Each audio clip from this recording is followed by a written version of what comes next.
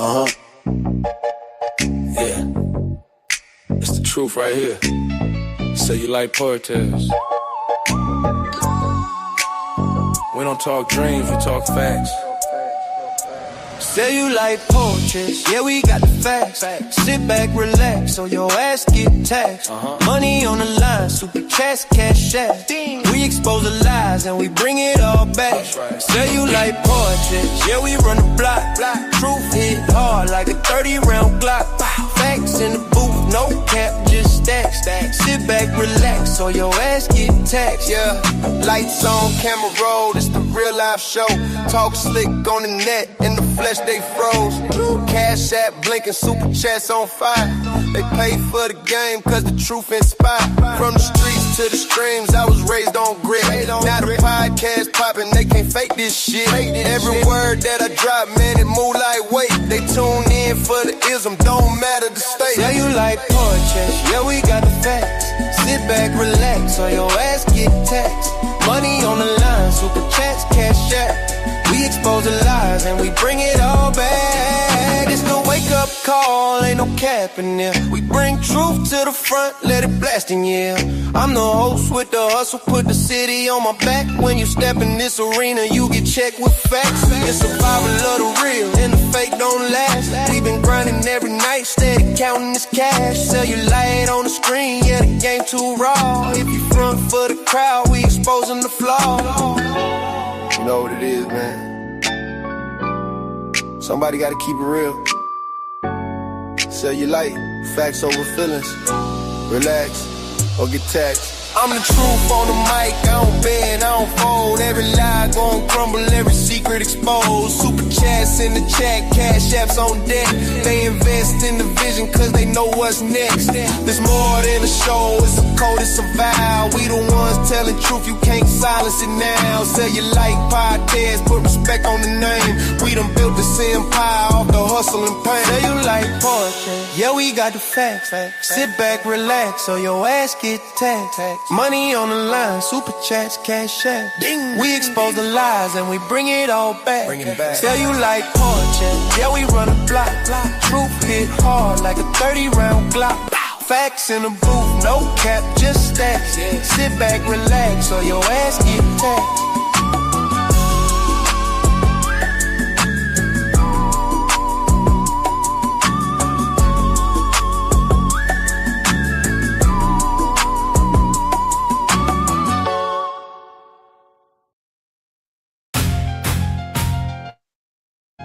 Yeah. It's the weekend, but we ain't playing. Yeah. Detroit raised, man, hood and grave. Weekend at WHILS, where the real ones gather. Snakes get exposed, fakes get folded. Let's ride. Weekend at WHILS, masculinity on the table. On the table. Call the snakes, the fakes, the bums. Unstable, they unstable. Real men hold a line, steel in the spine. No fables, no fables. Fatherhood, brotherhood, proud, unbreakable. Detroit grit in my veins, can't break us, we stable. Stand tall when the world tries to label. Weekend at WHILS, real talk, no cradle. Man up or man down, choose your label. From the D where the winners bite cold and the blocks don't sleep, we built different. Forged in the fire, no time for the weak. Snakes in the grass, to the soft with they slick ass schemes. But we spot them from a mile, cut their head, fulfill the dream. Fake flexing for the gram, posing hard, but they fold under pressure. Bums begging handouts, crying victim, avoiding the lecture. Me, I stand on business, provide for the seeds I planted. Teach my sons to be lions, not sheep. Legacy granted. Brotherhood tight like a vice grip. We link in the trenches, no cap, no cloud chase, just sweat scars in the wrenches. Fixing what we break, lifting up the ones who grind. While the culture screams toxic, we just call it being a man. Fine. Detroit steel in the chest, 8 Mile heart, no surrender. Weekend warriors gather. Call the bullshit right out the center. Weekend at WHILS, masculinity on the table. On the table, call out the snakes, the fakes, the bums. Unstable, they unstable. Real men hold a line, steel in the spine. No fables, no fables. Fatherhood, brotherhood, proud, unbreakable. Yeah, fatherhood ain't a trend, it's the the weight on the shoulders. Waking early, grind heavy, turn boys into soldiers. Show them how to take a hit, get back up, never fold. Protect the fam, built the name, turn the story from cold. Brother to brother, we check each other. When the ego gets loose, no soft hands in the circle. Truth hurts, but it cuts the noose. They want us quiet, compliant, emasculated, and tame. But the D taught us different. Rise through the flame, bums talk big online, hide behind keyboards and filters. Real ones in the flesh, building empires off the litter. We the ones holding the line when the world's going sideways. Proud in our manhood, no apologies for the straight ways. From the factory floors to the crib where the legacy lives, we raise kings, not victims. Give them tools, not just gifts. Weekend at Willie's, the table set for the raw and the real. Detroit anthem blasting, feel the power to steal. No snakes at the table. No fakes in the cipher. No fakes in the cipher. Whoa, bums get the boot. Real men hold it tighter. Father, brother, provider, fighter. Detroit in the blood, ignite the fire. We get at Willie's. Yeah, masculinity on the table. On the table. Call out the snakes, the fakes, the bums. Expose them. Real men hold the line. Hold it. Proud strength in the veins. Fatherhood, brotherhood. We never break the chain. D-Town, stand up. Weekend at Willie's. And the fuck up. Real men only. Hold the line. Weekend at Willie's.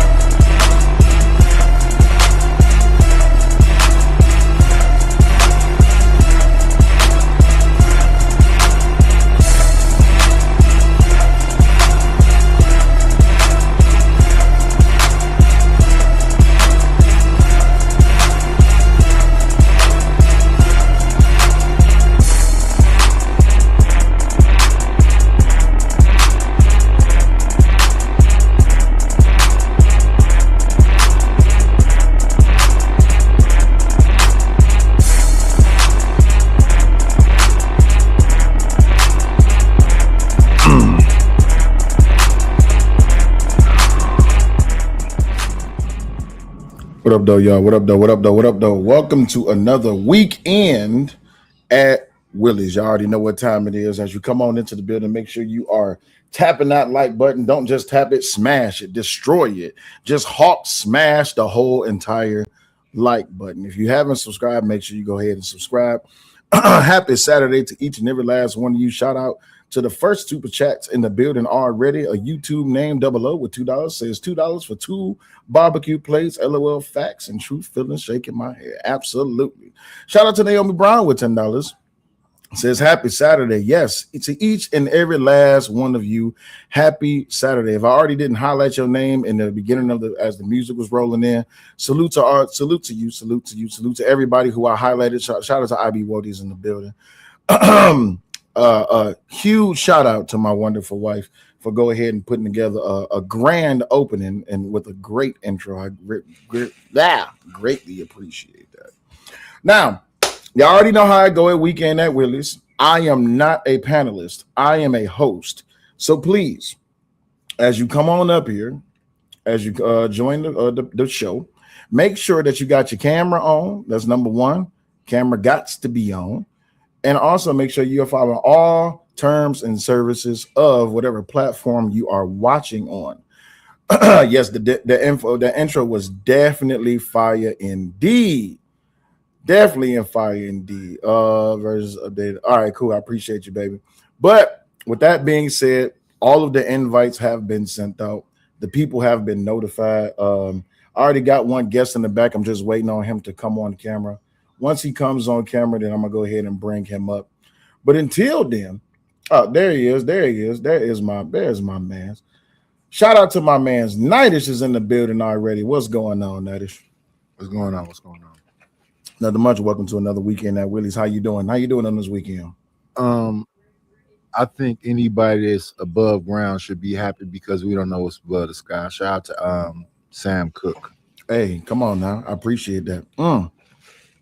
Nah, I know it's been a whole crazy week in YouTube land. Absolutely, it has been a crazy week in YouTube land. 2026 has been very interesting. I thought this would have ended like in 2024, but for some reason, it's like, you know what's happened this last 3 months? All the old things have been brought back. Absolutely. Stuff. Absolutely. Everything of old has resurfaced back to and reared its ugly head. And now everybody is just they're trying to catch up on the beef that they left on the table because they don't want it to go rotten. You know what I'm saying? It's crazy work. And you know what? It's more things coming out. More snakes is being drugged out the grass by their tail and they're rearing their ugly head. That's why I like to keep a 3-inch blade.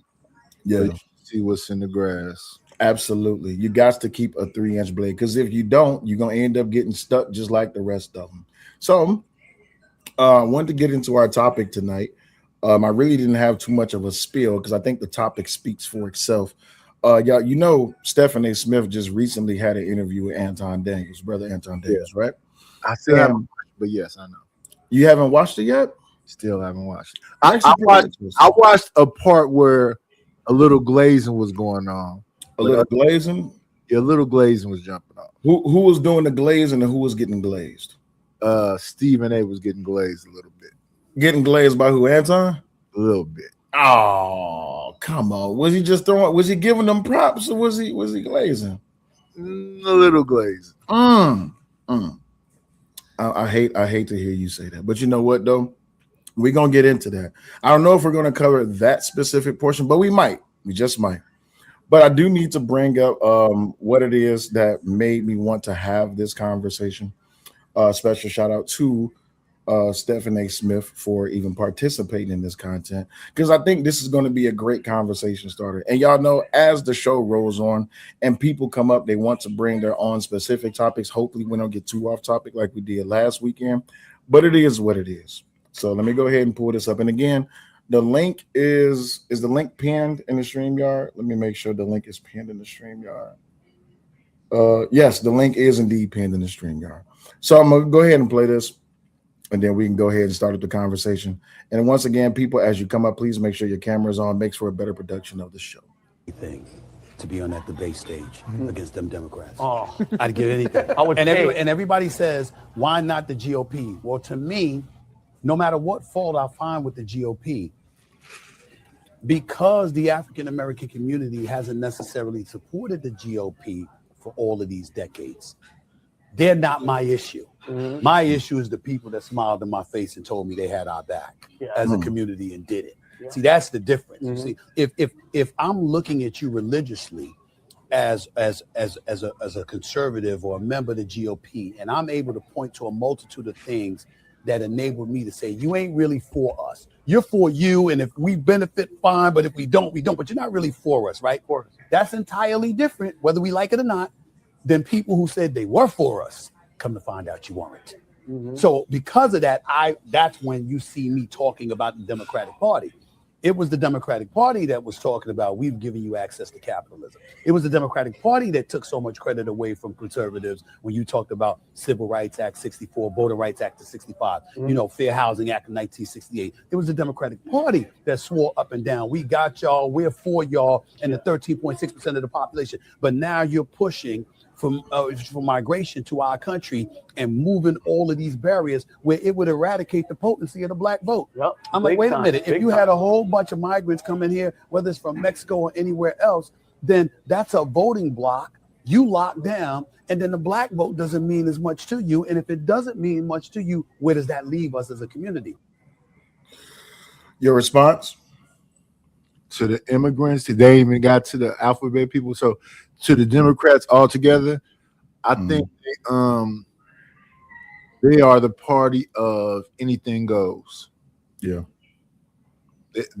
We're not trying to save anything. It's just whatever you want to do. Yeah.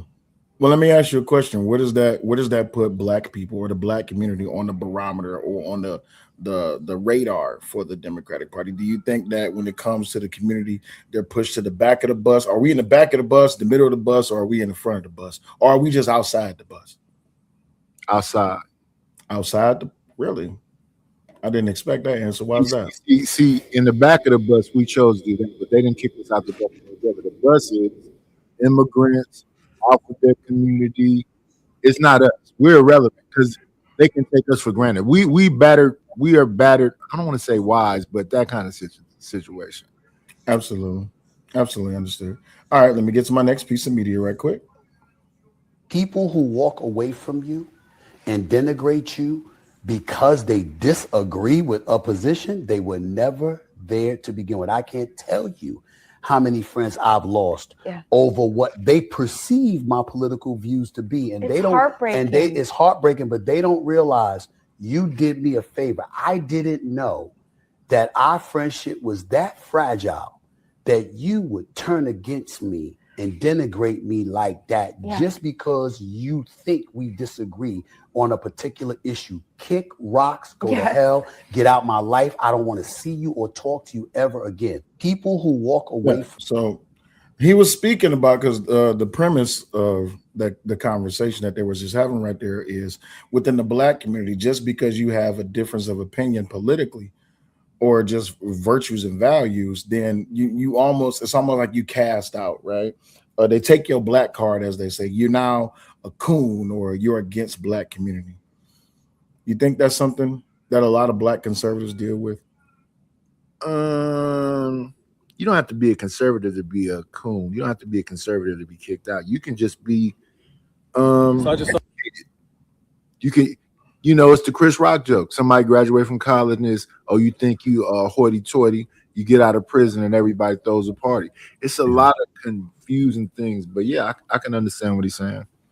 Yeah. On a local level, on the political level, hell, familial level, all of these different stables where we as black people, where we're represented, we get pushed out a lot, whether you are for or against the Democratic Party. Hell, even if you were independent, right? You kind of put in the middle. And there was a response from another person who really had some very heartfelt, strong words and messages for Stephen A. Smith. And I think he kind of echoes what a lot that you see on social media with political gangbanging, podcasting gangbanging, social media gangbanging. Check this out and tell me what you think. So I just saw a video of Stephen A. Smith having an issue with LeBron on a golf course with a bunch of white boys, as he put it, talking about Memphis and how they should move to Nashville. And if you've been paying attention on social media, it's kind of a trending topic right now. I played in Memphis, got a lot of love for the city, but there's no doubt that the city needs to upgrade when it comes to its facilities for pro players. But Stephen A., you shouldn't have a problem with that. You're talking about his words and what they mean to the black community. But you've been the same man in front of the camera for the last handful of months, disrespecting Serena Williams, disrespecting Jasmine Crockett, disrespecting Kamala Harris, and tap dancing for the whole Republican Party, the whole white Republican Party. But you got an issue with LeBron talking about a trending topic, and his words carry weight, and he doesn't understand what his words can do to the black community. Do you understand the bullshit you're talking and what that can do to the black community? We all used to have a lot of love for you, bro, particularly me, because you looked out. But we're not gonna forget the bullshit you on right now. So now all of a sudden, what did LeBron say? So there was a studio manager said beige rage. I think this was covering a topic about how it is that LeBron was showing support. His comments was on Memphis and what he's been saying, like people getting disrespected in Memphis and stuff like that because of the heavy police presence and all this, that, and the other. And Stephen A. Smith pretty much said, well, y'all keep depending on the party that does not have y'all best interest. Okay. You know, black people have been toe tagged and pigeonholed and really sold on the dream that the Democratic Party is there to save them. And how it is that when it comes down on a local level, just, you know, in the immediate vicinity of black people, you're speaking out against your people's best interest. Like, it's as a black person who has position, who has some type of power, who has a voice to be heard, and that voice, you know, spreads across nationwide, hell, even worldwide. You shouldn't be speaking out against what's best interest for the black community, and that is the belief that is the Democratic Party. So that was the reaction that he had. Now here's my thing before we continue with the conversation. I don't believe it's a community. I believe it's fragmented stuff and it's all separated. I didn't have this discussion a couple of times. I say when I think of community, I can say the Nation of Islam, that's a community. They got farmland and land itself, and they work together and they absorb people in, they transform in. I can say that about the Hebrew Israelites. I can say it's a bunch of different pockets, but I would think that the Nation of Islam would be more conservative. I would think that the Hebrew Israelites would be more conservative because of the way that they move. The so-called, what people call the community, I think that's a minority of people. They just allow squeaky wheel. Majority of people really believe that, you know, people that think there's something else. You should say that EJ, for example, was just on a podcast talking about his mom and dad should say goodbye to whatever that is they birthed because this new thing is here and call this thing by the so because you're delusional. I got to be a part of your delusion. So I'm not a conservative or a liberal. Mentally, if I was involved, I would be more like a moderate. And even when I think about conservatives, I like them more towards the middle than I like them being far right. Same thing with the liberals. I like them to be more towards the middle than far left because their far left is transhumanism. Yeah, it's crazy stuff. So what about far right? Far right, I think, is like Klan and all that kind of stuff. More in the middle, you know, I can understand better. But if I had to choose between the two, I'm gonna choose something I understand. I understand being born as two genders. I don't understand what all these he, she, they. I'm a they. I don't know what all that is, and I can't learn all the new language. I can't keep up with it. Gotcha. Do you think as a so-called community, is that the community? The people that's into the transhumanism and the LGBT community, and because I asked some people this one time. I asked one person, "Are you pro-black?" They said, "I don't like to use the term black," but I pro-black. Then I asked the other person, "Were they into social fluidity?" And they say yes. To me, social fluidity means you're into anything goes. That's scary to me. So let me ask you this question, right? Because when a lot of these conversations happens, they're bringing up, I'm not pro-black. Before you move on. So if there is this so-called community, do you believe that those people are these social fluidity people? Well, I don't know, to be honest with you, and I'm glad that you asked me that question. Part of the Democratic Party, they got to be, because that's what the Democratic Party is on right now. Well, a political party and a community is two different things. Should they be tied together? Well, why would you go for a party that's into anything goes? They're catching on to it. So this, I think, and with all the great questions and the responses that you have, I think this is the biggest part and the biggest split when it comes to the Black community, especially when it comes to politics, because it's either you're for everything or you're against everything. And that everything is not a monolith. There is no pinpoint where you can put that everything at. It's either you okay with whatever they put out, or if you against that, it's just like, well, you're not for us. It's just like, well, what is y'all? And they're like, we don't know, because they whole entire, I would say, mission statement is, I think that's fair to say, the whole entire mission statement has been clouded and just compromised with everyone else's goals, and they have lost their initial goal. So to your point, what community is there? I've been asking myself this question for quite a few days. What is a community when y'all have no foundation, y'all have no base, y'all have no common goal? It's more so y'all just raging against the machine. You know what I'm saying? Well, when I think about that, I think about when Ice Cube went on Fox Soul with Claudia Jordan and Lisa Ray and all of them, and he was talking about this plan, and he was like, and they was like, what about the women? So is the community women and children, and are the women all for anything goes? Well, that's where we get to case subject matter. Again, if y'all want to join the panel, make sure y'all have your camera on. Your link is pinned at the top of the chat. Shout out to 3-Man Podcast for $2. He says Matt Barnes equals Becky with the good hair. Oh, Lord Jesus. I appreciate you. Studio Mansion says the community basically looks like the no voting, no fucking commercial. Understandable. But when the identity of what the community is, it has its own makeup, but then it gets blended in with everything else. And once it gets blended in with everything else, exactly, Andrew Tater, it then becomes the contrarian community. Now, contrarianism really is just go against everything because that's just the thing to do. It doesn't really have a focal point. It doesn't really have a destination. It's just all over the place. You see what I'm saying? I thought it was clearly having a definition that they into the alphabet community, and the only way they respect the man is if he's deleted. Because I think about during the George Floyd time, I looked at Rolling Stones, what was in 3 magazine, because one had a woman was holding children with George Floyd on her shirt, no other men around. Yeah. During that time, all the commercials was Black women with white men. It was all like mixed couples. But on them, it was Rolling Stone. I can't think of the magazines, but all of those magazines just had women on it. They've been pushing this agenda like the so-called community that we in is only women and children. Yeah. The men don't exist. And then when you talk to them, like the voting thing, they said 78% of the people that voted with Black women. So they were mad at the 22% as if the 78% didn't vote with them at all. So what true power do men have? And I just got through watching a podcast recently where the girl said the only way relationships work is if there's no hierarchy.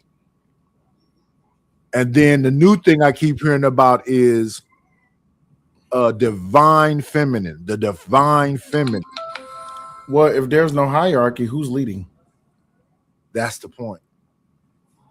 That just means that instead of there being a head of the household or the leader of the spot, that just means that pretty much everyone is at will to just come up with ideas. I guess that would be my question would be, is that a collective mind where we all come together to make an agreement? I think that's the community.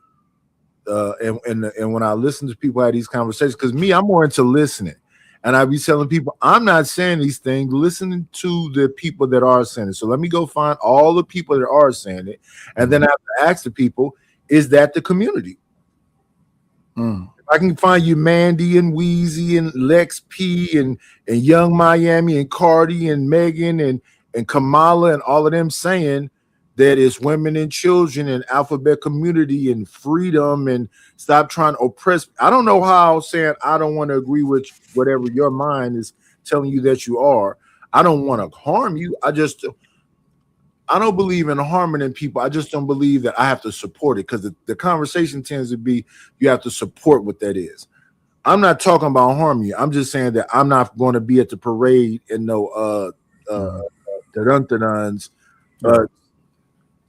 Say, hey, my son is whatever, or my daughter is whatever. Sashan. Yeah. Yeah. Romello 747 $5 says, I could point out the Black Party wasn't the majority of us. I'll be quiet. Excuse me. I'll be quiet. That's a rabbit hole. Well, that's what I'm saying, though. And when you talk about that 77% and then that 22%, there's still that 1%, right? That's only 99%. You stick at 1%. And a lot of people are concluding that the minority is the majority because they're not 100% going on the other side, right? You can't be an outlier. You can't be an individual. You have to be a part of the group. Because if you're not a part of the group, they say it's either all of us or none of us. Which one is it? I'm trying to understand. I think it's none of us. Okay, got you. All right. Let me go ahead and pull this video up next because this is what just recently happened. Archangel Yvette, what's going on, sister, in the chat? Appreciate you. Been partial to Black conservatives in this. No, hold on, wait. Let me turn the volume up. I've always been partial to Black conservatives in this regard. I think that Black conservatives have been victimized. Even no matter how many times I went to the poll and voted for a Democrat, it always disgusted me that the fallback, the default position is you must be a sellout if you are a Black conservative, as opposed to hearing why somebody, one of my best friends is a diehard Black Republican.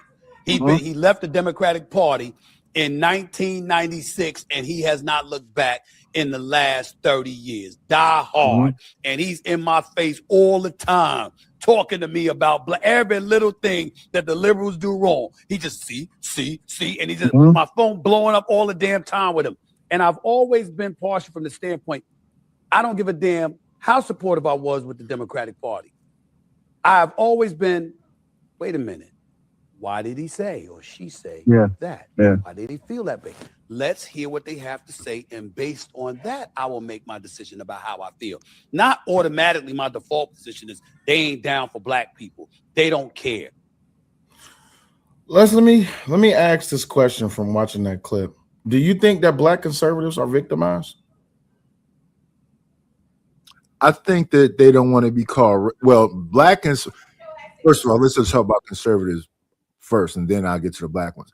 White conservatives don't want to be called racist. So I think that's why they allow Democrats to get in their face and be so disrespectful. Black conservatives understand that people consider white conservatives to be the Klan pretty much. So they don't look at what the ideology is and the philosophy behind what conservatism is. So they just go, you with them white boys, period. So that's why you sell out. Not that you're saying that you believe in family, that you believe that people are born a man and a woman. Not that you're trying to say, let's hold some of the fabric of the world together, because the reason why I see a lot of stuff being chaotic is because people are not believing in God no more. They don't have no moral compass. It's just anything goes. And anything goes is far worse than anything else. And I don't understand why people don't just think about that part of, there is nothing that is like out of pocket. I listened to some of the brothers that saying, using what people would consider derogatory terms. And I say, well, just use their terms. They talk about social fluidity. They talk about autonomy. They talk about sexual liberation. And then I just say, pinpointed on that. Ask an individual, what does your sexual liberation mean? And typically they will say, being able to do whatever a man can do. Yeah, but here's the problem, and I'm only raising this as a point of contention to keep the conversation going. Everything that you just said, transhumanism, or what did you call it? Fluidity something?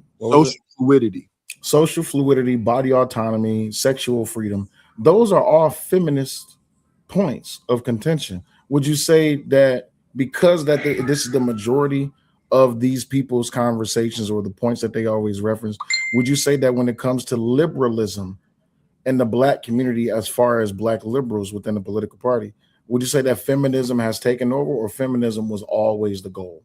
I would say that first wave feminism, I understand, because that's about having a bank account and being able to go to school and own property and all that. So I understand that.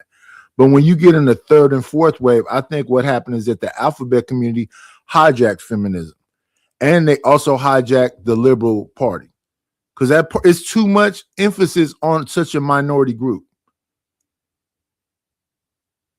Yeah, but then the counter to that would be, if they're considered minority, what's the majority? What's the overall? What's the other side of that? Well, I think that minority is the loud squeaky wheel and it's influencing. If you changing legislation and telling people that this is what it is, I'm going to be in trouble because I mispronounced you. Okay. Why does that minority group have so much power that they can change legislation and say that because I didn't call you they? Well, that's because that power was given to them. Or rather, I would say what the initial intent was given up, right? I would say that I would agree with you that they gave that power up to that particular party. But the thing was they adopted the black fight. They adopted the liberal message. Hijacked it. You would say kidnapped? They hijacked it, yeah. So now they're saying that. So when we went for the civil rights struggle, they're saying that their community somehow is that. So they hijacked it. Everything that they hijacked, all of that, to me. So now in 2026, we are living within this whole hijack position to where a lot of people are, and I'm glad you used the word hijack. First, let me ask you, when do you think they hijacked it? I think that's a very important question. I would say it started looking real relevant to me like the 70s. So after the 70s, they hijacked it. Here we are within the 21st century. We're in the 2020s, right? 2026 and stuff like that. They are, and I'll say they, as I'm talking about the black community or black people, black liberals, they're now utilizing the points that they submitted to. If you kind of get where I'm going with this. So they submitted to this party that hijacked them, and now they're utilizing this party's tactics. Right. So this so-called community that we're talking about right now is supposed to be black people. Mm-hmm. Are you saying that they are social? They are into social fluidity? That it's more gay folks than we thought it was? That the black community is really full of a bunch of gay folks that's okay with all of the alphabet community stuff? I think they made it, and I say this. They're voting for, listen, if you have Cardi B interviewing, what's the man that's walking around like a weekend at Bernie's, Joe Biden, and you got Kamala with Meg Thee Stallion, and they twerking at the what is the message? What is the messaging? Well, that was the point of me asking the question. So the messaging has changed because they've been hijacked, and now they are submitting to a will that is not their own. This is called the new age woke party. I call them neo woke people, right? So they gave up all of this just so they could be acknowledged as black liberals.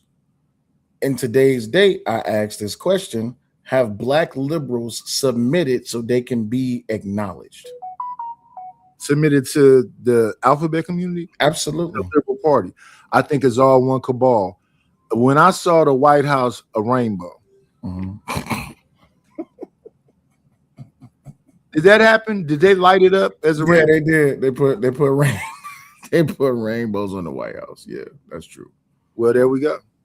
Shout out to Obama. That was the Obamas that did that? I could have sworn that was Biden. Was the Obama administration that the White House was painted as rainbow? Can somebody fact check me? Yeah, you just said fact check. You said it started with Obama. Okay, cool. So yeah, it was definitely started with Obama. So we got a rainbow on the lighthouse. That was in 2008, if I'm not mistaken, 2009, 2010, one of those three. So you got a rainbow on the White House. That TB Trucker said that was Biden. That was Biden. Okay, Biden. I know. Brandon says Obama. TB Trucker says Biden. Again, if y'all want to join the panel, please make sure that your camera's on.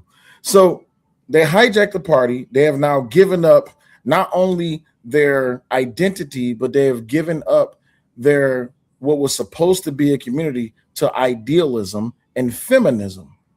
Feminism is the liberal Democratic Party. Why do you think so many people today on social media are utilizing, like, you got a lot of people that's peacocking. You have a lot of men that's peacocking in the name of liberalism and being a Democrat. Why do you think they have so much problem with conservatives? These men specifically that is peacocking for feminism? Because I'm just asking the question. It seems like we already established that when it comes to the Democratic Party, it is all about feminism. I believe it's money behind humiliation rituals. Got it. So they're getting paid.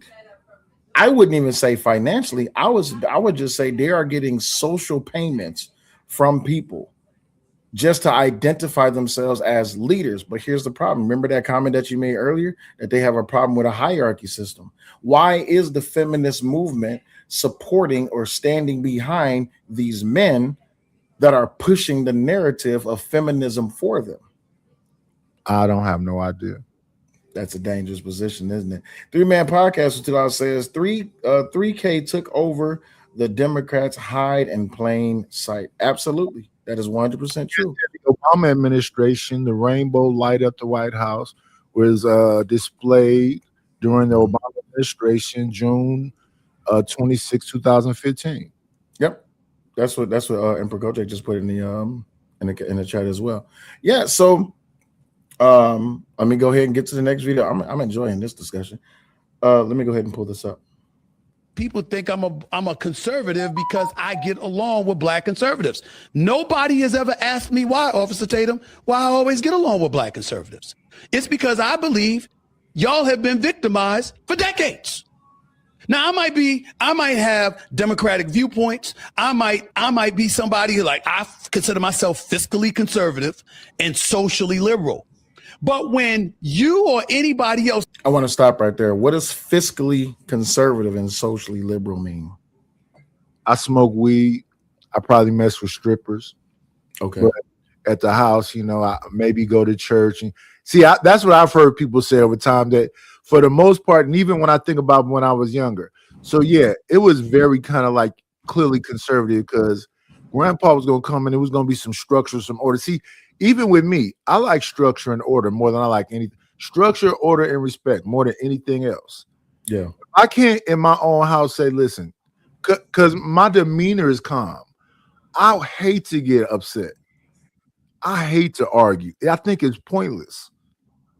In fact, instead of arguing, let's just fight. Instead of going back and forth, let's just fight. So, and then we knew that, Junior wasn't Pop's son. Pop's is like 5'9", dark skin, little, muscle-bound dude, and Junior is 6'2", green eyes, red-looking hair. The milkman rang twice or something. And then he probably had a family on the other side of town you didn't find about until he passed away. Yeah. But structurally over the home, that stuff was in order. So when I be hearing these people tell these stories, I be saying it may be anecdotal, but when I was younger, I remember a lot of big mamas having houses. But me being a Gen Xer, my mother's a boomer. My father's a silent generation. Gotcha. So his mama is whose house I'm talking about. So that's silent generation and before. They couldn't buy houses then. Women couldn't buy houses. They couldn't have bank accounts. So if Big Mama had the house, where'd she get it from? Nobody even had that discussion. They just go, that was Big Mama house. And then we go into everything was the color purple, and now we into the alphabet community. Gotcha. TB Trucking is in the back, but he's not on camera. I'm gonna bring him up though. TB Trucking, what up though? I can't be on camera driving. You good? That's the reason why. I just wanted to chime in here and there, but I'm here to listen mostly, but chime in when I can. Okay. All right. So I'm gonna put you. Well, just go back on mute until you want to speak, and let me get back to the video. Come to me and you say, yo, Stephen A., what about this? What about this? Hey, shout out to my man Don GQ. Appreciate you for being here. You're having a good stream when Don GQ dropped down in the chat. Appreciate you. Come on, man. It ain't no truth to that. Here's what really happened, etc. I'm listening because if you're coming to me Dams, what up though? with facts, why would I ignore that? I'm not going to let my facts be usurped by emotion. Because emotion is how the Democratic Party has gotten us to the place that they've gotten us, where they've confiscated or they've had about 80+% of our vote since the mid 60s with Lyndon B. Johnson and civil rights legislation. At some point in time, I get to look at you and say, I understand what happened back then. I understand that those laws that you implemented and put into place facilitated us having more access to capital, et cetera, et cetera. But damn, I'm supposed to hold on to that 50, 60 years later and ignore what you did with the crime bill, ignore what you're doing with education, ignore what you're doing with the war on poverty, ignore what you're doing with the economy and whether or not it's facilitating opportunities for black people in this country. I'm supposed to ignore all of that because of what you did in the 60s. No, I'm not doing that. I'm not doing that. And I applaud people like yourself and others, even when I disagree with you, for doing the same. Because what you're saying is we ain't falling for the okie doke. Convince us. Show us we wrong. And I respect that. I like that. And that's why I don't have a problem with conservatives the way a lot of black folks in America have a problem with, because I'm not going to look at the Democratic Party and let them convince me that y'all are the enemy just because your ideology is different than theirs. They care so much about us. They've got the grand plan for all of us, and you don't need to look no further. By doing that, you empower them. And you disenfranchise yourself because they know they got your vote, so they don't have to work for it. And the other side knows there's no way in hell they'll get your vote, so they don't do anything for you. What you got to do is make sure you stand right in the middle and you say, convince me, sell me. I want to see what you got to say and keep an open mind. To me, that's the way to go. I think that ship is sailed. Okay, elaborate. I think that, listen, when they let all these, if they want to call them immigrants in here, that was for a reason. Our vote is becoming more irrelevant every day. When I think about Minnesota, I forget what that young man's name was that went down there to expose that thing. The thing I found interesting about that video when I looked at it is that all them women was pregnant. Them Somalian women, all was pregnant. Think about that for a second. Our women, African American, FBA, ADOS, whatever you want to, they're waiting later in life to have kids. Birth rates are down, but mostly all them women in them child cares that was closed, all them women wrapped up was all pregnant. And they got all this money for this child care that ain't no children at. Yeah. That was Minnesota. It was Nick Shirley. Yeah. Yeah. That's who it was. Yeah, that was when the little famous video that he did came out. TB Trucking, did you want to add something? Yeah, if I was conservatives, Stephen A. Smith would be like the last person I would trust. Like, that dude is not to be trusted. And he's only going 100% over, I feel, more to the conservative side because the Democrats have given them their whole ass a kiss. They don't like him. They don't fool with him. Two, he got all that money. Especially once he got that money. When he got that money, and something changes when you make that type of money from the people that he got it from, stab the people in the back that he had to stab in the back, to get rid of the people he had to get rid of, to make sure that he just secured his bag. He's not the type of person that Republicans need to hold up and be like, hey, this dude is on our side, because I'm telling you he's not. If the Democrats win the next election, you're going to watch how he talks about politics. It's going to start changing. I'll tell you, he's a turncoat. That man is not to be trusted. So it's not his political beliefs. It's him himself. TBE. Facts. He has no honor. He has no work. No. Stephen A. moves where the money moves. That's all Stephen A. cares about. He cares about the money and the money only. So you say he's where the money resides, where the money resides? Where the money resides is where Stephen A. is. If the Democrats give Stephen A. $100 million, Stephen A. will start singing a whole different tune. I remember the pro-black shit that he used to talk all the time. Now he doesn't talk that stuff anymore. Okay. And that was just 3 years ago. So you don't change your ideology just like that.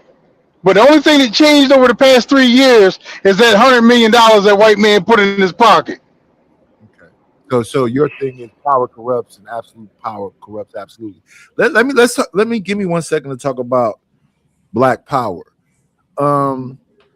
They say Black Power was communism. They say that was Mao Zedong, Little Red Book. Black Panthers is communist.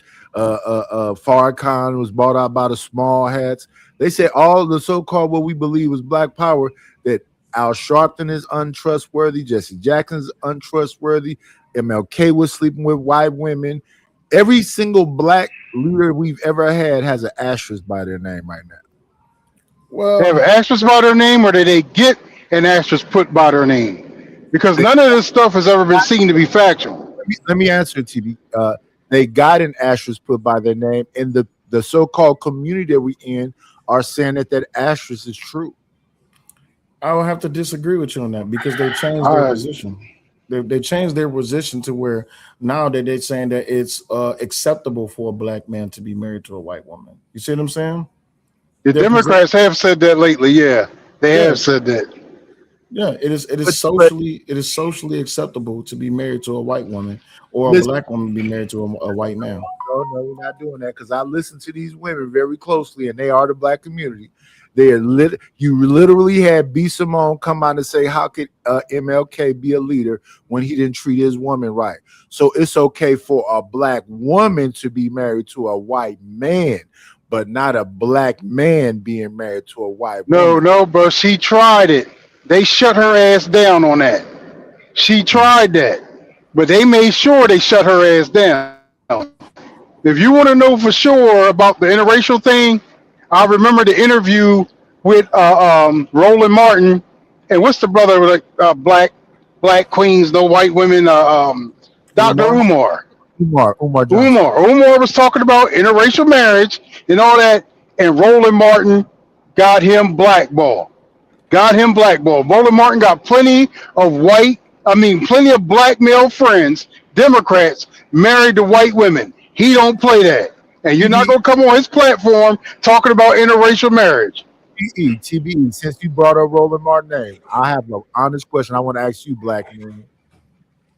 Is Roland a little zesty? I don't think he's zesty. I just think that he's just a full-fledged 100% Kool-Aid drinking Democrat. That's what he is, to the bone. There's nothing the Democrats have ever done wrong. There's nothing that Obama ever did wrong. He won't even admit to what did Obama have for the young black boys was I can't think of the My Brother's Keeper. The program. My Brother's Keeper. He let those black bees come up in there and tell him to stop that program.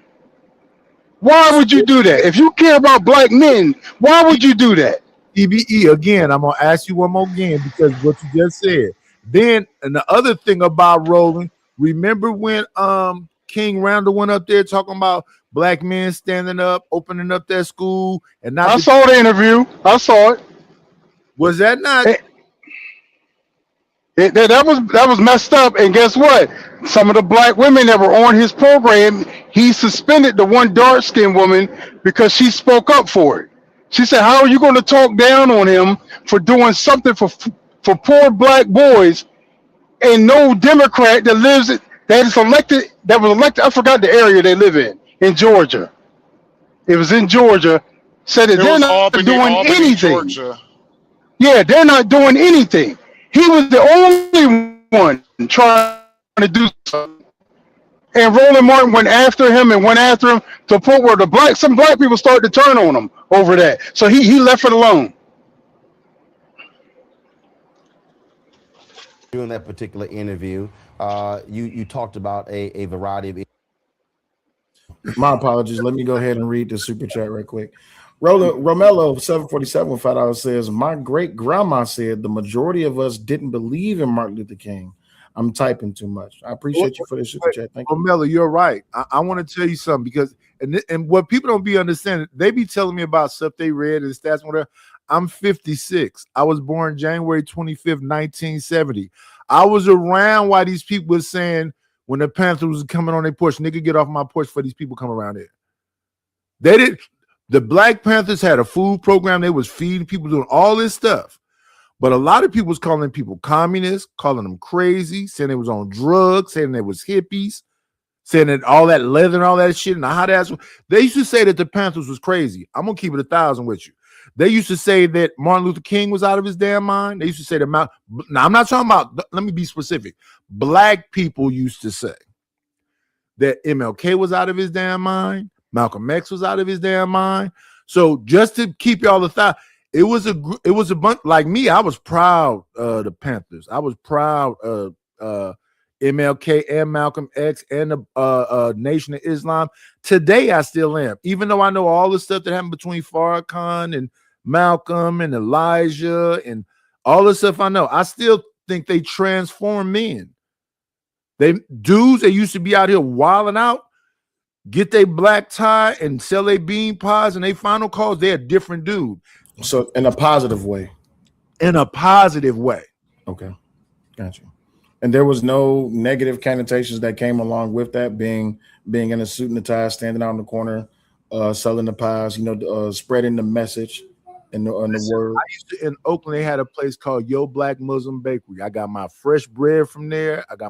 I got all my food from there. I had the whiting shark fish sandwiches, my hibiscus tea, everything directly from there. Because I trusted them people. I really believe in that group of people. Even if people call them cults, they call them crazy, they call them backs. Black people are some of the worst people towards black people. So people be saying community. Who is that? What is that exactly? I can tell you what it is. All right, we going. What a money resign. What a money resign. What a money resign. What a money resign. Okay, let me tell you something. I'm doing something real big this month. That's where they're going. You muted. That's where they're going. They're going where the money resides. TB, is that Stephen A. Smith? That's Stephen jumping out the trunk. So as soon as the Democrats win, that's what he gonna do. Why is he in the front? Why is he in the front? Because he don't want nobody to see him coming. Whoa. See, to me, Stephen A. Smith, he is a conservative. He just don't want to say it out loud because of the fact that Will. Yeah, you can't down at that one. Go ahead. Yeah. Go ahead, 3 man. So for me, Stephen A. Smith, he is a conservative. He just don't have the balls to say that, he's conservative because he don't want to piss off the black mob. Every single time Stephen A. says something that goes against being pro-Democrat, aka pro-black, they know how to take his ass to the woodshed, whip his ass back into shape, and that's when he come back and do a rebuttal to what he said earlier, and he's like, I'm not saying that this person is bad. It's just Stephen A. Smith. He wants to be invited to the barbecue. He cannot handle not being invited to the barbecue. So you agree with TB? He's a man with no master. He go where the money resides. Who? Stephen A. No. Yeah. Actually, yeah. I agree with you. Yeah, actually, yeah. I'm listening to what you're saying. Yeah, I'm listening to what you're saying. Yeah. Okay. You're absolutely right, brother. All right, let's get back to it. Issue that also got people talking. One of them dealt with your views on interracial marriage. Yes, sir. And so, so explain that for folks who did not hear it. Certainly. Simply put, any black man who is with a woman who's not an African herself is going to have a difficult time getting respect from me. I believe black men need to be with black women. The black family is under attack. Only 1 out of every 4 black women gets married. The black woman is last likely to get married. She's the last married, the first divorced. We have 2/3 of our children being raised by working class and impoverished single black female-led households. The destruction of a nation begins in the home of its families. And if we want to, I ain't gonna lie to you. Umar, when he owned his shit, he sound like he know what he talking about. He know what he be talking about. He's just a whore. Did he tell a lie? Was anything he said was a lie? He didn't tell no lie. All that was factual. He just, if you give him some money, he going to where the hoes at.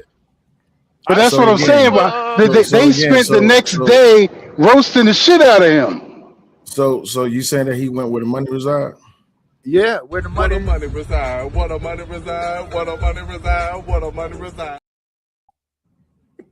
I'm dead. That man has no master. He put his dashiki on and he going to the casino. I don't know if it's because they pumping oxygen in there, but he gonna find some hoes. It's like I like how Dr. Umar dick police black men, but he ain't dick police his own self. It up here right now. Let me cam back down. Let's watch our framing. It's the weekend at Willie's, man. It's all out the bag. Say whatever you need to say. Oh, I apologize. My bad, brother. Oh, it ain't no. Listen, when we have weekend at Willie's, we just talking like we in front of each other. You ain't gotta curtail your language. Only not against you. Audience here, sir. Yeah, not against on the panel and people talking about where the money reside and oh my goodness, yeah. What the money reside? What the money reside? What the money reside? What the money reside? Does that make you uncomfortable, Nightish? Listen, he need to get some bigger pants. 2 sizes up or something. And some more pockets. And some more pockets? He ain't got enough pockets.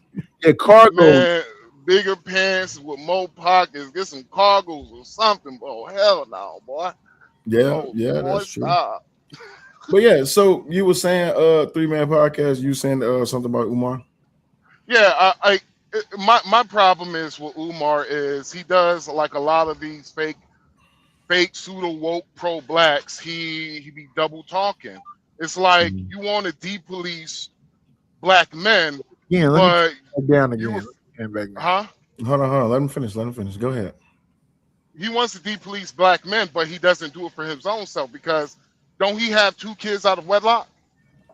I remember he was trying to he was lecturing black men on what is I forgot the name of the podcast, but he was lecturing black men talking about how black men left the black community.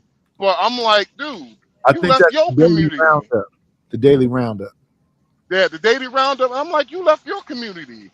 You got 2 children out there. And you have one who's out there on the internet bad mouthing you, and I'm like, bruh, if you trying to, you can't help black men when you can't control your own household. So why should I, as a black man, listen to you lecturing me, even though I have a Dominican wife? Philadelphia. Philadelphia Underdogs. I had to put that together. Philadelphia Underdog says he is trying to say that black men are puppets to the white supremacy, dependent on the white man for a bag or a contract by the white owner, and making the white MAGA stronger. Appreciate you. Again, if y'all want to join it, I wonder if Philadelphia name is Quantavious. Might be Quantavious Jackson. If y'all want to join the panel, please make sure you have your camera on. TB is driving right now, so I'm not requiring him to have his camera on. But that leads to this question, right? So Umar Johnson, he's saying all of the right things, at least in this interview. He's saying all the right things that black people would be in support of because he's calling out the problems within the community, and he's not doing it in a vehemently destructive way. I almost used demonstrative. He's not doing it in a very destructive way. What he's saying rather is more so mild tempered. It's not high volume, high integrity, high velocity. It's not high intensity. When it comes to the community, is calling him a liar too. Well, we already established and discussed that there's no such thing as community, right? Right, but I thought we had accepted that it's women and children in the alphabet community. Well, in that aspect, if it's women, children, alphabet community, then there's no, like we said earlier, there's no position or place for the black man. The black man is dead. Hence why it is that the only time black men get represented or they get any type of acknowledgement is when they die.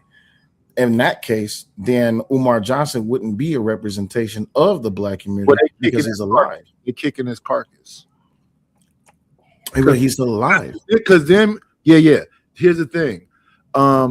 We are physically alive, but they say we're like stars.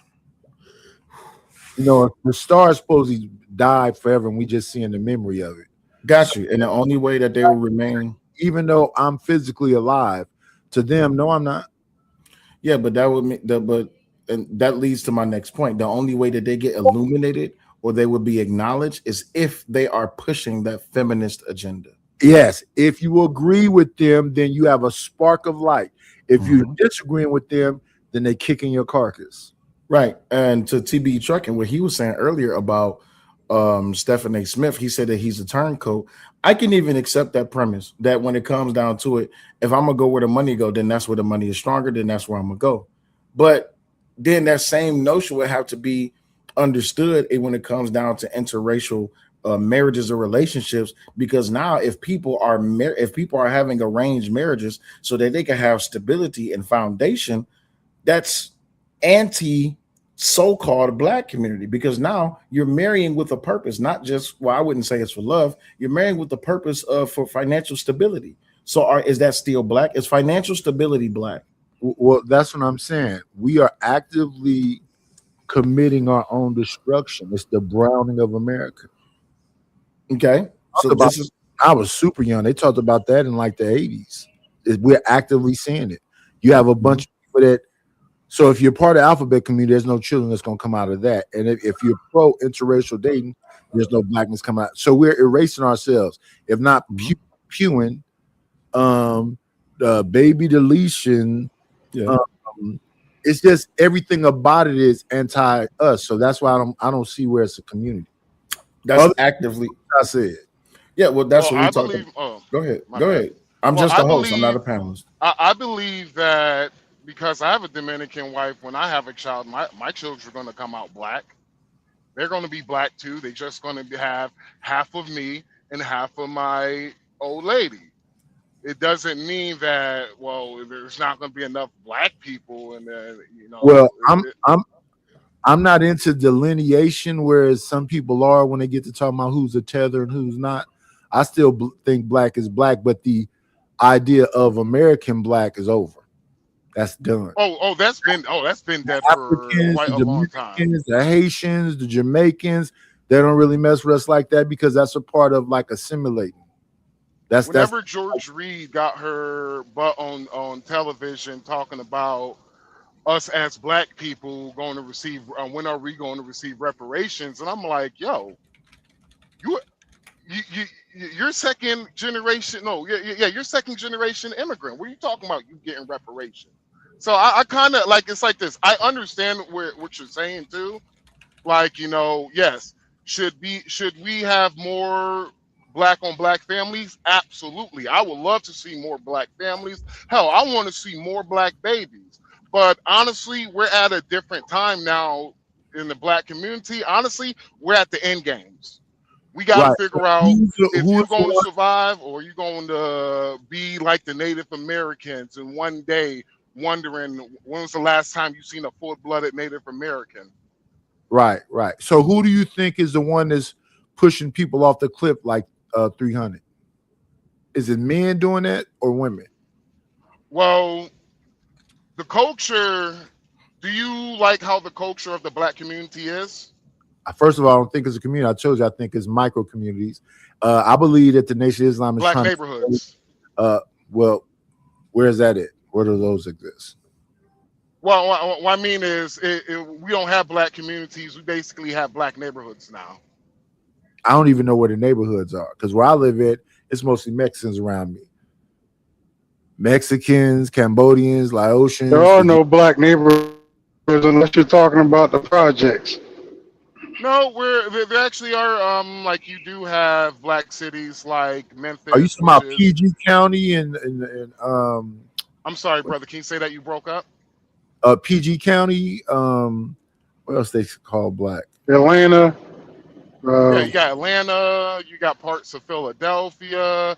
You got there's parts of. I remember when I was. Will is from Detroit. Is some black communities where you at, Will? So there is quite a few black communities from where I am. We have a lot of for all of my Detroit family that's watching, please forgive me. I don't know the names. We have a lot of what do you call them? Afrocentric, like nation. they wear like the the African clothing. They believe in the like the Oguns and the earths and the gods and stuff like that. I'm really What are I'm not Hebrew a part. Israelites or something? Well, we have Hebrew Five Israelites. sinners. Yeah, it's like 5%ers, but it's more African centered. Okay. They're more spiritual based. But we got there also. Shout out to Tootie Bug for being a member for 17 months, strong, consistently. Consistency is key. And also, again, shout out to Tootie Bug for gifting 5 Say Like Podcast memberships. Thank you very much, and much love to you, Tootie Bug. Make sure y'all be like Tootie Bug and support the show by way of Cash App and or Super Chat. But yeah, we have a lot of sub communities of Black people, we have a lot of sub-Black communities within Detroit. And that's what I'm saying. Those things, that's why I named specifically the Nation of Islam and the Hebrew Israelites, because they have a louder voice. But it's a bunch of those kind of like, you might have a church group.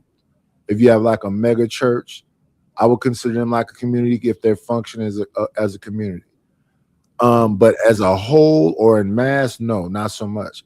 And then you have all these different states of mind, the way people think. So if this is a brother, and I'm saying, okay, that's a brother. He African American, whatever, and he's saying that he believes in social fluidity. Then you got a brother over here that sound like he talking like Malcolm X, and I'm saying, are you pro-Black? And he's saying he doesn't believe in Black. I've even talked to some of the people like I asked Izzy, does he consider? He doesn't believe in the Black thing either. He believes in melanated or some other thing.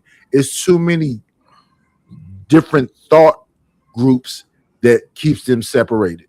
It's too many things. You either alphabet, you're Israelite, you're 5%er, you're from New York. And that's why when we had that last discussion, we was all up there, and I was like, oh yeah, I'm listening to them. These are cats that have read all of the books. They know about, Mayat and Medu Neter and all of the African stuff, but don't really mess with African people like that. Yeah. Gotcha. 3-man or TB, did y'all want to jump in here really quick? All right, cool. I'm pretty much with Nightish on that. Got you. Philadelphia says, y'all do know MAGA is really a racist movement, right? It's always about the top 1% white billionaires getting tax breaks and getting redacted off of the Epstein files.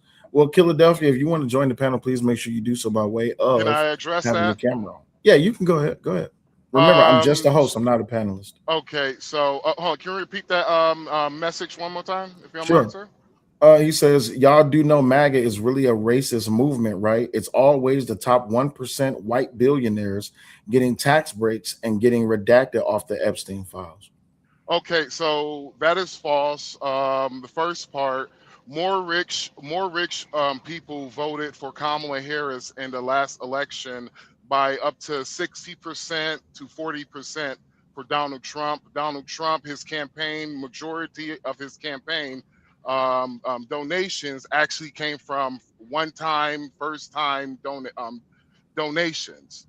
And the richest county inside of the United States went Kamala Harris. One of the richest states went Kamala Harris.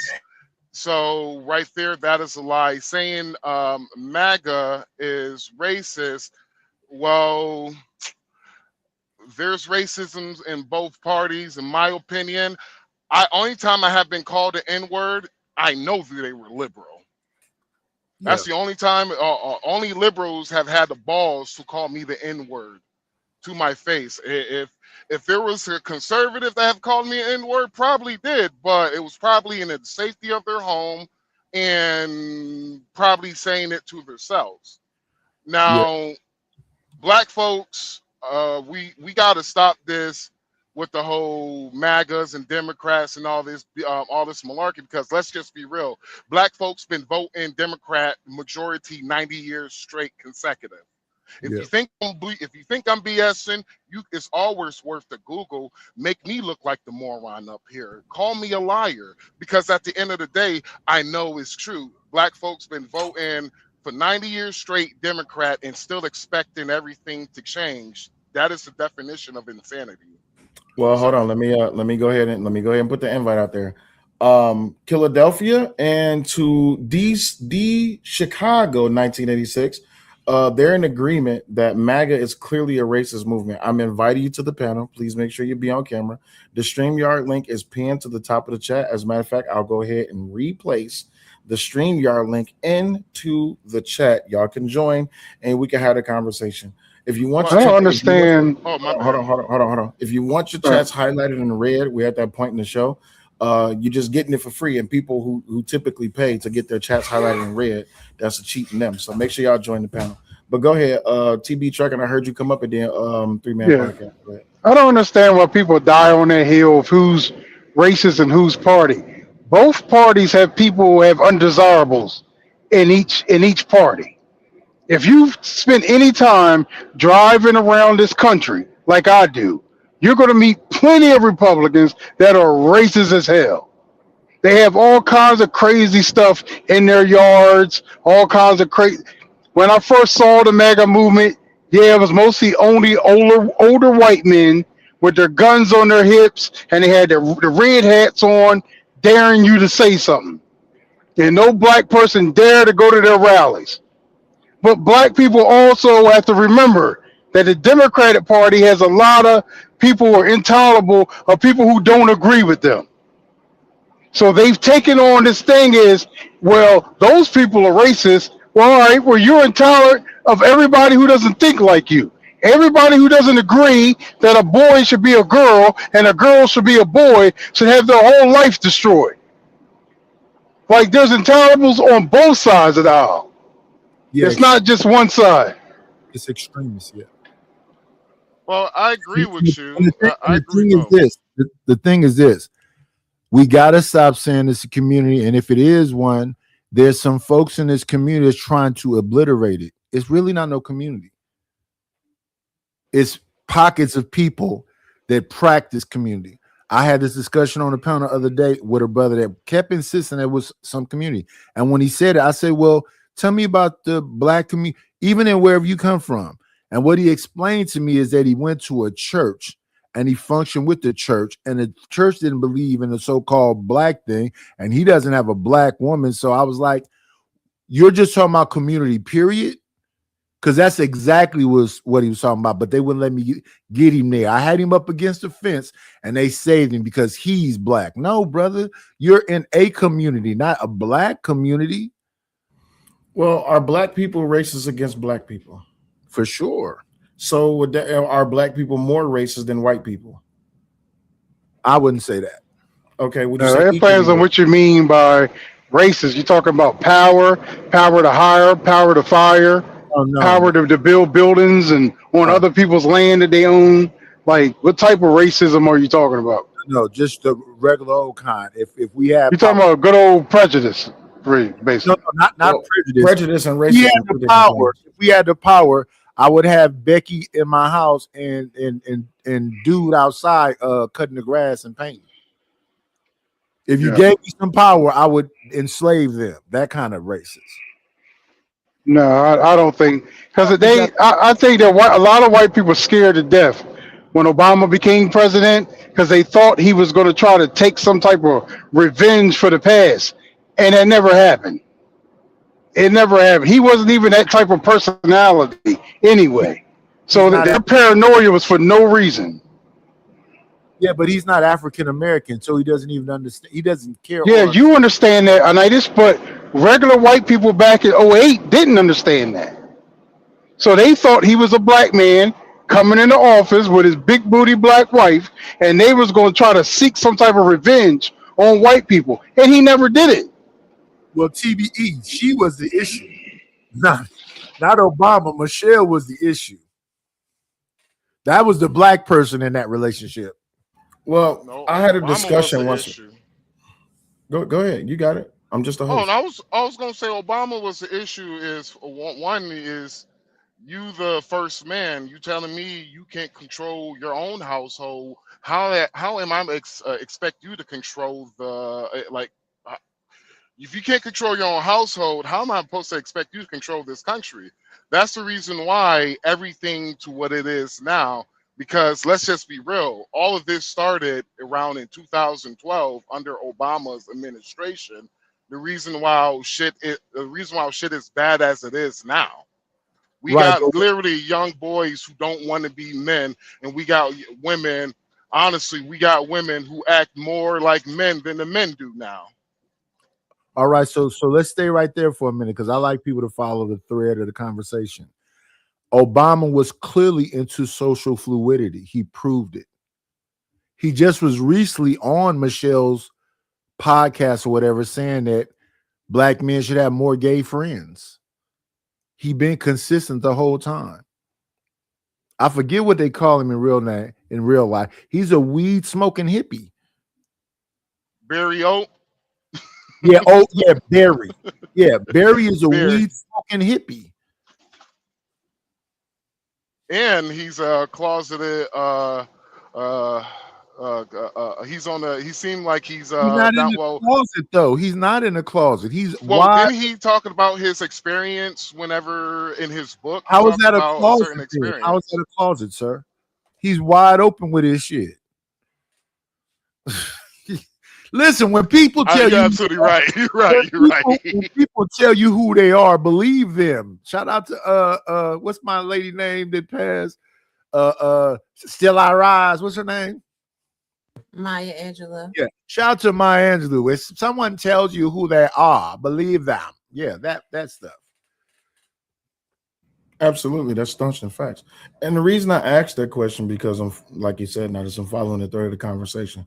If black people are racist towards black people, I still didn't get the answer to the question: are they more or equal or less than racist than white people towards black people? Oh, towards black people. Yes, I would say black more racist than anybody when it comes to black people. So if MAGA is the party of racism, wouldn't that mean that black people should be MAGA?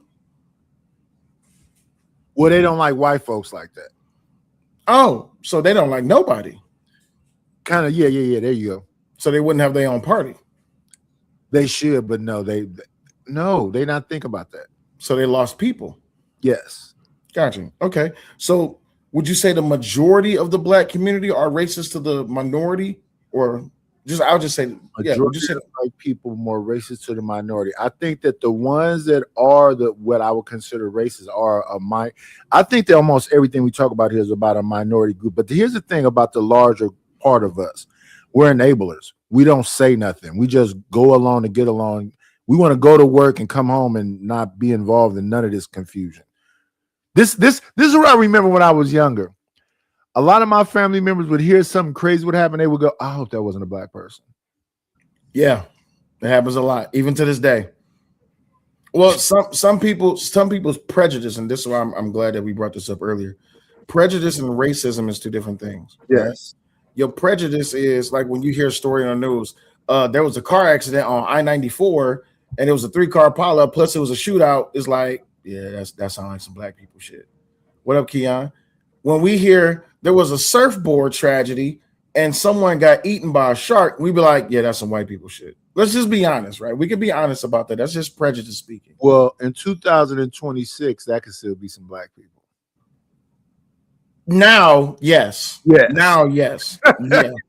Yes. You said 2026 it could be a black man. Is that what you said? Yeah. Shoot, name me one professional black surfboard surfer because I can't think of one.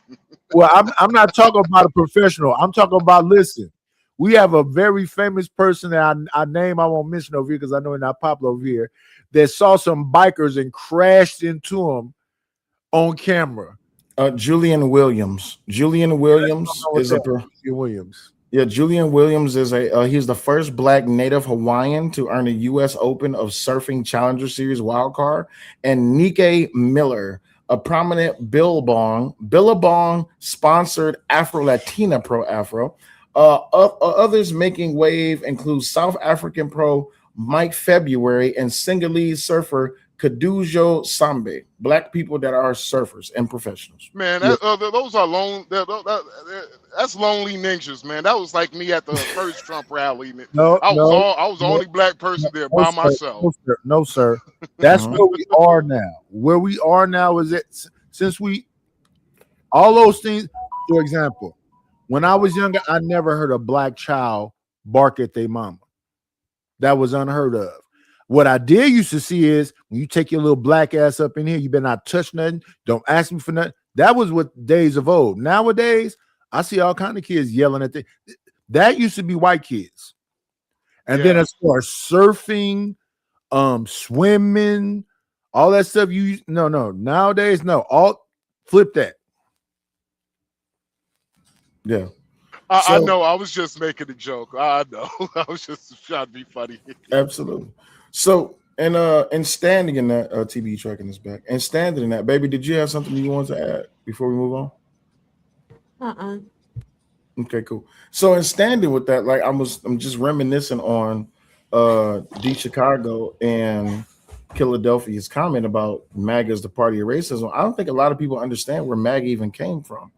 Make America Great Again was never even a political movement. It was just ideal.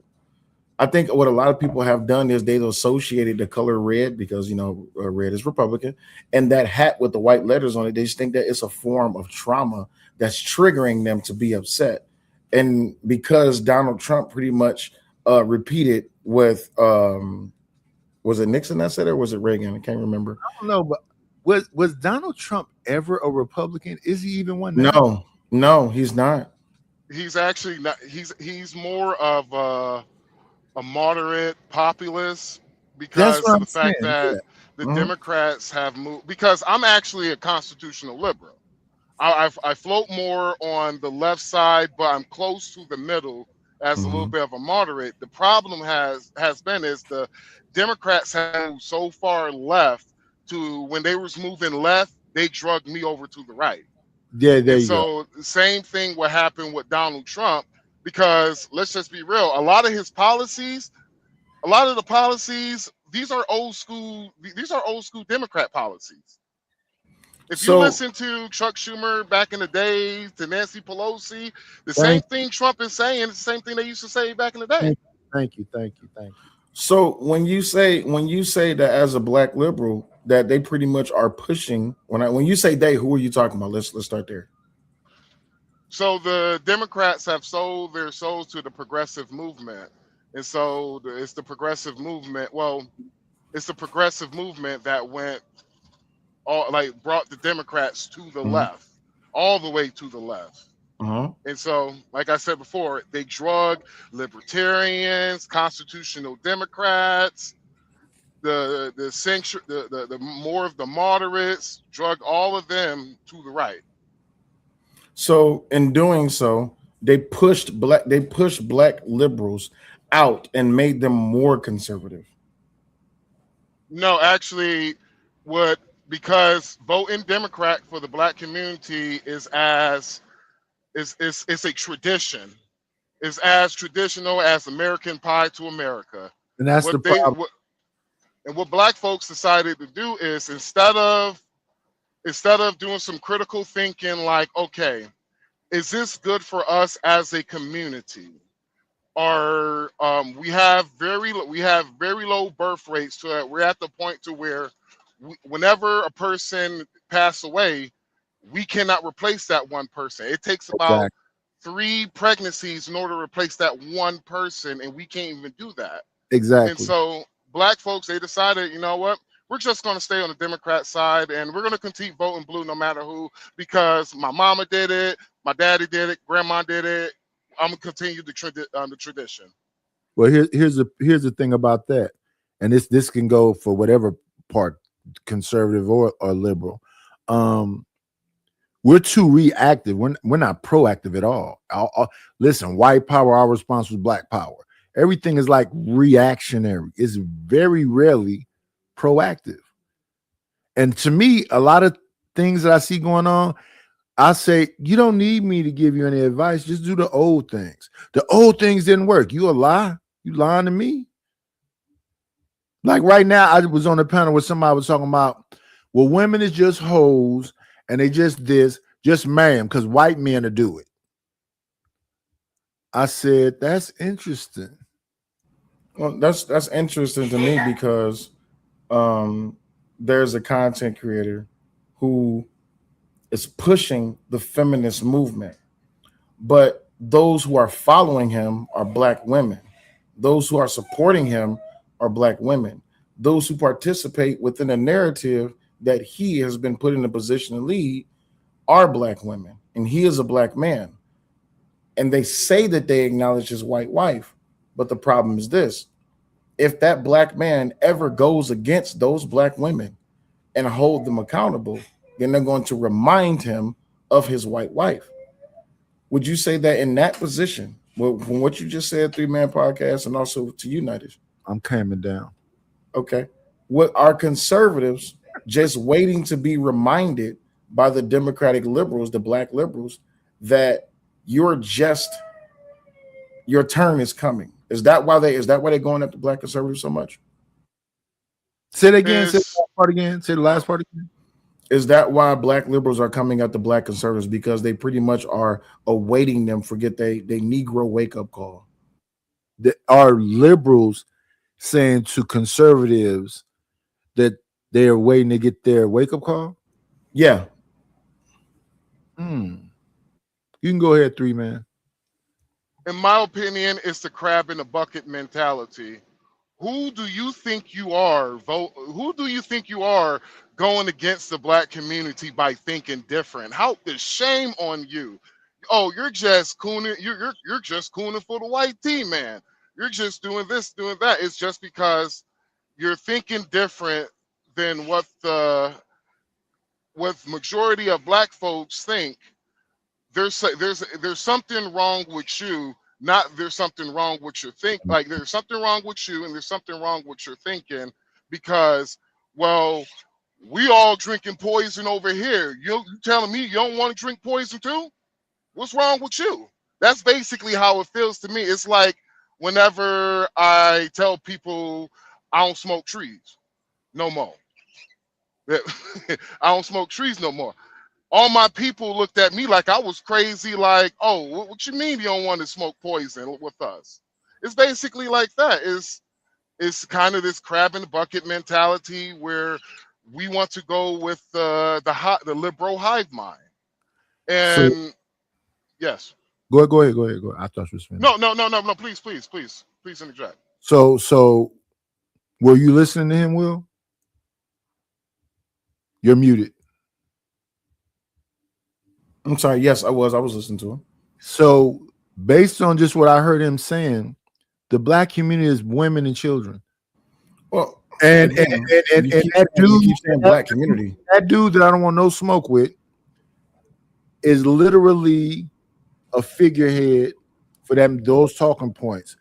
And the issue is that the conservative-minded man is what an actual man is supposed to be, because he has standards and whatever else, and that's what they're raging against. No, we can't have no hierarchy. And they literally say it every single day. They will listen to you, and if you say things that sound like what a man would say, they'll say you red pill, you manosphere. No, I'm just a man. Mm-hmm. I'm just talking like I would think a man was. Like I was listening to somebody talk about they have 3 kids with a woman who's with a new man now, and the kids is somehow manipulating the house, because if anything this new man is doing to them is violating them, they call their daddy, and their daddy come there and he has control in that house, even though they're in this man's house. Mm-hmm. And somebody asked me, did I think that was right? I said, are those his 3 kids? They say, yeah. I said, yes. I think if you're a father, you don't stop becoming a father because you don't live in the damn house no more. Does that mean that this man shouldn't have structure and order in his house? I think a real man would talk to the father. Absolutely. If I go to Will house where his kids is at, I'm gonna say I need to talk to their daddy. What you need to talk to about? Because I want him to understand I don't want to touch your kids. If they do anything, matter of fact, can I have your number so I can call you so you can discipline them? Yeah. I don't think you're supposed to be touching nobody else's damn kids. That's still that man's kids. This is my house. It's rules in here. But if it comes to a point where it's some discipline need to happen, that's your mama. Where your daddy at? That's me. Then how can you say you're the man of your own household when when you can't dictate your own rules. Then not only you can't dictate your own rules, but when you break the rules, you can't even do no punishment. I am dictating my own rules, but those are his kids. So let me say this. If I'm messing with a woman that got Will on child support, I'm gonna say take him off child support. And I'm still gonna say them his kids, they need to be disciplined. Will, your kids over here doing X, Y, and Z. Because if they can't get it figured out, Will, come take your kids. I remember growing up. It was one time I went to the corner store. Not come take your kids. Yeah, come get these little bad motherfuckers. They don't listen to shit. They I remember I was at when I was a kid, I was about 9 years old. Went to a corner store, decided to steal a candy bar, just a little candy bar, 50 cents candy bar. The store clerk whooped my ass. My next door neighbor heard about it while I'm walking home. He whooped my ass. And when I got home, my mom whooped my ass. Then my dad got home. I got 4 ass whoopings because that's what a community do. Wait, 3 men. That's when a community existed. When a community existed, oh my goodness, I live in Oakland. I could be in Hayward. I could be in. I go to your grandmama church. Oh shit. So this person's finna grab me by my ear and take me over here. I'm finna call your grandmama. My grandmama finna cuss me out. Then when I get home, I'm finna get away. So yeah, I remember that. How old are you, sir? How old are you? I am 37, good sir. It ended when you around about that time, around about the 90s, going into the 2000s. 2010, no community at all. 2026, I don't know what the fuck this is. It is what happens when Big Mama left and Pawpaw left. You just had a bunch of unruly households who really didn't dictate no rules. And when the kids broke the rules, there wasn't really no punishment. It was the soft parenting BS. Well, we ain't gonna whoop our kids. It was the when there was just giving kids for trophies, even if they lost, they got a trophy. Participation trophy. Say thank you. Yeah. So legislation made that difference. Kids aren't even really like when I was younger. You probably could get whooped with a race car track, a belt, an extension cord, a switch, stuff that's gonna break your skin and make you bleed. If they did that today, that's torture. Let's call it abuse. I got whoever's close by. I got whoever's ever close by. Right, that's over with now. Now there may be some people that just don't care and they'll do it anyway, but yeah, that's abuse clearly. Sometime when I listen to my kids talk, they be describing my childhood to me, and I'd be like, "Are you serious? What do you mean? I'm your father. That's your mother. You was raised in this house that you've been in your whole life. I don't be kids. She don't be kids. We talk to you like I'm the damn Huxtables. So what are you describing? What abuse?" Well, they think that so. It's a lot of different. We live vicariously through old stories, like these people say every house was the color purple. Well, so are you familiar with the Leslie Jones clip? Are you familiar with that? Is Leslie Jones the rough-faced woman that said marriage is slavery? I'm trying to be respectful. Well, I didn't say she. I'm just play the clip. Savage was good. She's average looking. Okay. Also, I got to give Unc B Streaming a wrench. I don't know why Unc B Streaming does not have a wrench. Hold on a second. Unc B Streaming, let me give him a wrench. All right, because he is a supporter of the show. I've been meaning to do that for a minute. What up, Savage? What's going on? All right, so let me go ahead and play this right quick. Because this is, they're now trying to say, because they say that slavery is a form of abuse, right? They say that being dominated is a form of abuse. Can I respond to that? They have power, and they're almost at the point of absolute power, and that's why they're abusing it. Traditional men and traditional women decided to accept those roles, but feminism fought against tradition. So we're here now. And if people are saying there should be no hierarchy, but forget that. I remember what she said in 2023? No. There's no decent dick around nowhere. She took a motherfucker. Yeah. I remember that. Yeah. So of course it would be abusive to her because she ain't gonna get dick down right. All right, well, let's listen in and see what she had to say. Not. Why not? Because that's not who the I am, and my daddy didn't raise me like that. Stop. Jay Prince, if you don't get your ass, no, go ahead, Will. Go ahead. What a money reside, what a money reside, what a money reside, what a money reside. You did not just say that Leslie Jones was Jay Prince. You did not just say that. You like a powerful man. I do. So a dominant to your submissive.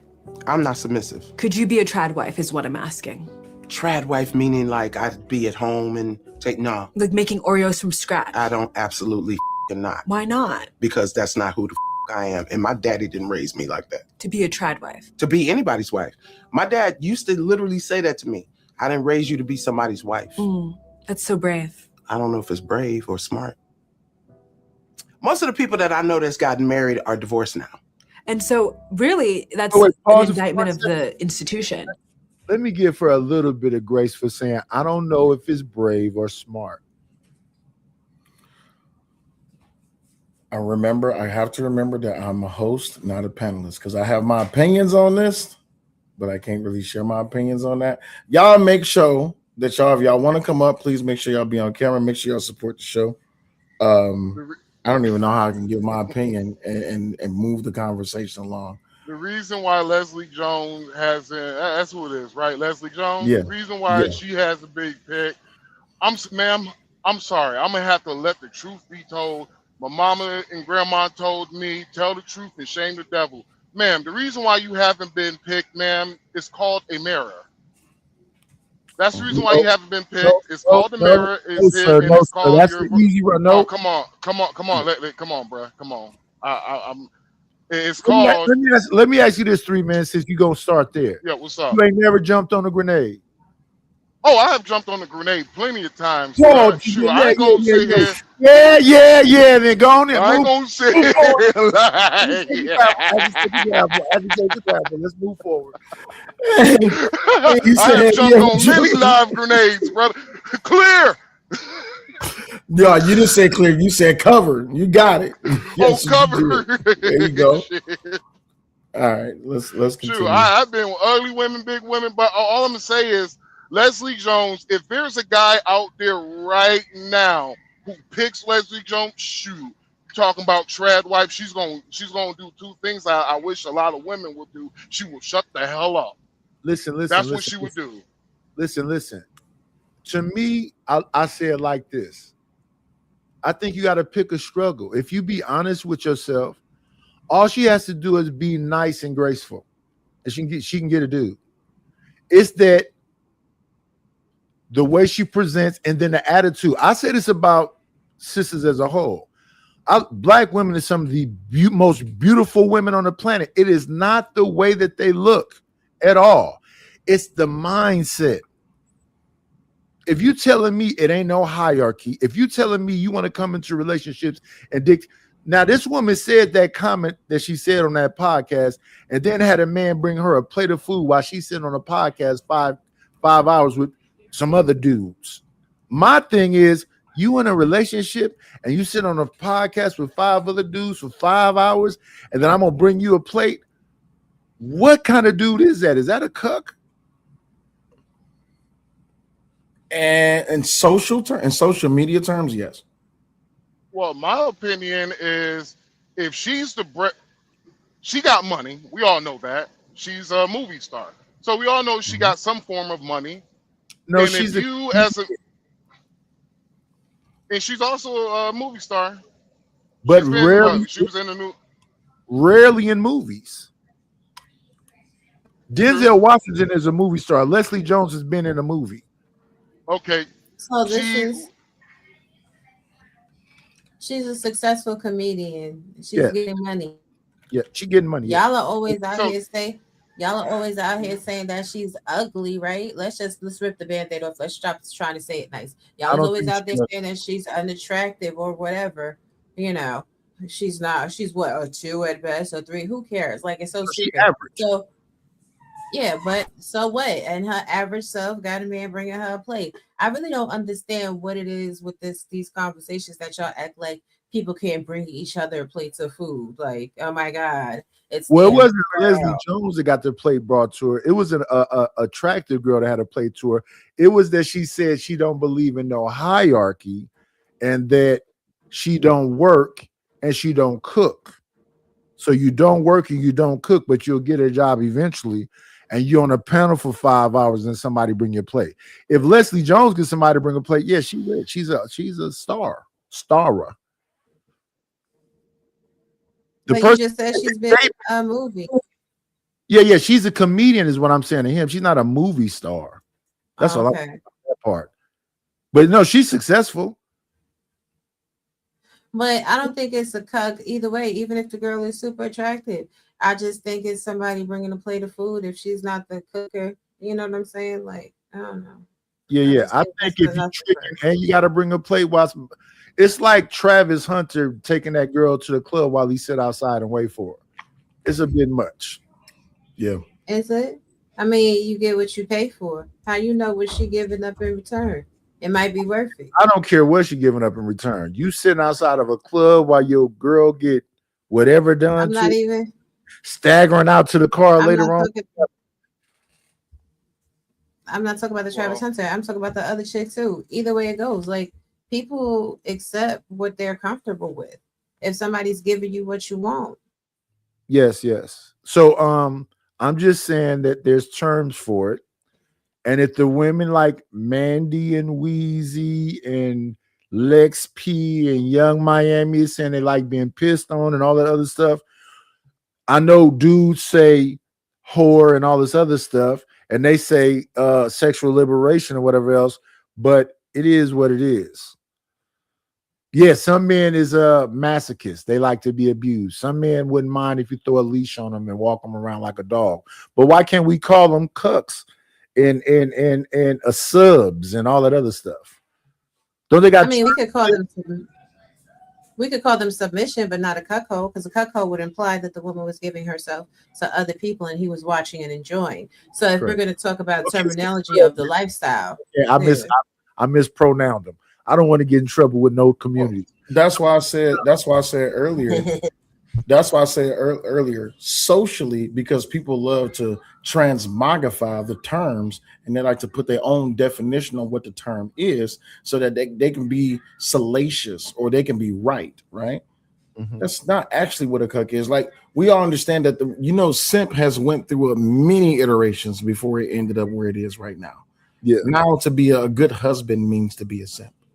Yeah, but see, here's the thing. Even though I live in Oakland, I don't know all the proper terms that a pimp would call the trick or the simp and blah blah blah, because I never really cared. So I've never been in the kink community, so I don't know. Listen, I've learned these terms recent time in YouTube history. I was listening to this panel over here with a guy that looked something like you and a lady that looked something like her, where I heard pay pig and all this other. That's all brand new to me. I was standing away from all of the stuff. yeah, you got to give it this.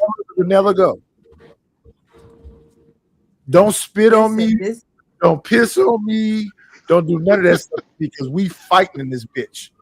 If you can't control whatever's going on, maybe you too old or I'm too old or what's ever going on, I'm offended by that shit. Respectful. Gotcha. All right, let me finish playing the. Oh, baby, did you have something to add? I was going to say, everybody has a little kink in them. They just don't know what it is and what it's labeled and what it's called. I don't want to find out. Don't be examining. Yeah. I'm finna. Let me play this clip. Yeah. I think marriage is legalized slavery. You do? Yes, I do. Say more, because if I'm thinking about slavery and I'm thinking about marriage, there are two different images that come Absolutely into my head. not. I don't think I don't know how you don't. Man is especially if he expecting you to be a trad wife, he might as well pull out a whip and a chain. Well, So there are young people watching who might be wanting to get married. What would you say to them? Don't get married. No. Do you think this is a problem with today's, not just social media, but do you think this is a problem with today's society where they are pushing for individualism? They not, you know what? This is something I noticed. I want to ask y'all. They're pushing for less marriage, but they're also vying for more sex. Has anybody ever noticed that? Has anybody ever called this to the front? Yeah. She literally said that in 2023, Leslie Jones herself, that these dudes ain't fucking right. They need to get they fucking, maybe drink more water, sleep more, ginseng, I don't know, maca root, I don't know. But she Gas said station that, D you know, pills. yeah, them horse pills at the gas station, leave them alone. You throw my clothes up, respectfully. Honey packs, who knows? I don't know. Honey pack with a monster, baby. Yeah. So Hell yeah. they're not the progressive movement. We understand. What do you call it? Socially fluid, sexually fluid, however it is. Social fluidity. Social fluidity, and they promote, you know, my body, my choice, and sexual liberty, and all this, that, and the other things. Everything is always sex, sex, sex, sex, sex, sex, sex, sex. There's no family unit. I'm asking y'all, and y'all in the crowd, if you want to come up. Is family the Democrat? I'm sorry. Is sex the Democratic way and family the Republican way? Yes. And outside of the Western Hemisphere, they look at this part of the world as demonic, and that all that hypersexuality is evil. But the funny thing is, in a lot of other countries, they have more of a hedonistic atmosphere on the low. Yeah, I think that's because in those other countries, it's sexual repression that's making those people be like that. Anytime you try to force somebody against their actual nature, I think that's the response. I mean, hell, look at Germany. Germany has a whole red light district where people sell themselves in window paint. Netherlands, like Amsterdam. Yeah, I believe so. Yes. Light So, district. hey, Talk Passe, so you can't sit there and say that like the West is so demonic when you can literally buy people in window panes. Like all of those, like, okay, so True T, if you watch certain websites, all of those videos that you're seeing of the kink culture comes from over there. All of this super extreme shit, it comes from over there. People being defecated on, urinated on, shoving ridiculous large things into orifices that shouldn't fit, group interactions, all that wild stuff. It's over there. Thailand is crazy too. Thailand, listen. Well, they have I think that's because it's sexual repression. They're not allowed to express themselves. So, well, it's not when really they sexual express themselves- repression. It's just the people, they understand what it is, and so they're like, if you're going to do it, we're gonna do it in this section, to where like on the like the United States. No, it we're is not talking. everywhere. That's not the conversation. The conversation is what Ross said.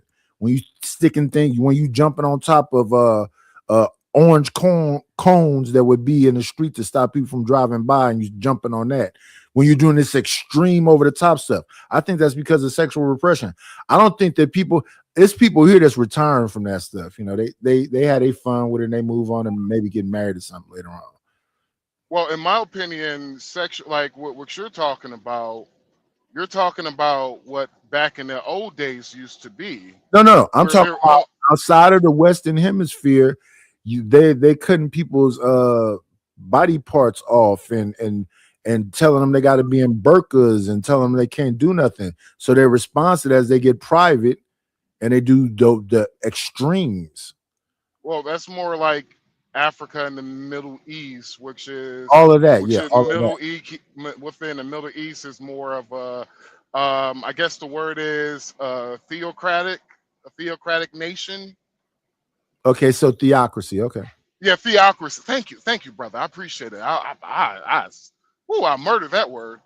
And so, for me, like experience, like what I have experienced when I went to Thailand, what I have experienced when I went the Dominican Republic, so on, is that if you are into, you want to buy sex, you want to do that kink-ish, they have a place, but they put it in a certain area to where majority of the people around it are extremely conservative. The problem what we have over here in the United States is the fact that there's no rules, and so you have this everywhere. There's no there's nothing really sacred no more. You have people literally shooting sexual content inside of public spaces, being like in a Walmart bathroom. Hell, you have people making content in the adult content inside of cars and open parking lots. And so we really don't have no rules. So you prefer the kind of that. Well, we ain't not gonna say the word. I'm not even gonna call it the CORN. But do you prefer the amateur stuff, or do you like a story before it? Oh my goodness, you look so good, darling. Here's a pizza. Oh, I didn't know you was. Do you need a story before, or you just get right into the? Hey, Knight, I plead the fifth. Fifth. All right, let me y'all going way off track. Let me get Ugly Streamer 199 says Leslie just a busted non-select femcel who mad.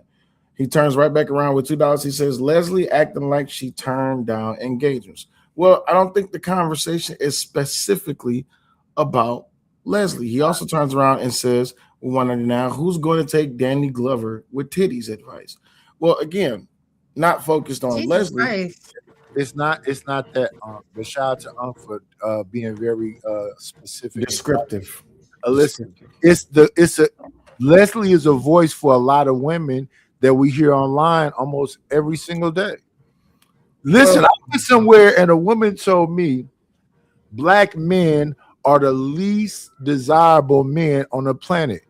I never heard that before in my life. As a black man who has traveled the world, the lie detector test, that is a lie.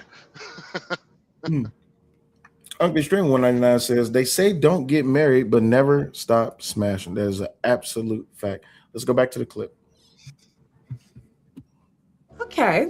Oh God, you are crazy. How am I crazy? You are crazy. You're saying that marriage is No, I don't believe in the marriage. No, I don't. So you wouldn't get married? No, and I don't think it's beneficial for a woman at all. To the sister Leslie Jones, I get what you were trying to say. I get what you meant. But it was just worded the wrong way. For those that don't know, Leslie Jones went on a podcast and basically said that being in a marriage is basically like legalized slavery. And the question was basically, hey, do you like a dominant? Boy, you talk too slow. Nope, I can't do it. Hey, and listen, you know what's hilarious, Will, is that he played the video and say, for those of you who don't know, you just played the whole video, nigga. Like, what are you talking about? Like, what the hell? Backwards ass Negro. Man, he was talking slower than that dude I was in life. You want your cornbread? What were you saying, baby? And who the hell needs him to mansplain? We heard exactly what she said. She meant exactly what she said. I really don't understand why people feel the need to explain what someone said. Like they're so retarded that they can't be clear what they're saying. You just don't like what the lady said. She said what the hell she said. Ooh, she said the R word. Ooh. That's okay. It is what it is. Let's continue. That made absolutely no sense to me. Before I say anything, I'm gonna just show you the video. I think marriage is legalized slavery. There are young people watching who what the problem is, and I'm not in. There are young. Don't get married. No. I have never heard a more ignorant statement. What do you mean marriage is slavery? I'm not enslaved. I get the utmost respect and love and sex and companionship and friendship and spiritual connection. What the hell is she talking about? I'm gonna tell you what the problem is. She hasn't been picked. The men that she want do not want her because she's a masculine female. I'm not even gonna go in on her looks because beauty is in the eye of the beholder, but she just exudes masculinity. And no masculine man wants a female like that. And please don't take her advice about not getting married. She's only saying that because she's not married and she doesn't have any kids. And like, I'm starting to notice this like these old, bitter women that just never got picked, they never got married. They're now trying to influence the younger generation to go down the same lonely, miserable road that they went down. And I think it's absolutely dangerous and it's projection.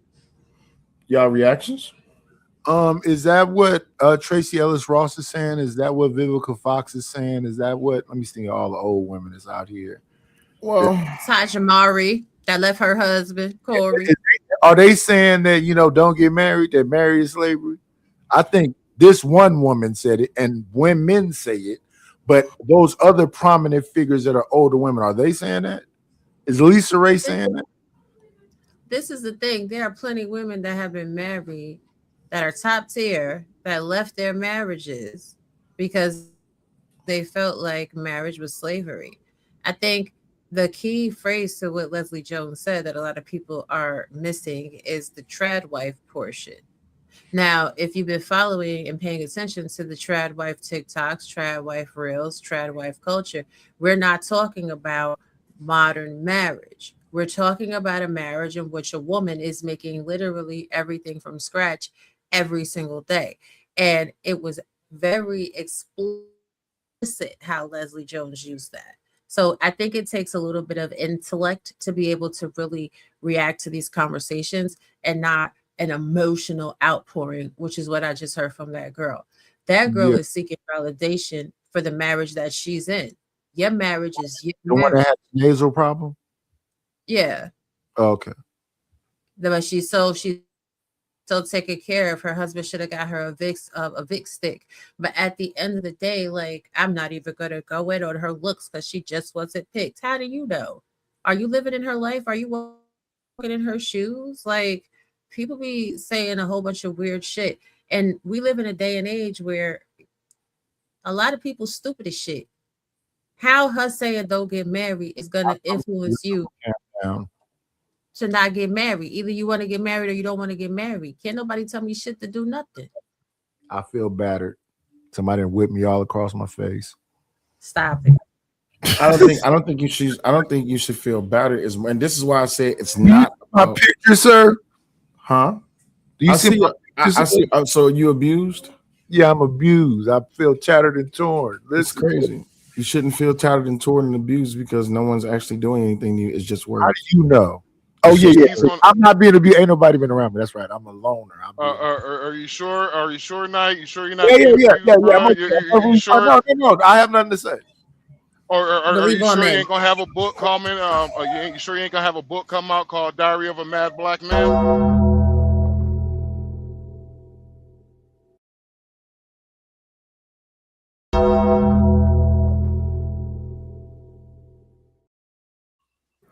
Shout out to my brother Christopher J. What's going on, my G?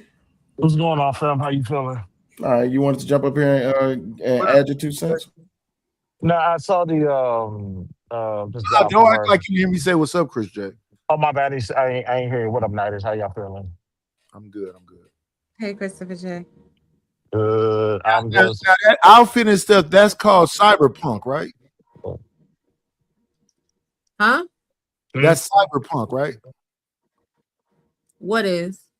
The What I have?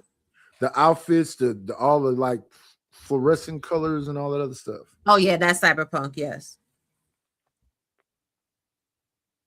Is he muted? We can't. You muted, Chris.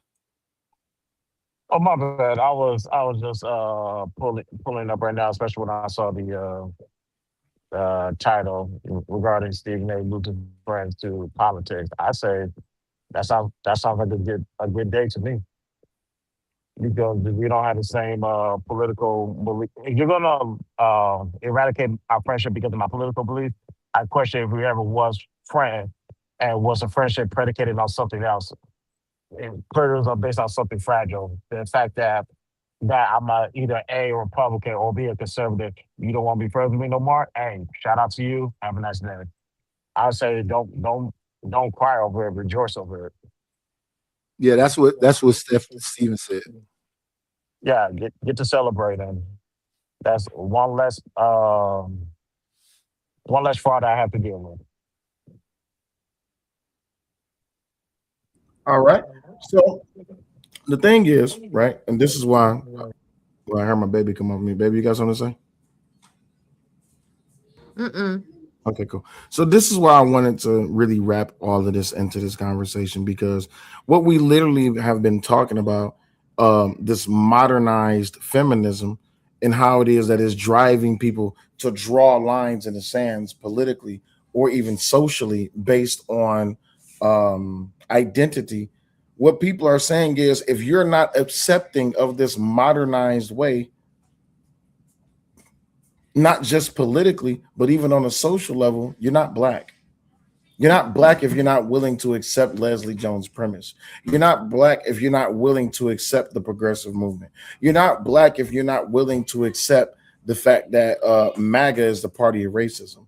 You're not black if you're not willing to accept that when it comes to the Republican Party, that they are the party of racists. You're not black if you're not voting Democrat. And as we have gotten all the way up until this point, and like we discussed earlier about feminism, how it has kidnapped, not adopted, but how it has kidnapped, hijacked. I'm sorry, hijacked. I said the LGBT community hijacked feminism, Black Power, and everything else. Well, yeah. So you look at where we stand at now in 2026, where the hot commodity is whatever the. You froze, or was that me? Did he freeze? He froze. Okay. What the? And you're back. You back? Sorry, kid walked past my damn Ethernet cord. What do you think comes next? What's after this? What's the next level? Because if this is the standard, what's the exception? I think what's next is the aliens. You believe in aliens? I'm looking more for the zombie apocalypse. What? Oh, Jesus Christ, y'all are going extremists. Because what else can humans do? We done it all. I don't know. Because I think listen, to be honest with you, I think people are numb to all of this now. We okay with the youngins knocking each other down. We okay with the baby deletions. We okay with the interracials. We numb to all of that. So what's the next thing? God? Maybe God. If it's not the aliens, it's not the zombies, maybe they're gonna open up the sky and do an Orson Welles on us. Yeah, well, here's the thing. Are numb. The only reason that they are numb to that, the only reason that they are numb to it is because it's so much of it. It was forced upon us. You see what I'm saying? Yes, overwhelming. Yeah. And then if we look back, I'll be telling people, they be saying, I never seen this much gay stuff before. I said, then what was happening with your eyes? They say, nice, you just talking crazy. I said, okay, let's go through music.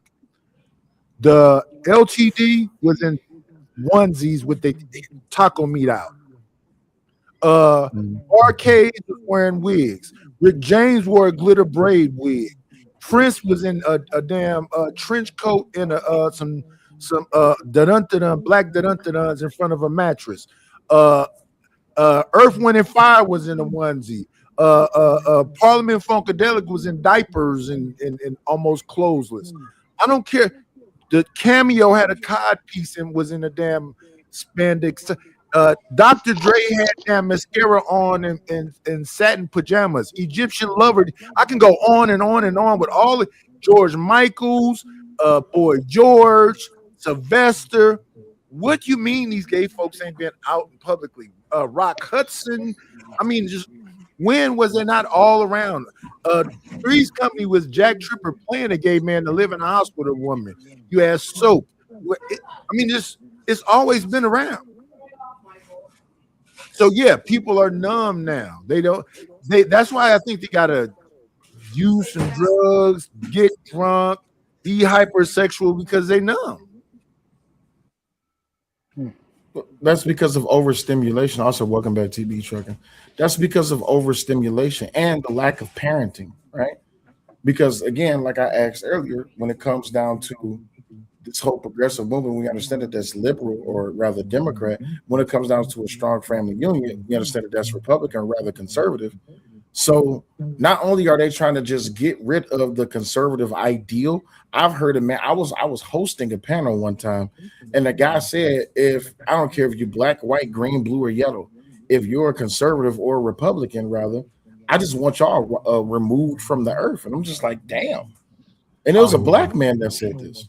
Yeah. Well, I think that conservatives are the ones who actually, like when I think about my grandmother, whether she said it or not, and I don't think she voted either. Both of them on both sides, they were more conservative than liberal because it was order and structure in them houses. Even after, because I never saw the men. The men was gone before I was ever born. But that structure was there.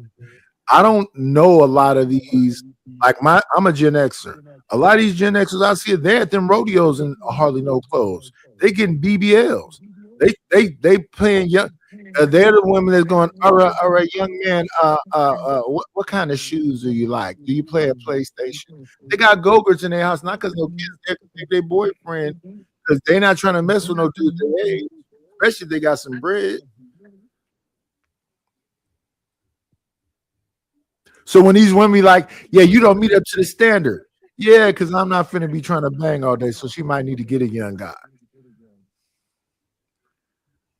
We have people who are, they're just basically, they're tired. They're tired, overstimulated. And honestly, you have people who just, a lot of people they were forced to look at politics whenever COVID happened. So you have a lot of people who are just now new looking, coming and looking at politics. And you have, I'm sorry, give me 1 second. I apologize. 1 second.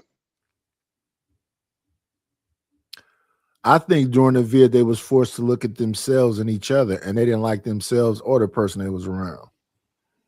My bad. I'm back. So, I agree with that also. They hold up. Christopher J was next. Christopher J was next. Go ahead, Christopher J. Oh no, I didn't have anything. All right, go ahead. Back to you. 3-man. And so people are just pretty much tired, and they got way too much stuff going on in their lives. Then when you get the people's attention, we're like, okay, what are your policies? What are your programs? What are you going to do to help my life? Majority of these programs suck. They absolutely suck. Then when you ask, let's say you ask the pro-blacks, what are the plans for the black community? There's usually no plan, or the plans that they have absolutely does suck. Then most of the plans that they preach to you, they don't even follow it them damn selves. I think that's a beautiful place to stop because it used to be think not what your country can do for you, think about what you can do for yourself. And most of the times it was in conservative men. So that's the ecosystem that's missing. That's what a community would actually be. So I think that the real response from the conservatives is lead the way. If you lead the way, it will shut down all that liberal bullshit. Yeah, but to his point, they always talk about, Republicans don't have a plan, conservatives don't have a plan. And when you ask the liberals, well, what's y'all plan? What's the usual response that you get? They tell you to wait until we get elected, like they told Ice Cube. But they was already elected. They had the country for 4 years. I think they just never had a plan themselves. They were just critiquing the other side's plan and not had nothing to present themselves. That's what it is. I thought your plan sucks, but you don't have nothing. Now I'm talking about regarding Republicans and Democrats or conservatives and liberals. But regarding Ice Cube, yeah, he had a plan, but what did the Well, what happened? The community said what it got to do with women and children. Yeah, unfortunately, I remember the four. Let me be nice. The four women who said that stupid shit as if they're not black people themselves. Well, no, I think they're saying that black men aren't black people, so they're not listening to black men. So they're saying from their perspective. So that's why earlier before you got here, I was saying that I don't think there is a community. There's micro communities, and I said like the Nation of Islam and Hebrew Israelites, but the larger community, based on what we saw in the middle of the cough and during that George Floyd time, is women and children. And they look at themselves as the community. The only way a man comes into play is if you deceased. But if you're a walking around living man with some order and structure, then you're enslaving them. You're controlling. You're toxic masculinity. You hear them? I hear them. I just ignore them. Has anybody ever done the numbers on exactly how many black men actually voted? It's low. Like you talking about the number of black men that vote? Yeah, because the Democrats like to say 75% of black men voted Democrat, but 75% of what? Of the men that voted. You gotta have that part on there. No, when I say 75% of what, I mean, was it 500,000, 1 million? Exactly. What was the real number? Because I think most black men sat out of the election. Right. So if it's 46 million of us, and that's black men and women, you cut that in half and just say it's a man, 23 million. 17 million. We only had 6 million people vote in the black communities. Only 6 million black people vote each year. So 6 million out of 46 is what? Like what's that? 5% or something? What is that? 10% 40 4 million. So like 12%. So I would say, if I'm educated guess, about 60% of the black voting bloc is women and 40% is men, because black women tend to vote more than black men. Right. So of that group of people that voted, 78% of that 40% that you just said voted with them.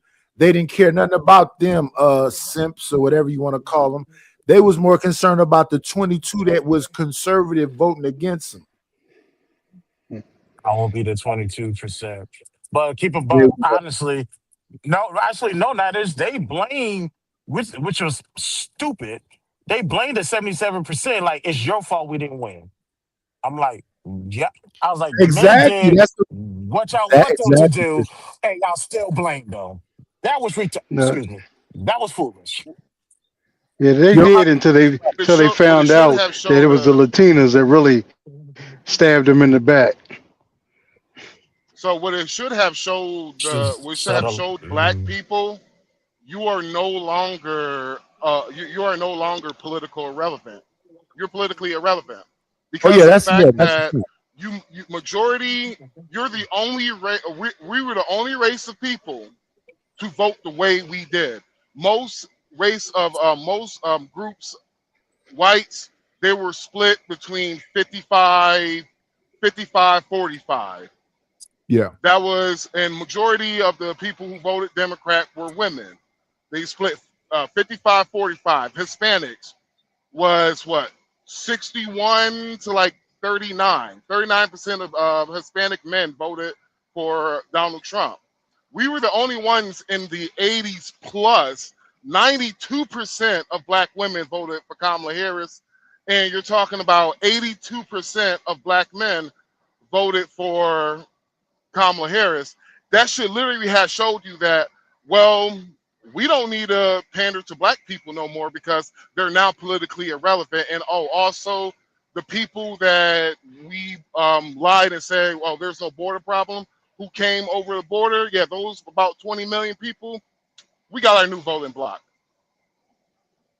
But black people, we're still going to vote Democrat. Watch and see. Put $50 on that. Hell, I'll I put think more and $1,000 more over it. black men. I think more and more black men are not voting. Period. That's what I think, and I think the numbers show that more and more black men sit out every election because there's nothing for us in these elections. Absolutely nothing. More black men voted last election in the more black men voted in the last election than yeah, like Which actually e- yeah, it which was a election? historical high. Which election are you referring to? The last election, the presidential election. Okay, I was just making sure you're saying Yeah, presidential, not yeah. local. Oh yeah, my bad. Well, even Yeah, but that local. was my point. Even you say most black men, but most black men of what? What is the real number? Because I think most black men sat home. They did not vote. So yeah, they got a percentage, a large percentage, but it was a large percentage of what? Well, and we also got to look at it. Most black men, like majority of black men, do have blue collar jobs. So a lot of black men ain't willing to take off in order to vote. I'm guilty of it. That's another point I had to make because I remember when Obama was elected, the first time I couldn't vote, but all the white supervisors and foremen they got off early so they could go vote when we had to finish work. And by the time I got off work, I was like, man, F Obama, I don't have time for that. So my wife went, she voted for him, but I didn't vote for him. I voted for him the second time, and that was the last time I ever voted. After what happened after that, I was like, I'm done with it. I don't even know what I'm staying in these lines for. The punchline is more black men voted for Joe Biden than Obama. I don't know. Oh, that Biden boy, My True bad. now, So Shabala pressure is what Joe Biden said. People cheered for it, and he got the historic most votes ever in the history of the presidency. hey, did you see Can't that make they this up. come? Did you see that they coming out now? And it's a lot of these the people who was running the voting stations, they're coming out and they like, yeah, by the way, after the Republicans left, the Democrats went back and they added in crates. You seen that? Oh, it was all over Twitter. I all gotta right, find people it. got sued over that. Well, your boy lost Um, everything, blaming them two black women for them votes. Watch that. yeah, it was it He had was to it give was up pretty all the. He ugly. had to give up his apartment in New York and everything. Blame the women for that mess. Like I don't know why the Republicans went there with that. Like you should have just waited for everything to die down, and the truth would have came out. But when you started putting it on certain people and look at these women restacking the ballot boxes, and yeah, you better have more proof than that because Giuliani lost his ass on that. Yeah, I seen that, but I'm looking for it was a very specific video. I didn't save it. I usually bookmark stuff when I see it like that. But one of the admins was like, yeah, after the Republicans left, the Democrats started adding more crates. And I'm just like, whoa, was this it? Hold on. Yeah, as a truck driver, I used to do a lot of mail running, and I literally have watched them purposely leave on my truck.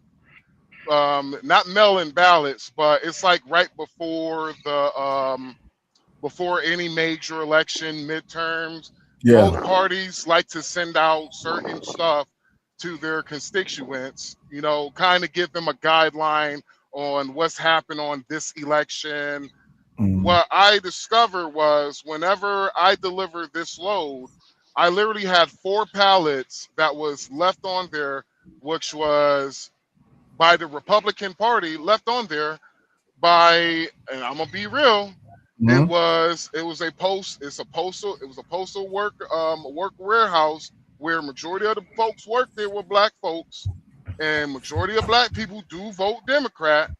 And so I have to put on the Democrats what they did. They left those letters that the Republicans were sending out to the constituents on my truck. And so I had to single-handedly mail out every last one of those ballots. I had to mail them out myself. See, the problem with the Republicans is they have a marketing problem where you can see the Democrats have excellent marketing. They literally have marketing so good that literally you got black folks standing up for illegal immigrants who is there to replace them. That's how good the marketing is. It's because the Republicans, they miss wide open layups, but the Democrats, they try to dunk the ball at the 3-point line.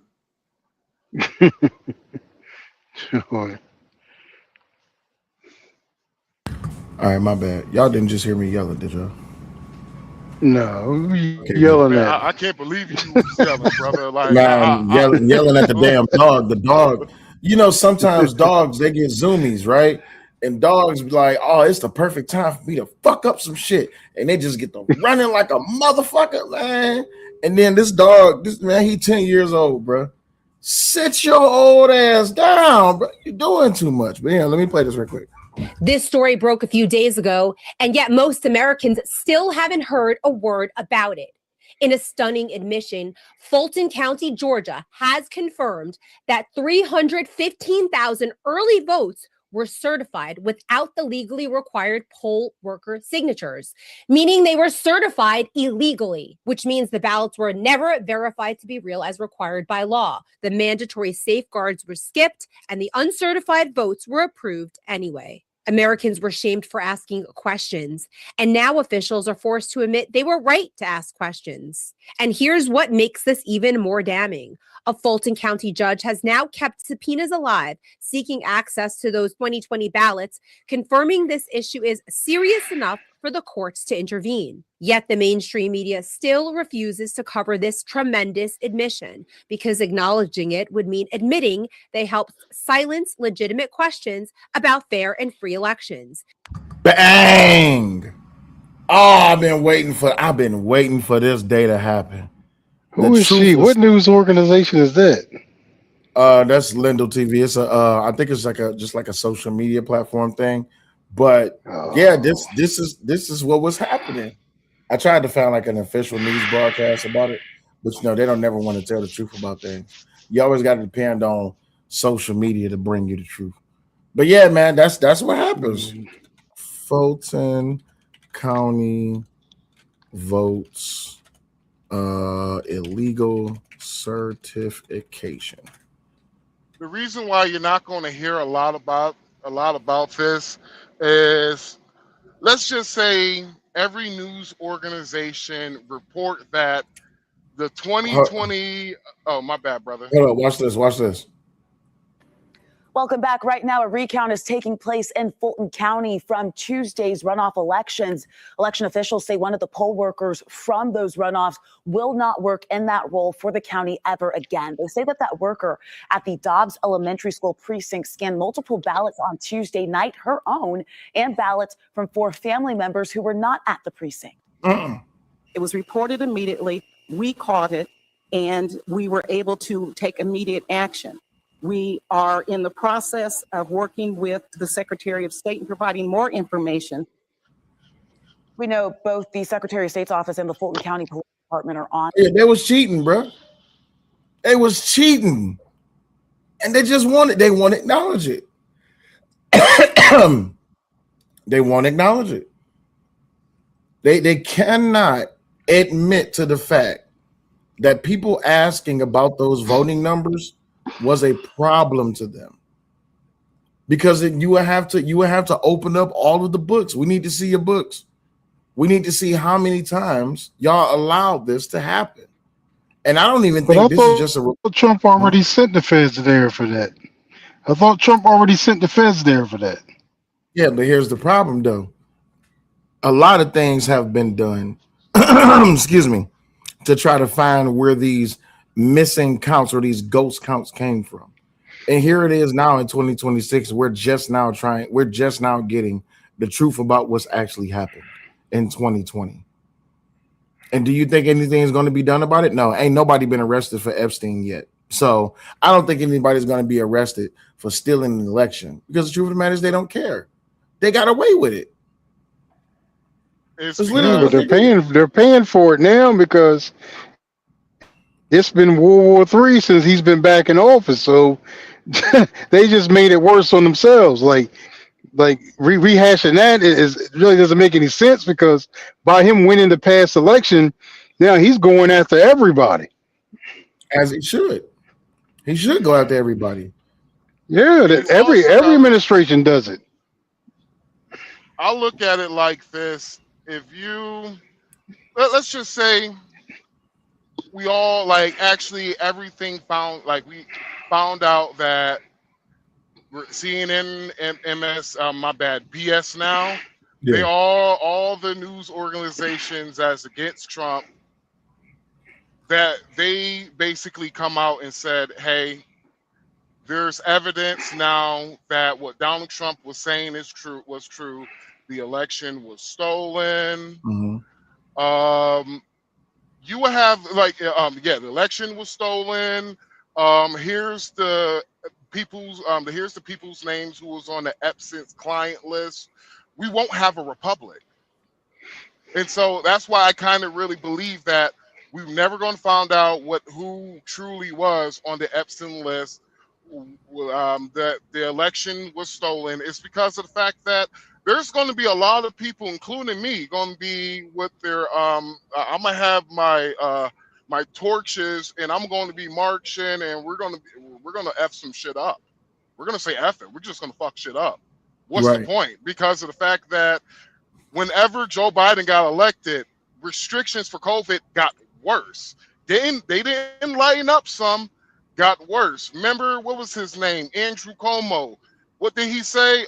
Everybody needs to start getting vaccinated and putting their mask on so you could get some of your freedoms back. Same thing what happened with California. This happened to a lot of Democrat states. Imagine all of this stuff comes out. We're talking about, ain't no United States of America. It's United States of people about to fuck shit up. Excuse me. Absolutely. But see, this is the reaction that they warranted and garnered because stealing and winning an election was more important than the American people's will. And I think that speaks volumes to how because we start off the broadcast talking about drawing lines in the sand and this whole thing about black community and stuff like that. When we talk about and actually engaging and questioning what is being laid out in front of us as facts and what it is that we're supposed to accept as truth, when we do the research and things come out later, it's just like, wait, y'all actually didn't give us facts. Y'all didn't give us truths. Y'all gave us directed narratives, and y'all said that if we wasn't willing to accept them, we're not black. So if it comes out that truthfully that they did steal the election, are we black again? Or are we just not black because it's not the right thing to do? You see what I'm saying? I don't know, man. Are they planning on pushing Kamala out there again? I heard them talking about that. She's the current runner. She's the current runner-up, and she has the highest voter count when it comes to amongst the Democrats for the people to run for president. Her, Gavin Newsom, Pete Buttigieg, and AOC. Those are top. Not the black dude from Maryland. I doubt he gonna get it. Yeah. Well, I heard Roland Martin and them talking slick about him one day, so that made me think that they may stab him in the back. I wouldn't put it They're past looking them. for more of for what the Democrats are looking for right now. They're looking for a straight white man to run, and my They don't have a guess straight is, white man. Yeah, they do. My guess is going to be Tellerico from Texas. Well, you talking about Democrats? Yep, Tellerico from Texas. If he wins in Texas, he is running for president. He's going to be running for president. I put money on it.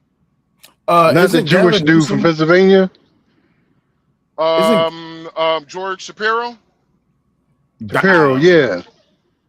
Yeah, he No, no he like small see hats. he no, it's because they're not. Do you think the anti-Semitic Progressive Party are going to vote for a Jewish man? Absolutely not. Absolutely. They wouldn't But want I that it's don't pushback know. but hold, between. So here's the options. You have a gay man, a black woman, and a Jewish man. Who do you think the Democratic Liberal Party is going to vote for? if I had to pick those three, it's going to be Pete Buttigieg. I mean Buttigieg. Buttigieg. Pete Booty Buttigieg. warrior. But it is Democrats. And I'm going to remind you, and I will say this again. They literally voted for a man who said true non-shabbat suppressor and Batacaf here, and they cheered for it after he said it. Now, I don't know what true non-shabbat suppressor is, but clearly we didn't get it. And I don't know what Hey, better. hold on a second. Hey, shout out to my man's Nate the Lawyer is in the chat. Nate the Lawyer, what's good, brother? I ain't seen you in a minute. Hey, but you know what, Nate, man, when you went through what you went through with your surgery, bro, me and my wife was playing for you every night, man. And I'm glad to see you back. I'm happy to see you in the chat. Shout out to my man's Nate the Lawyer. I did send you the invite. If you want to come up, just, you're more than welcome to come up. This is weekend at Willie's. We just kicking the shit. So you're more than welcome to come up, but appreciate you for being in the chat. Again, if anybody want to come up, the link is pinned at the top of the chat. Please be on camera. We're just having a general discussion. We're just doing our thing. So, but I see TB trucking and fell off. But going back to what I said, bro, I don't think that when it comes down to the Democratic Party, I don't think they're really pushing anybody really too hard right now. I think the biggest one that they tried was Kamala, Gavin, and I can't remember that last person. What's the dude in New York? Ma'am Donnie. That was the biggest three pushes that they had. And we all see what Ma'am Donnie's doing to New York. My wife's from New York. AM's from New York. A lot of people who I know is from New York, they're saying that New York is in shambles right now. I drive to New York all the time, bro. How I'm bad real is it? with you, bro. It is. Whenever that winter storm happened, I was embarrassed for them. I deliver meat. I deliver loads of meat all the time. I've been doing this for the last 14 years. Nebraska to New York, back and forth. And I have never seen somebody handle snow the way they did. I thought it was the most ridiculous-ish ever. You're talking about literally where I deliver at, there was a mountain of snow for 2 months. 2 months. It just that literally didn't move. did not move. Like, bruh, the shit was hard. It wasn't even snow no more. It was like sewage water just froze now, and it's just and I'm over here looking. I'm like, is anybody going to do something about this? No, they didn't have any plans to do anything. Also, shout out to Nate the Lawyer with $5. He says thanks. Next time for sure, most def. We be live tomorrow. Well, I usually do like these big panel shows every weekend. That's why it's called Weekend at Willie's. And throughout the week, if I'm doing something, I don't really have a set time and schedule when I do my lives throughout the week. Usually is either to address some EBT shit, but other than that, on the weekends, this is where we at every weekend. But yeah, hey, listen, when I heard that they was requiring IDs to shovel, I said, oh, it's over. It's over, baby. You got to have an ID to pick up a shovel? Oh, man, hey, listen. Yeah, they tried it. Hey, I heard they paid good. I mean, listen, that's great that they pay good, but my thing is this, though. Why should you require a work voucher or a work permit identification? You need a pink slip to pick up a shovel? Bro, we in bad times. But, and I told people this, I said New York is New York is going to become Dearborn, Michigan. I'm from Detroit, Michigan. I know how bad it is out there in Dearborn. That's why a lot of us, when I say us to my black people, that's why a lot of us don't go to Dearborn, Michigan, because it's fucked up out there. Just being honest.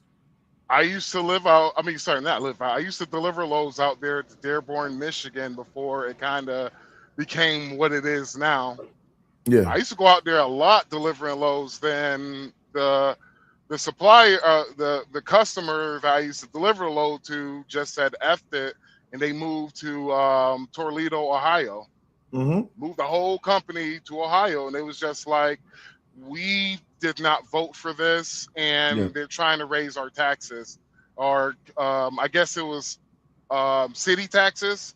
They was trying to raise city taxes up on them, and it was just like, okay, cool.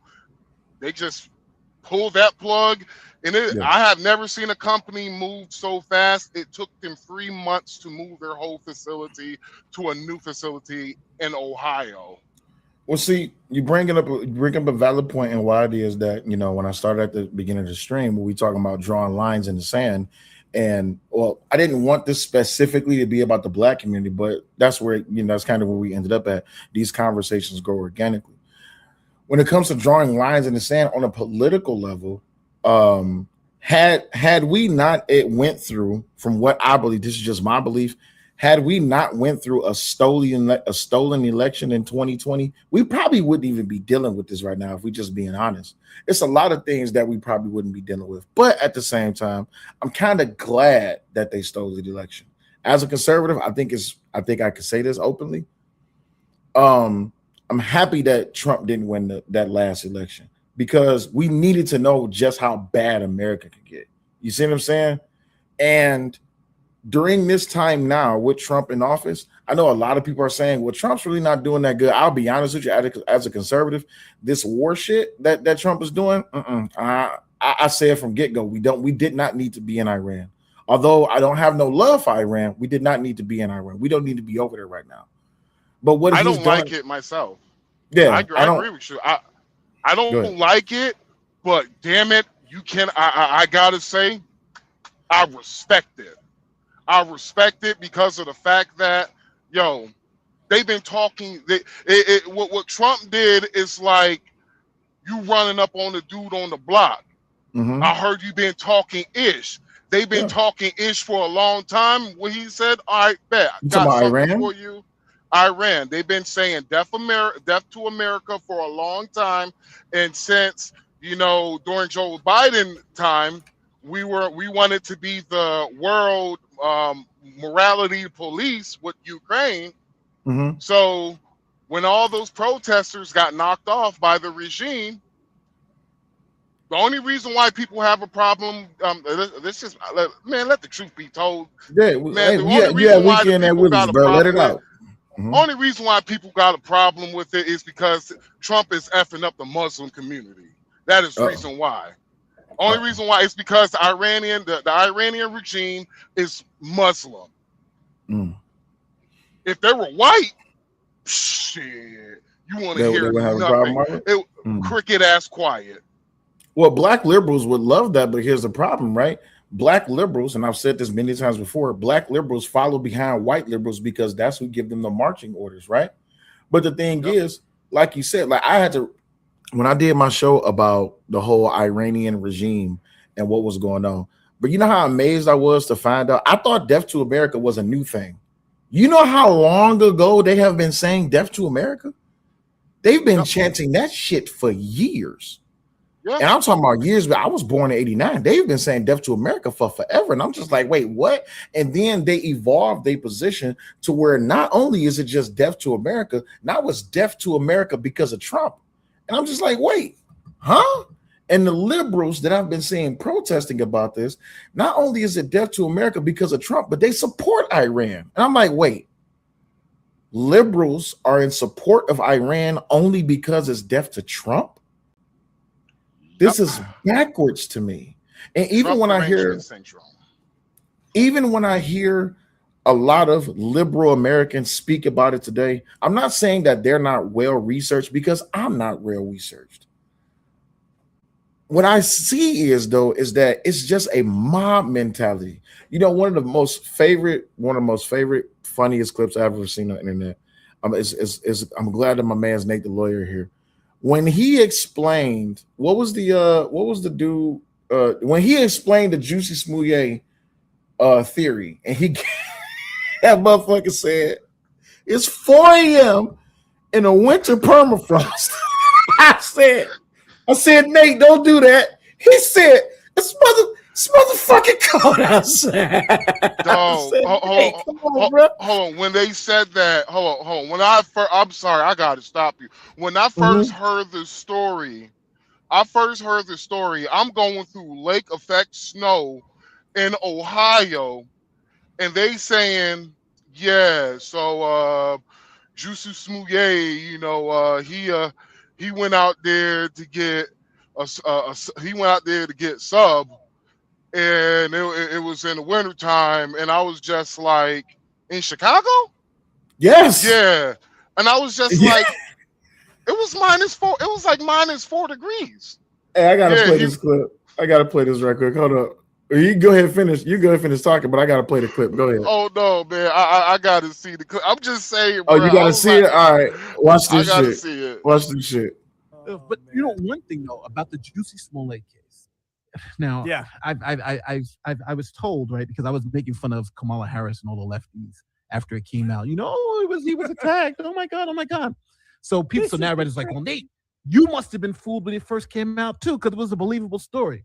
Now I'm going to tell people straight up, I wasn't fooled, not anyway, about this story. Now, when I first heard it, right? I'm going to keep it real. I was sitting here with my wife and we was chilling, and we heard the story. And she was like, it's so horrible. He got beat up by some MAGA people in the middle of Chicago. So I'm like, when did this happen? She was like, at 2:00 in the morning. Spider sense start tingling. 2:00 in the fucking morning in Chicago? And I'm like, hold on. There's a fucking polar vortex. Yeah, this is a motherfucker. It's like 10 degrees outside. I'm like, at 2:00 in the morning? What the fuck is he doing out there 2:00 in the morning? So she's like, okay. So she's like, oh, no. He was going to get a Subway sandwich. So I said, they waiting for him at 2:00 in the morning to get a goddamn Subway sandwich? How the fuck did they know it? Hey, I just want to remind you, this is before Dave Chappelle did his stand-up about the Juicy Smouye shit. I think Dave Chappelle stole from Nate the Lawyer. I think Nate the Lawyer should sue. But hold on, it ain't over yet. He's coming out the apartment. Oh, no. He was coming from the airport, went to his apartment, came out for the Subway sandwich, got the sandwich, and then came back home. And I'm like, yo, somebody was waiting for him all that time in Chicago with MAGA hats? And then we heard the story. They got bleaching ropes. I'm like, hold the fuck on. Next black guy comes in Subway. Hey, listen. Bruh. The next nigga to hit Subway at 2:00 in the morning, I swear to God, you getting this business, big homie. Two motherfucking white guys. Hey, I would have believed it if they was just like, yeah, he went out there to get some Jamaican food. I'm like, at 2:00 in the morning. 2:00 in the morning, I'm like, you know what? There's some good Jamaican restaurants out there with man shit. You got some good oxtails out there. I could believe that, but Subway sandwich, nigga, please. That was man. I was drunk when I first heard this. I was just like, man, nigga, please. It's -10 degrees. Ain't no Jamaican food that damn good, bro. I don't give a damn what you say. It ain't no box that's that good. It ain't no head that's good. Ain't no food that it's -10 degrees, bro. I gotta disagree with you, bro, man. I have had some females who goddamn suck a golf ball through a garden hose. But listen, here's the problem: the spit is froze. What you doing? I'll be like damn Terrence Crews and on White shit. I will walk 1,000 miles to see you. Hey, Kojak said that pussy got to come to me at -10. Hey, bro. Hey, man. It's like I told my homeboy, man. You haven't had no good box if you never threatened to kill a bitch, bro. You haven't had good box. All my partners could tell you, man. Shit, when my ex-fiance left my ass, nigga, I said, man, I gave my grandma bail money. I was about to crash out. Did you think you gonna leave me? You think you gonna leave me? Oh, you think so? Hell no. Shit, you think somebody else gonna hit this? Shit. Yeah. Hey, death do his part. Hey, bro, listen, it's not your box, it's just your turn, bro. I need you to understand that. So Man, once you understand that it's not your box and it's just your turn, negative 10 degrees is worth it. You ready to crash out over it? man, damn that, man. That was like my favorite. I was like a little kid, and you try to take away my favorite toy. Man, I was ready to crash the fuck out. I told people, I was like, do you think this bitch don't? You think she really gonna leave me? Shit. Oh, you think she? Shit, we about to both leave this motherfucker.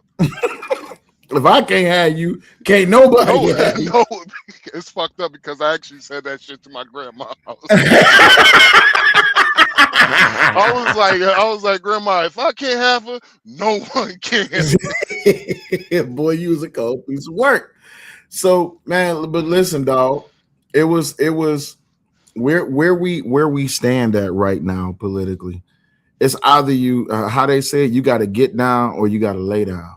And when I heard that dude say that to me when I was hosting that panel a couple of weeks ago, well, he was like, I just think all conservatives, especially black conservatives, I think they should just be removed from life. And I'm just like, damn, bro. I said, as a conservative, man, if I said that myself, you would be saying that I'm participating in white supremacy. I said, so there's no such thing as black supremacy? He says, no. For there to be black supremacy, we have to have power. I said, so individualism, having your own mind, that's not a form of power? He says, well, no, that's not a form of power. I said, okay, so what power does black people need to have to be acknowledged for having power? He says, we need to have resources. We need reparations. We need this and that and the other. And I got to be honest with you, three man. I'm almost here about changing my argument on reparations. I'm almost there. I haven't really swayed yet, but I'm almost there. How you feel about reparations? It's funny. I used to be against reparations, and now I'm actually for reparations. But every single time I tell these ninjas my plan, they don't like it because it's going to guarantee that if they get money, depending on somebody else, right? So my argument is there's no time to where you can, in order to give black folks reparation, which black people going to get reparation? You got to ask. That's the first question. Which black folks? Are we going to give people who never experienced antebellum slavery inside of the United States reparation? Or are we just going to give foundational black Americans a reparation, right? You're asking dangerous questions. I just want you to know that. Oh, I know. Now, in my opinion, I think we should give reparations to anybody who was born prior towards the 1965 Immigration Immunization Act. Anybody who was born prior towards that, because of the fact that they actually experienced true racism, actual racism, like my grandmother, who actually have told me stories about how she got a white woman spit in her face and there was nothing she could have, nothing she could do about it, and she got locked up because that white woman spit in her face. And only thing my grandmother said was, hey, why did you do that? She got arrested and had to sit in jail for 2 days, and she was 14 years old when all this happened. Gotcha. And so those people that age prior towards that, they experience racism. And in my opinion, I'm like, yes, give all black folks who were born prior towards the 1965 Immigration Immunization Act, because of let's just be real, niggas wasn't coming into the United States because there was Jim Crow segregation going on. You think they were allowing black immigrants come to the country? No. Do you think black immigrants were actually really coming to the country knowing that you could get hung and lynched in Georgia? No. Yeah. So give those black folks money. And usually when I come with that argument, most black folks get mad because it's going to guarantee if you don't have a relationship with your elders, you're not getting no money. So what you said, relationship with your elders. So you're removing delineation. Like if you don't have direct ties to those people. You only just talking about a straight connection or relationship with your elder. Yeah, example, if you're like my grandmother's age, around like 70, 80 years old, those people and older should get reparations, and if they want to distribute whatever money they get, they could distribute it amongst themselves throughout their family.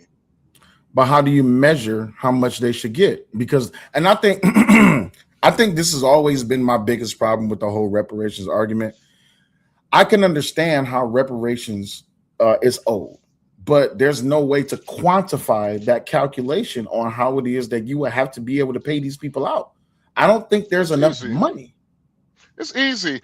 How much money are we going to have to spend with the whole illegal immigration situation, from the money that we spent bringing them in and the money that we spent kicking them out? We're talking about, it's going to be well over $1 trillion. So I will give $1 trillion of reparations to the Black community. Hell, you gave half, almost damn near $500 billion to Ukraine, and a lot of those weapons got in the hands of neo-Nazi racists. Yeah, that's true. So That's true. It's for me is, we could do it. It's just the fact that who wants to do it? The Democrats ain't going to do it. They already told you what it is. We're just going to we're going to pass a law to do another study. Well, this is the crazy part, and I think a lot of people miss this, right? Excuse me. I think a lot of people miss this particular video, and I ain't gonna lie. When I seen it, if I was a Democrat, I'll say, yeah, to the Republican Party. I go, look at this shit. Watch this video. We also need offensive actions around prosecutions. We need real accountability, because at the end of the day, the people that have been inflicting this harm need to be prosecuted. They need to be brought before us, and they need to be held account for the trauma that they have created. And we are going to have some form of reparation for the kids and the families that have been traumatized through all of this. So Jayapal is calling for reparations for illegal immigrants. I want to say that one more time. Jayapal is calling for reparations for illegal immigrants. I don't know how much of a heavy statement I can make on that. Look, Kojak says she needs to be recalled now.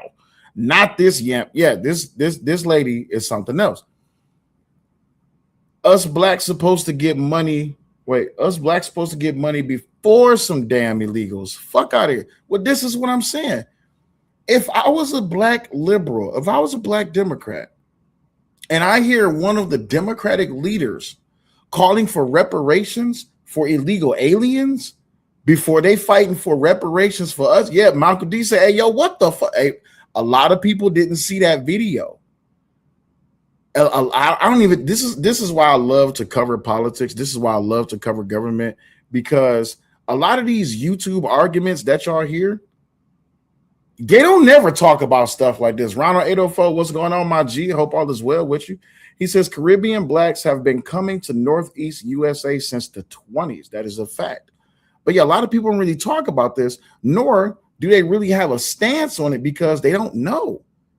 They're not paying attention to it. They're not giving any type of credence to it. And so when I hear people say, oh, well, you not for the black community, you don't have the black community's interest in your heart. My thing is, this is the party that is literally fighting to keep reparations out of black people's hands. The Democratic Party. They've done everything possible to keep the black community back. The funny part is when it comes to you niggas, they need to do a study, but when it came to illegals, shit, oh, we gotta hand them reparations. We gotta make sure, people were traumatized through all the deportations. Oh my God. But when it comes to you niggas, shit, they like, shit, man, we gotta do a study. We gotta make sure you get your money. We got to make sure you get your money. So we got to figure out who, I'm like, it ain't that hard. Just look at the businesses, look at some of the oldest businesses, then look at the businesses who they merged with, all the old corporations who they merged with. Yeah. It's not that hard. It's not hard, but go ahead. My bad. No. Yeah, it's not hard. But they're going to tell black folks anything. The reason why is black folks, and I'm going to say this, I want to say this with all venom in my heart. You're fucking political irrelevant now. Why the fuck should anybody do anything for you? You going to vote Democrat. Now shut the fuck up and vote. Well, okay, so wait, let me make sure I got a clear understanding of what you're saying. So you don't mind if people vote Democrat. You just want them to be able to choose and have the freedom of choice to be able to vote and not get shunned for the choice that they make. If you've been voting, and that's why I told everybody to Google it. If you've been voting majority Democrat for 90 years, brother, why should I even take you serious as a race? And that's just being real. That's what a racist white man said to me one time. Because I had a racist white man, me and him, we were actually having a real conversation. And he literally, that's what he said. Come out. He was like, you're going to vote Democrat regardless. So why the hell should I even take you serious? He's like, even racists don't racists don't politically agree. But you want to hear the funny thing is, they have critical thinking. They're not going to vote the same. The reason why they're not going to vote the same is if you continuously vote in the same, you're eventually going to be on the side of, well, they're going to vote for us regardless. Why should we give them anything?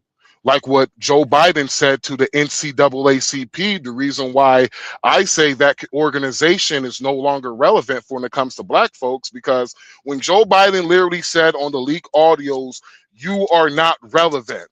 He said that to the black people of the NCAACP. And you know what?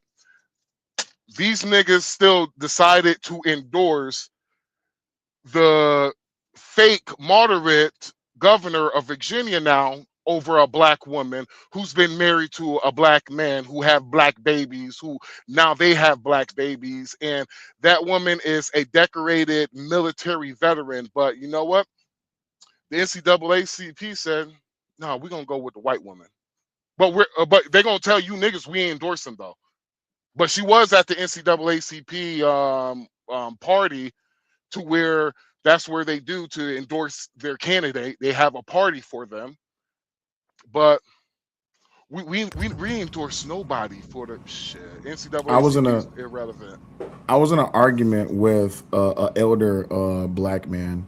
I was in a debate with an elder black man, and he said to me, he says, because I posed the position to him, I said, well, why did the black community support Joe Biden, knowing his history with the black community, with the 94 crime bill, his ties to the KKK leader, Senator Byrd, and all this, that, and the other. I said, why do you think that when it came down to the NAACP endorsing Senator Byrd, and they knew who he was, I said, that's kind of crazy that they will turn right around and Biden says that, yeah, Senator Byrd was my mentor, and they still voted for him. And this guy said, well, we forgave Trump. Trump, we forgave Biden and we forgave Byrd. I said, who made the decision who made the decision to forgive their oppressor? And he says, see, that's what's wrong with you. You're using the white man's talking points. I said, I'm using the white man's talking points. Understand me this. If the Democratic Party was the party that came out with the KKK and red lines and Jim Crow laws, how is that a racist talking point? And he says the problem is you don't believe in forgiveness. I said, as black people, as a black man, I don't believe in forgiveness. I said, you do understand that when it comes down to black men, we're always the one that's being charged with being humble and always being forgiving, because we're the ones that was cast out and left behind by the women within the Democratic Party. I'm sorry, the women that became a part of the Democratic Party that was a part of the Black family unit, just so they can be able to get food stamps. I said, but forgiveness is I'm willing to accept you back as a woman because of what y'all was willing to do to us just so y'all can get government assistance. I said, forgiveness is not y'all put us through chattel slavery, antebellum slavery for hundreds of years, and then we're going to vote for you because you have our best interest, even though Jim Crow and all this, that, and the other things was still there, and also include the 94 Crime Bill. How in the world can you sit here? I said, and I was an elder man. He was born in the 60s. I said, as an elder man, you seen firsthand what was going on in the 60s. How can you say that y'all willingly forgave them? And he got mad at me and cussed me out. He said, that's what's wrong with you that's what's wrong with you house Negroes. House Negro? What? Oh, you got to be a house Negro whenever you disagree. Whenever you have some, oh shit, they're going to bring up slavery. We were slaves and all that. You're still slaves today, nigga. Because of the fact that you cannot say anything to me when you cannot lie. You can't accuse me of lying. This is historical fact that black folks have voted 90%.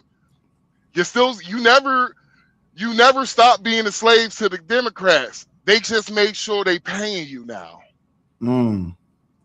You're still their slaves. They just making sure they paying you now. And what they're going to do, they're going to allow some of the ones that that looks like you, that talks good, that ain't gonna do shit for you, but they're gonna make sure we give them leadership positions and our bullshit.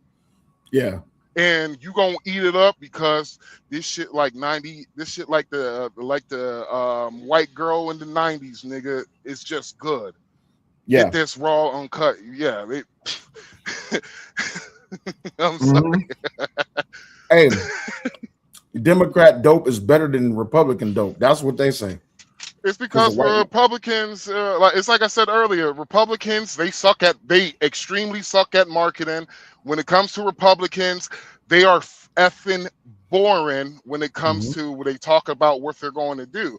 But when it comes to Democrats, man, we gonna just tax the rich. I promise you, we gonna tax the rich. We gonna make sure we gonna take we take good care of our niggas over here. So we gonna make sure you all taken care. We just gonna tax the white man. You like that? Then you realize, oh snap, these mother effers is raising my property taxes. Then they're gonna raise my property taxes, and I'm so brainwashed in the Democratic Party that I'm going to blame Trump, who has even nothing to do with my property taxes going up. But here's the crazy part. It'd be the rich Democrats that's talking shit about the rich Republicans. Or my favorite is Bernie Sanders, how he was always talking shit about the millionaires. We got to tax the millionaires and the billionaires. And one day he became a millionaire, and you haven't heard shit about millionaires. It's always the billionaires. So, but he still pushes it. Don't get him wrong. He still pushes it. He still pushed that the rich oligarchs. He changed it to the rich oligarchs. It used to be, we got to tax the millionaires and the billionaires. If the millionaires and the billionaires need to pay the fair share. That's how Bernie Sanders in my mind talks, but I don't know if I'm doing it right. They still push that. You remember? Well, I streamed all of last year. I started in July. When I start streaming government and I start really paying attention to it, and I was bringing and sharing my opinions and my thoughts with other people, I was telling them like, yo, I'm gonna mute up for a second because the wind is picking up. But when I was watching all of them during the government shutdown, that was really telling of what was really going on and how much people really wasn't paying attention to the government shutdown. And when I was listening to Bernie Sanders, Chuck Schumer, what's that other Cory Booker, Hakeem Jeffries, as I was listening to them repeat the same thing over and I'm just like, God damn. And when it came to a head, I'm just like, hey, yo, this is all just about they just want to defend the illegals.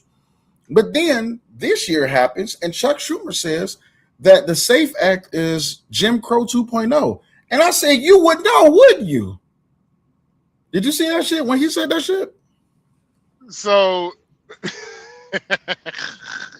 don't get me started on Chuck Schumer, bro. Like, they do a lot of double talking, and they expect people like free thinkers like me and you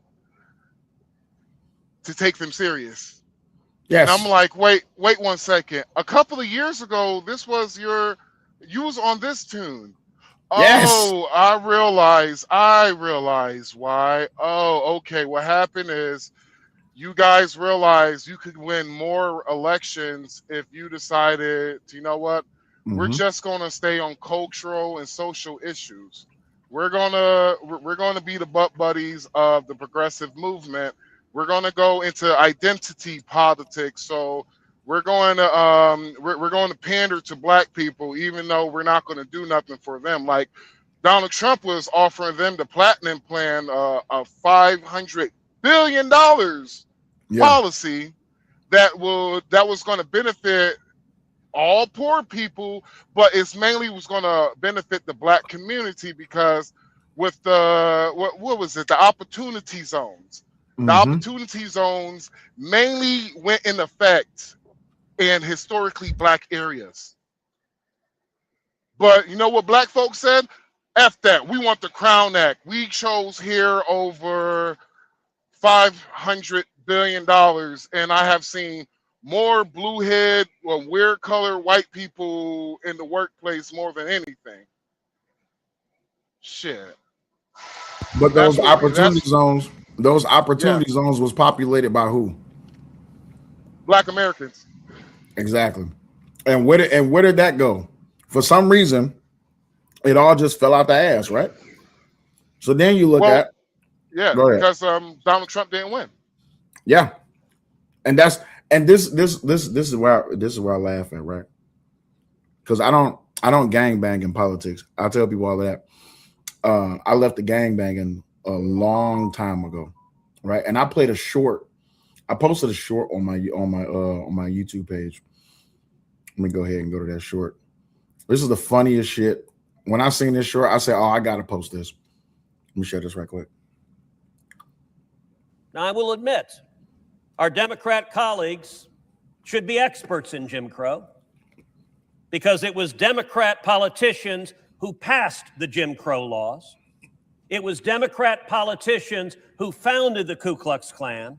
It was Democrat politicians for decade after decade who enforced discrimination, separate but equal, poll taxes, and a host of other laws designed to prevent African Americans from voting.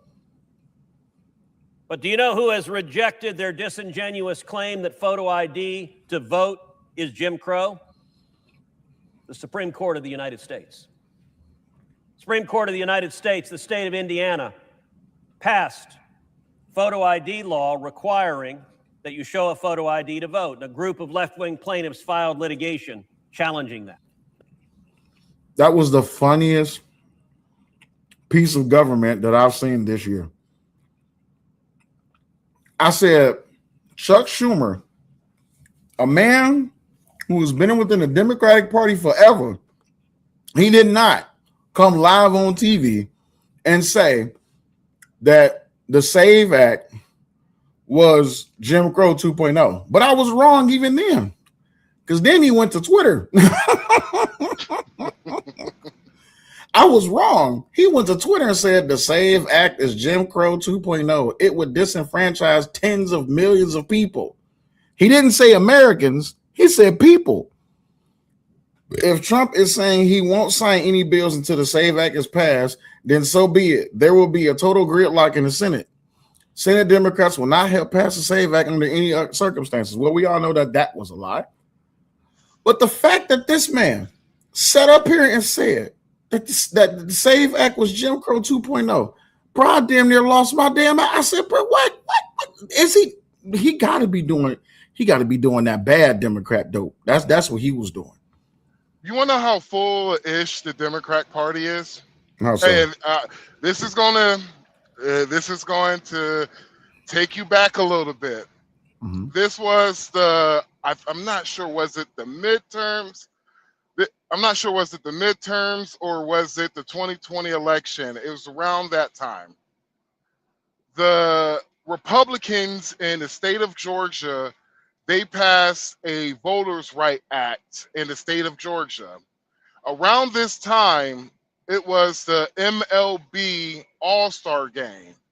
Stacey Abrams, big four-headed ass, got up there talking about voter ID is racist, also while saying that, actually, you know what? It was the 2020 election, yeah. Saying that voter ID was racist, including Ibram X. Kennedy, that dude who wrote I think it was the 1619 Project, who said voter ID, I quote now, this is not my words, people, but voter ID is racist, but having a COVID passport is not.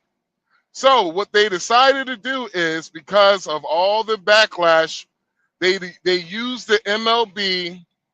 The MLB was supposed to happen in Georgia. They moved the MLB to Colorado, and Colorado have stricter voting laws than Georgia did. And Colorado has a high density of white people more than Atlanta does, more than Georgia.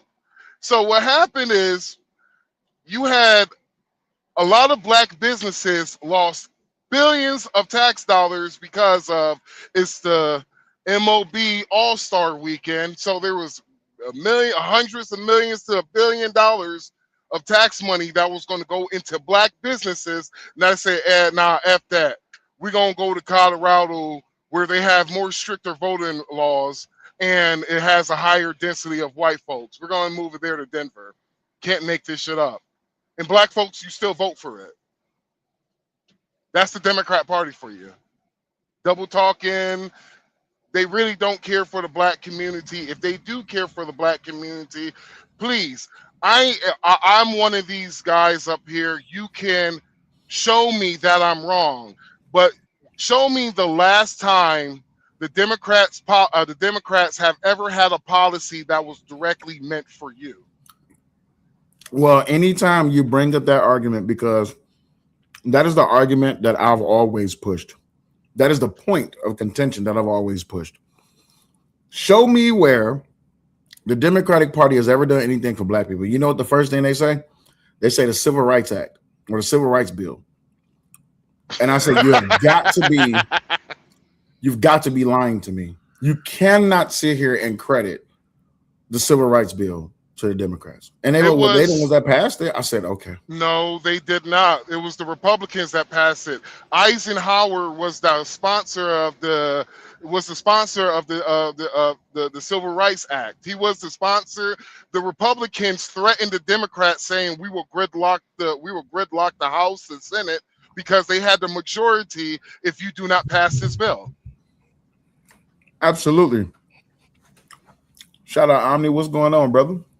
Well, I know who made sure to take away a lot of the funding in the black community with the Immunization Immigration Act, which was, what was his name? Emmanuel Stellers. He was the sponsor of that. Mm-hmm. And ever since then, that's when you start seeing slowly but surely all the funding start removing. They weren't going to take funding away from the middle class white areas. So what they did is they slowly but surely took money from the poor white areas, then they took money from the black areas, and they start giving it to the immigrant community.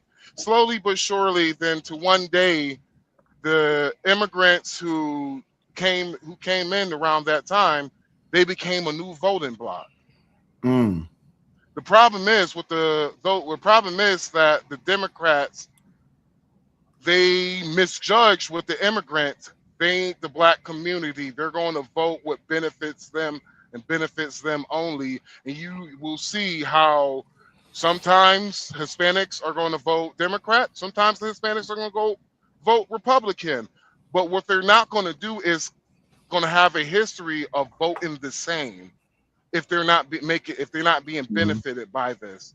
The reason why a lot of Hispanics voted for Trump, you invited the same people we was trying to run from. Why the hell we were like you invited the same people that I didn't want, and we ran away from this, and you invited these people freely, and when we had to spend $10,000s to get in this bitch, Please. Nobody even thinks of that though. Nobody think because everybody think when it's crazy how the liberal hive mind works. When they think of a group of people, they think everybody's in the same group. So they think that because they're Latino, that all Latinos should be together. This is what fails many Democrats when they're campaigning because they think all Latinos share the same, all Latin people, let me say that, share the same exact issues, whether they're Puerto Rican, Mexican, Dominican. They think that they have all the same issues, all the same gripes and grievances, and that's not the case.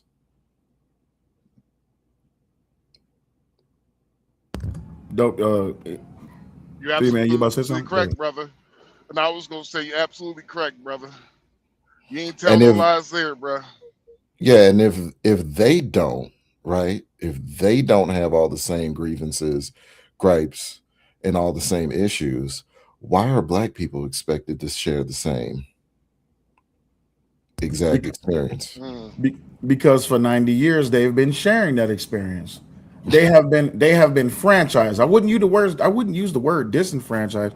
It has been franchised, right? It is a legacy. It is true to nature. It is sticking on code 10 toes down. To be black, you have to be Democrat. To be Democrat, you have to be black. You cannot be anything outside of that. You can't ask questions. You can't have a mind of your own. You can't have different morals and views and perspectives. You are a nigga through and through, and there's nothing you can do to change about that. But if you ever ask a question or if you think outside the box, you're a traitor. You're absolutely right. To quote one Like, to quote one Tamika Mallory, we are not a monolith. That's what I was trying to figure out.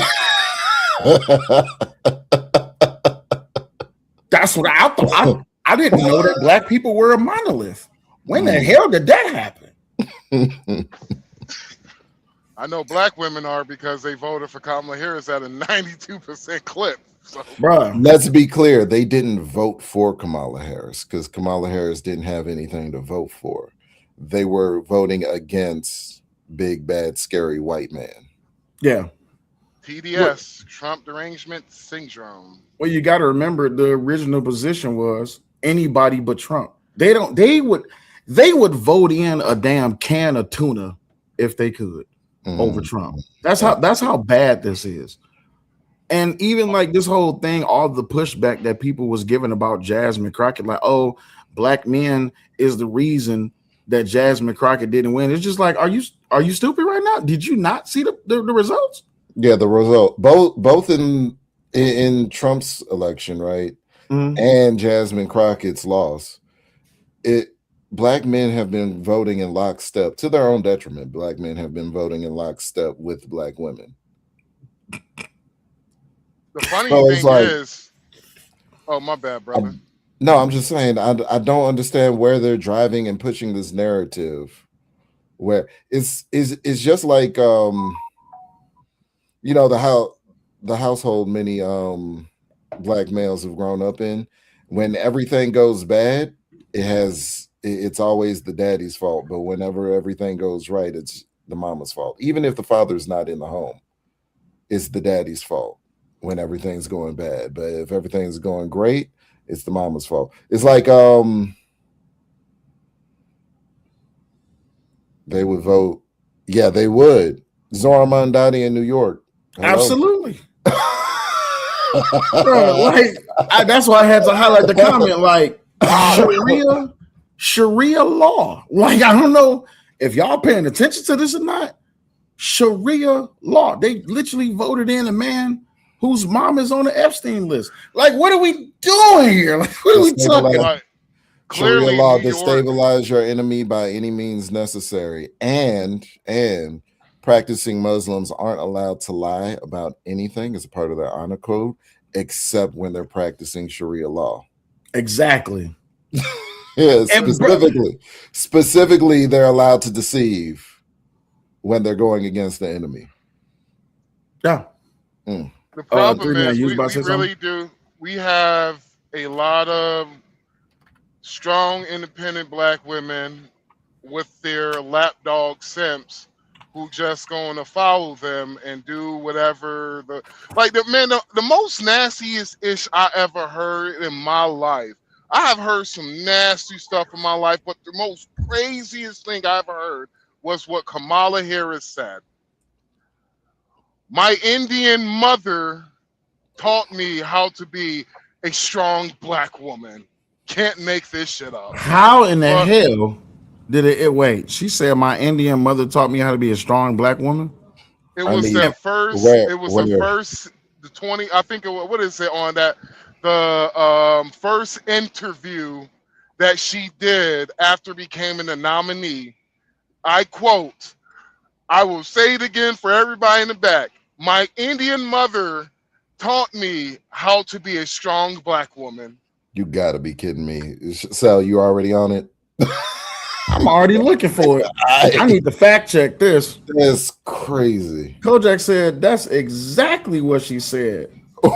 What? I need to hear this. Hold on. If Kojak said it, it's 100. It's 100 proof. If Kojak said that's what it was. My presence here today, my mother, Shamala Gopalan Harris, who is always in our hearts. When she came here from India at the age of 19, she maybe didn't quite imagine this moment, but she believed so deeply in an America where a moment like this is possible. And so I am thinking about her and about the generations of women, Black women,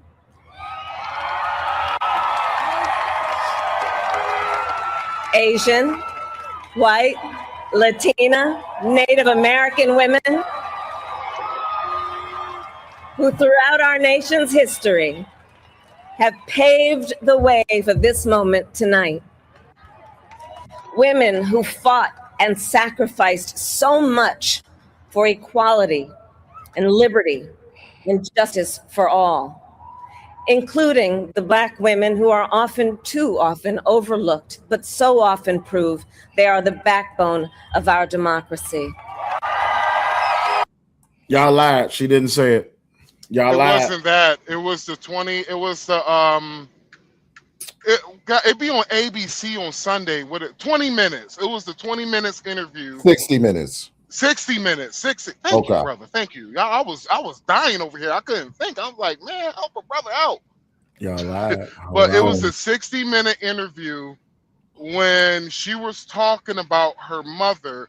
I quote, she said that verbatim. My mother taught me how to be a strong Black woman. And I'm like, how in the world did butter chicken teach you how to be fried chicken? I'm just saying, bro. I'm just saying. How?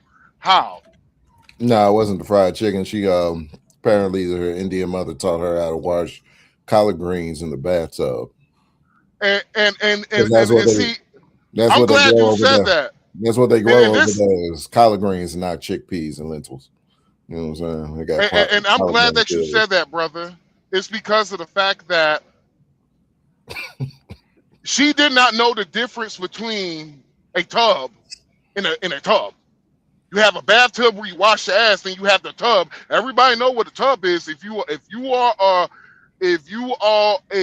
Negro, especially if you have family in the South, you know what the tub is. A tub is basically that big ass old bowl. It looked like a bowl. It could be made out of metal. The new ish is plastic.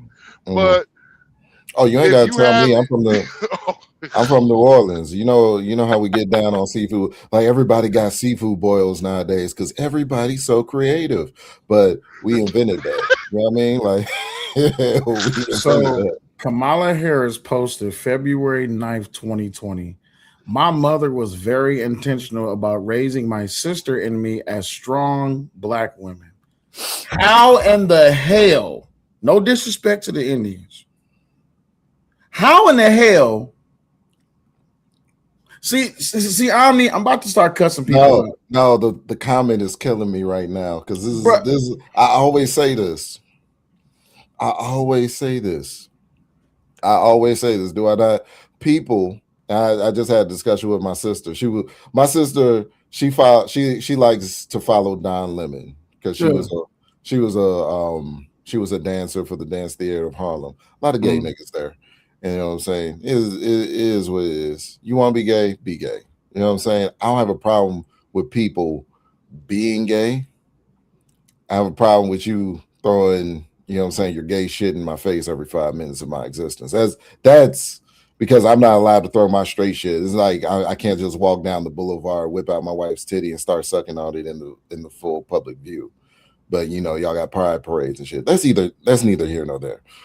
But she likes Don Lemon because it reminds her of a lot of the dancers that a lot of the male dancers that she would dance with. And so I was bringing it down to her. I was like, yeah, but he's goofy though. And she was like, yeah, well, you're not supposed to have a problem with him being gay. I'm like, no, it's not that he's gay. Him, Kamala Harris, Ketanji Brown Jackson, and a list of other people.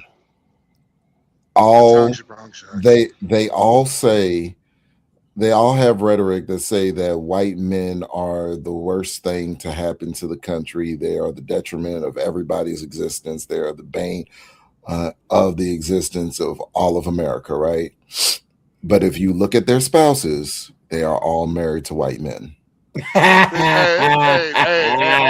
they love that great white pipe. That's what it is. They love white supremacy in the bedroom. So I'm like, right. So I'm like, okay, it's a tad bit odd. It's a tad bit black odd. in the streets, white supremacy in the streets. I'm not against interracial marriage or interracial coupling, but if you have strong stances that say that a particular demographic of individual is the worst thing to happen to humanity, and you know what I'm saying, they are absolutely the worst thing for this country, and you marry them, I don't think I could trust anything that you have to say.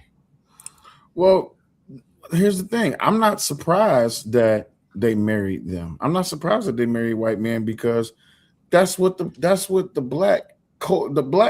entire black congregation has been married, tied to by the Democratic Party. And you have to, Omni, brother, you have to recognize how crazy it is for me to sit back and for years to have been told that black men are not supposed to date outside their race. Oh yeah. If she can't use your comb, don't bring her home. We got all the sayings. Absolutely, right? So, but black women are perfectly fine to date outside their race, right? Oh, but, yeah, that's not a problem. Because she's resting now, because she's done with all the niggas. Yeah. She's tired, you know. She threw. And she threw, right? But then now here we are within the past 4 years, I would say. Now it's black men are perfectly capable of being in a marriage with a white woman, but he won't be considered a leader because he wasn't strong enough to choose a black woman. I'm just like, wait. That's still a dig at black men. And then now, oh, well, all of these great black women it's like, are y'all just the most flip-flopping his ass race of people I've ever seen in my life? Prime says black men tend to have actual reasons to date out, to be honest. Black women do it for the wrong reasons.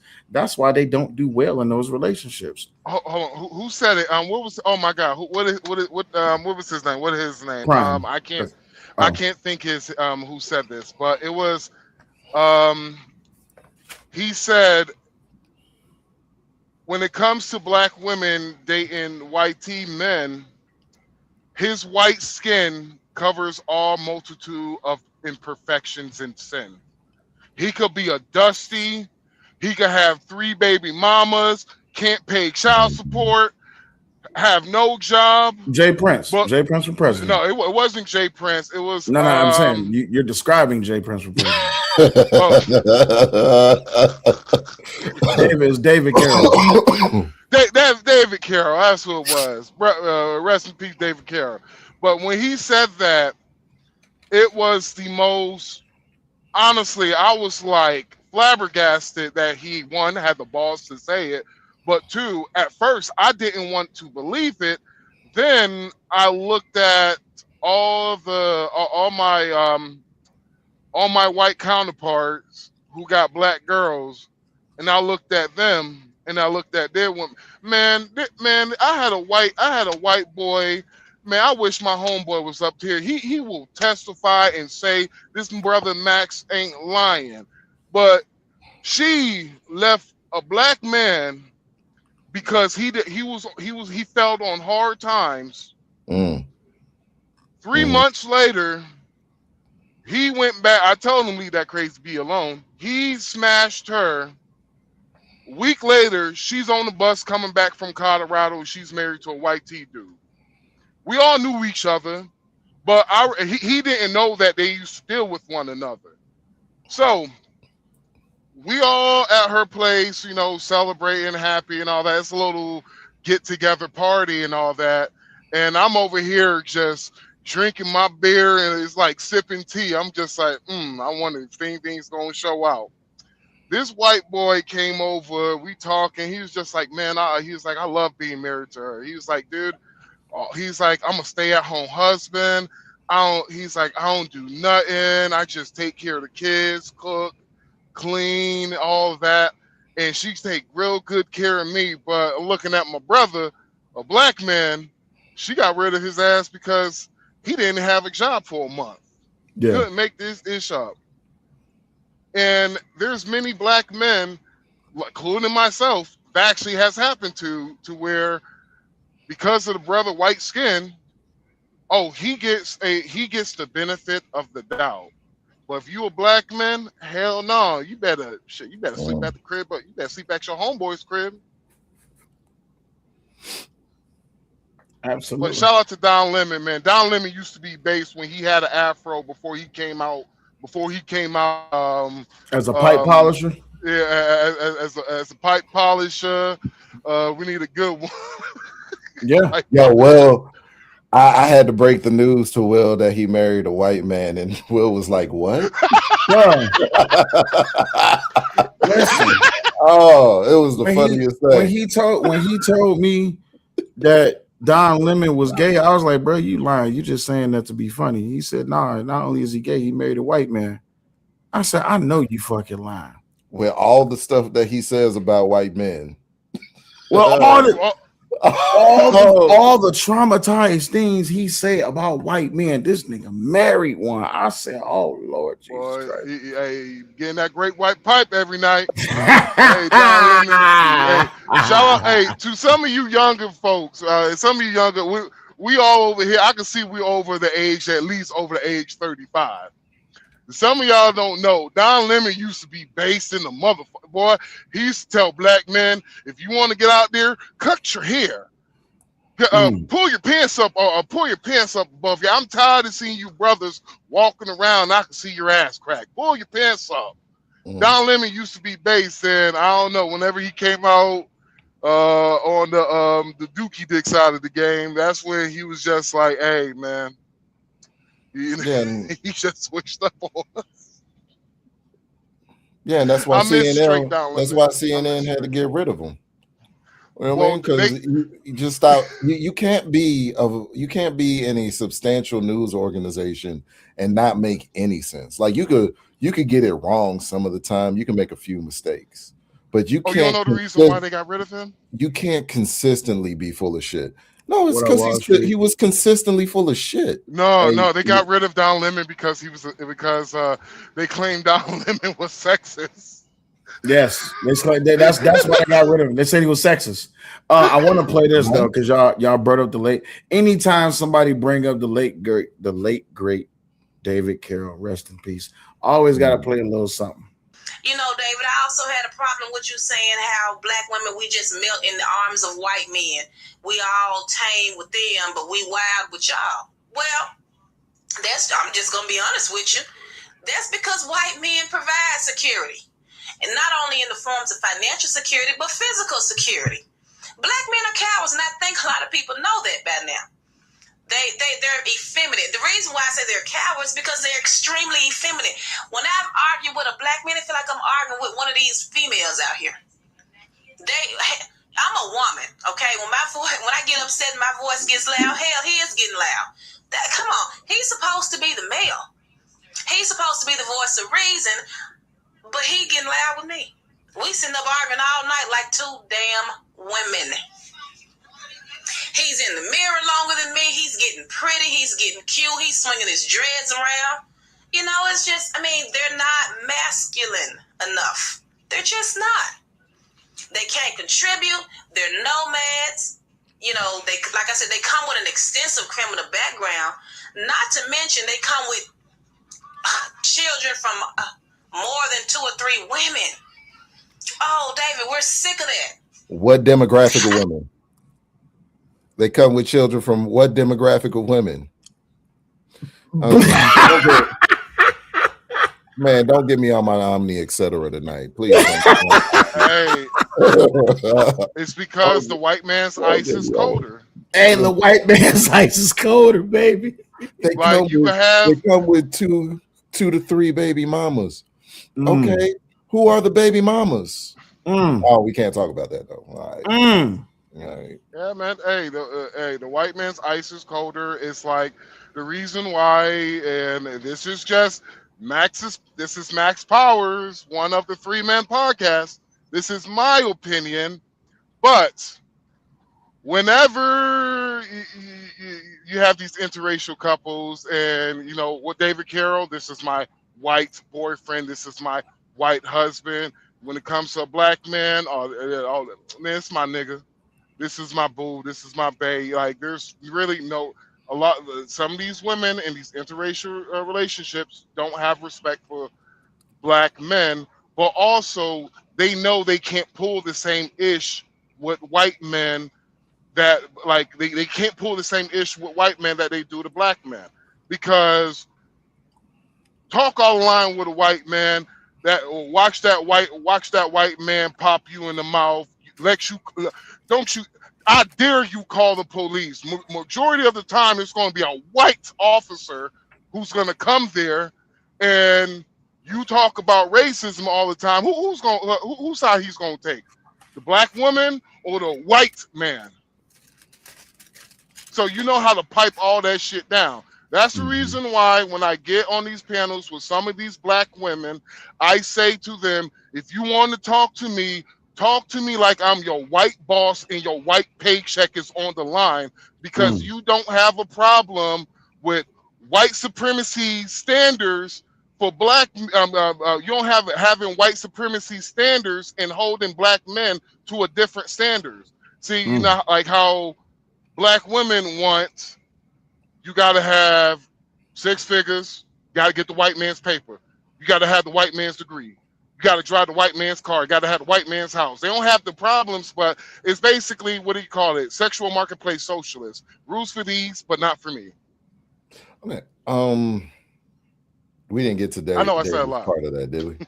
No, Shout out to you David said Carroll. we didn't get to we didn't get to David part yet. I gotta deal with your baby mama drama, and I usually don't use that term, baby mama, but you know what I'm saying. We gotta deal with. Hold up a second. That's crazy. Wall Street Willie, what up though? What it is for the diamonds. What's that? Hey, for the diamonds, boy. Hey, if I turn this light off right now, boy, the diamond's still gonna be shining. You understand me? Well, you got to take that off because black men aren't in a space that's where right. you know what I'm saying, we don't deserve that. Yeah, okay. Let me put the diamonds up. I forgot. We don't deserve diamonds if we can afford them. Diamonds be triggering niggas. Let me go. I don't got no diamonds in this truck, but I do got some aluminum foil. You know, I can make a grill with this. Hey, hold on. With their other kids' moms. And I think since these men are so effeminate, they actually like that attention. They like to see her calling me and I'm calling her and we argue. They love the attention. Again, like females. This is what they're like to us. It's just too much, David. It's too much. They're not worth the energy. They're definitely not worth the sex, and they're just not simply worth the investment in the long run. Sound like Leslie Jones, don't it? Okay, when a woman is coming with her degrees and her job experience, And that's her the home, point. The one nobody want. Mm. her car. Them the only No, ones she talking don't like that. want him. No, David, we don't want. That's not what we want. David, when we ride down the street, they look literally like clowns. Oversized clothes, baggy jeans, and what's with the homosexuality reference with them pants sagging? I can't I can't take that anymore. I don't even know how black men think other people take them serious. What woman in her right mind is really seriously interested in, I'm going to give you my number? Give you my number for what? David, I remember one time I was at a gas station. The black man had his pants, of course, had his pants all sagging down and called himself wanting to get my number. What? That's another thing. Black men don't know how to talk or date, but I'll get to that. But basically, I guess he halfway thought, because he deal with ghetto women, he must have assumed that I was going to fall for his lame mess too, you know what I mean? And so he approached me and said, hey. See, this is what I don't like about how a lot of these effeminate men is pushing these feminism talking points in today's space. You know how old this video is? What is it, from the 80s, 90s? This video is from February 8th, 2015. Why does it sound like the same shit that they say today? It sounds like the same regurgitated shit that they still spit to this day. Because it's the same unwanted broad. Right? Like, nobody want her. I'm pretty certain, shorty, with that rhetoric, ain't nobody in your DMs. Like, you're not just naturally attracted, men. I can't, dog. I really can't. I'm just be honest with you. It's only so much I could take, because will I say that there's a lot of credence to what she's saying in more ways than one? Yes. But here's the problem. For a particular demographic of black men, but not the black men that they're typically interested in. Yes. Like when you find a well-to-do, perfect example. A while ago, there was the Pineapple Show. Who's the chick that runs the Pineapple Show? I forget her name. I can't remember. But she was real tight with MTR for a brief period. Anyway, there was this guy that was a nuclear physicist, or is becoming a nuclear physicist. He was on the path of becoming a nuclear physicist. Chick asked him, what does he do? You know what I'm saying? Was asking to get to know him. Saying, well, I'm studying to be a nuclear physicist. He was going, Melly Monaco, thank you. No chaser. And he was, you know what I'm saying, rattling off all the things that he's doing to advance himself in the world and whatnot. And salute to him, because I don't know what nuclear physicist is, but I know my degree, to become a software engineer, was damn hard earned. So I understand to some degree, right? A science degree is pretty difficult to obtain. So he says this, and she immediately says pineapples. No follow-up questions, no anything. And that's the trope of the show. Pineapples, move on to the next contestant. And Melly asks, oh, why'd you say pineapples? Why'd you say pineapples? It seemed like he got a lot going for himself. It's like, yeah, he just seems boring. The well-to-do black guy is boring. The well-to-do, the guy that's taking time, investing, working on himself, trying to level up in all the right ways that women claim to say that they want, more often than not, he's boring. And then the guy, you know what I'm saying, the nigga that's been to jail a bunch of time, he done either shot up the block or been shot by the block a bunch of times. He got baby mama, he's working on baby mama 5, 6, and 7. And you know what I'm saying, that guy is exciting. That guy's got all the excitement. Well, go ahead. No, I'm just saying it's crazy. And then when it doesn't work out, when that predictable train wreck doesn't work out, every black man gets painted with that brush. Well, but that's just to that lame broad, right? Because you got to understand, there is a whole crop of black women that when they hear nuclear physicists or whatever homie did, they ears stand up. I'm not saying it's a lot of them, but there is a crop out there that do see that annual income. They do see the picket fence and the life they could have, and they want that. This broad is a goofy. Agreed. No, absolutely agreed. Any brother that thinks like that is a goofy. Well, see, the dangers are a part about all of this, right? And tying this all back into, because I really want to get to this video from Stephen A. Smith about how it is that groupthink and lizard mindsets will drive people down a narrow road that's going to make it hard for them to find themselves back. But then you have a select few who speak out against the shit that they hear. And when they get called an outcast or they get called a traitor or something like that, sometimes they just got to respond. Like how Stephen A. Smith responded to Jason Whitlock. I don't know if y'all seen this video, but this shit was fire. Listen to this. A teammate and a friend, my best friends in the world, never bothered anybody. But because Jason Whitlock is so addicted and fixated on me, he's gonna go after my boys. It's who he is. And then he's trying to hide behind my quote unquote bump my basketball career. I didn't have one. Cracked my kneecap in half. Couple of months after I got there, it was over before it began, damn it.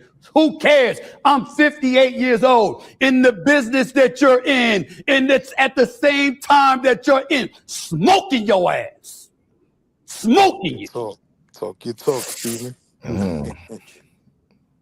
You can't fuck with me, Jay. Damn. Not even a little bit. Damn. I need to follow Stephen A. on his new show. And your ass is smaller than a cockroach compared to me. You're nothing. You are an expert troller. I'll give you that.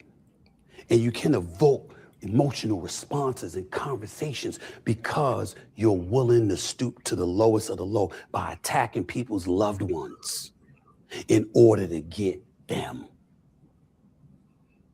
But know this. All you're doing is getting a reaction out of me to address how despicable you truly are. But in the end, understand that when your fat ass is sitting behind your desk and you don't want to roll around it because you don't want everybody to see how rotund you are, no. My bad. Everything about my life is better than yours. God, talk your shit, Steven. I've never said this about anybody else, and I never will. This is specifically for you. Oh, shit. You've lost. I'm better than you. Sound like beans, don't he? My thing is, if this Steven shows up, I tune in to every one of his shows. Well, my thing is with the whole Stephen A. and Jason Whitlock ish, because I looked at both of it, and I'm gonna be real with you, Stephen A. Jason Whitlock did read your ass with the Riot Act, and honestly, a lot of ish that Jason Whitlock said about you, like how you got your knee pads for whatever the talking points they tell you to talk about. You have your knee pads on, sucking the D of your the white executives. He wasn't wrong about that, because I remember when Stephen A. Smith used to have some of the worst takes, but he used to have some of the worst takes on ESPN, but he was always on ESPN.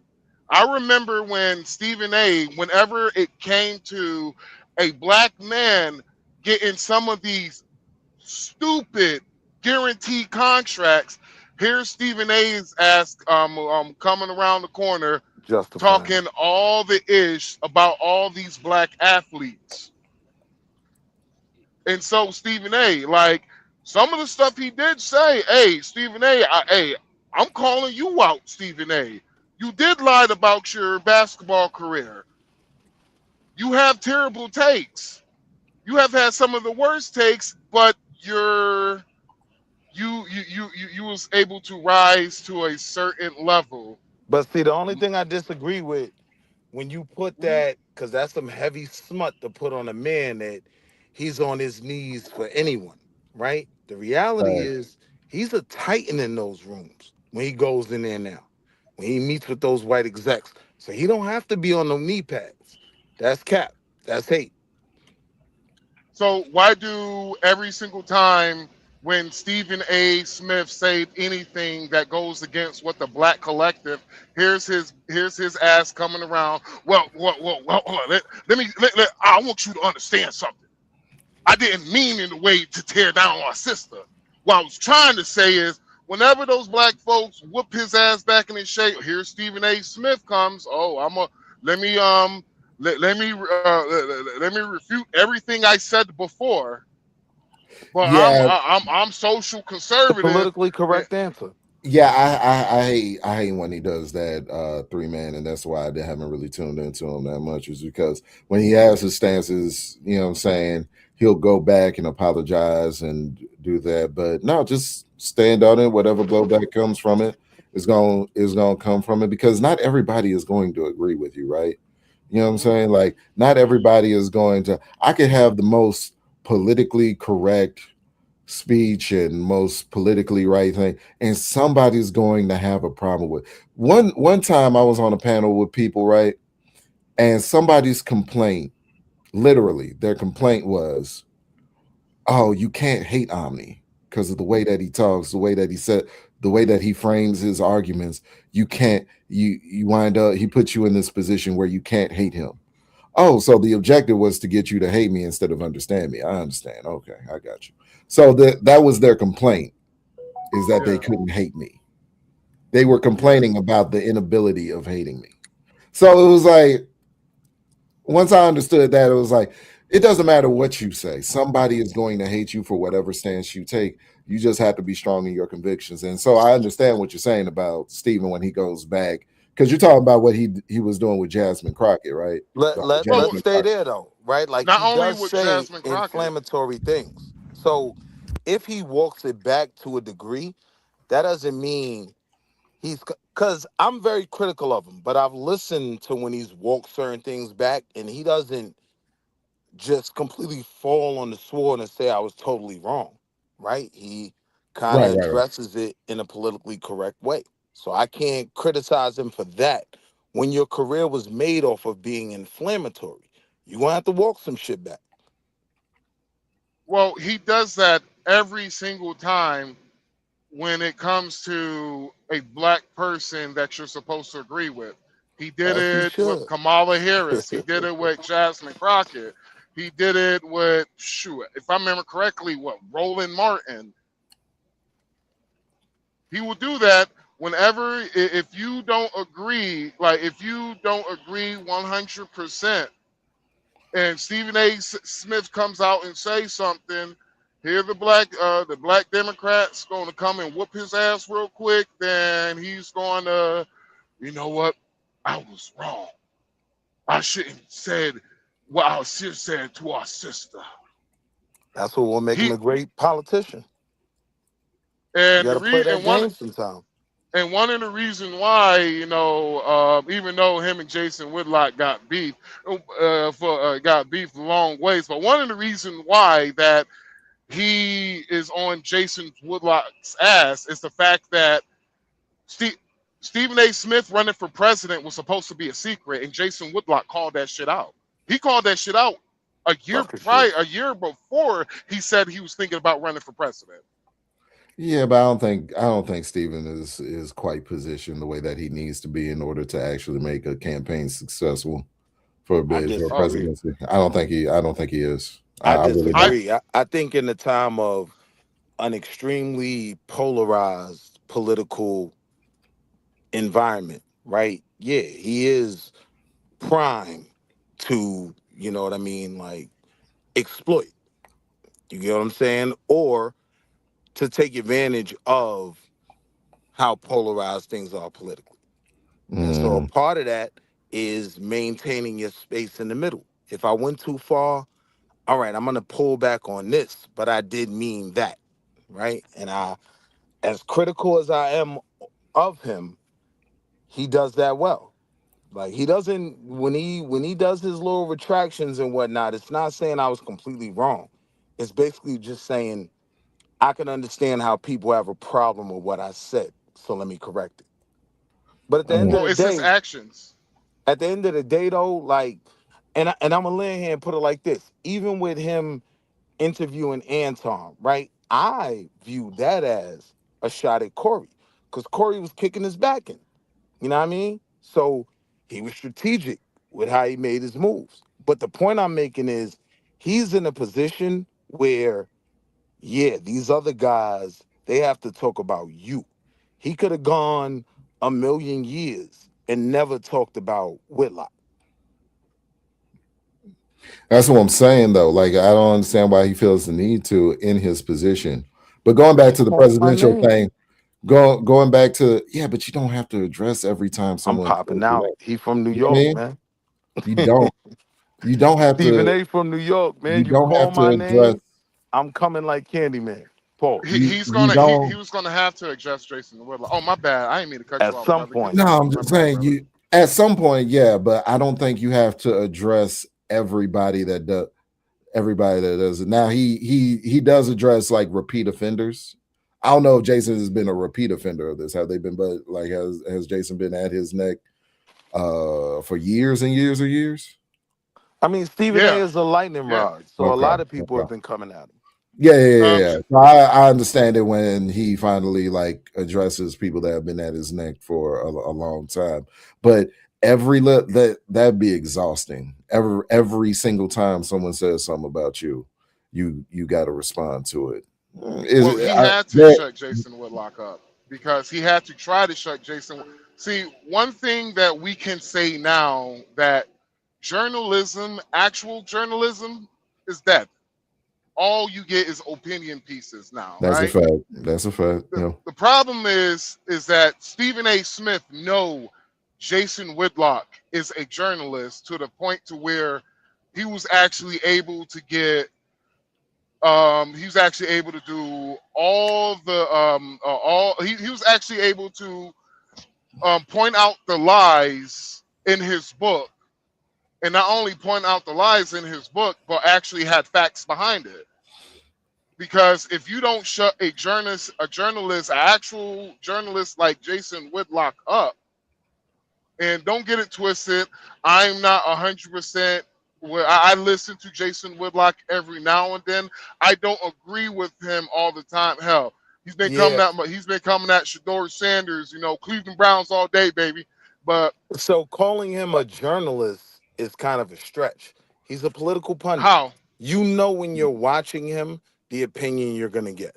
Right. You know you're not gonna hear a leftist opinion when you watch anything he does. He's more of a political pundit than this journalist you're trying to make him. No, he's an actual journalist. When I say an actual journalist, is the fact that I have watched Jason Whitlock took Republicans' asses to the woodshed and whoop ass.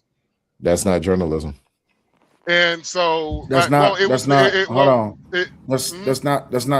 That's gangbanging. But give me 1 second. Shout out to Stackbot CEO. He said, "Yo, family, what's going on, my man? Shout out to you down there in the DR putting in work. I still need that investment, big homie.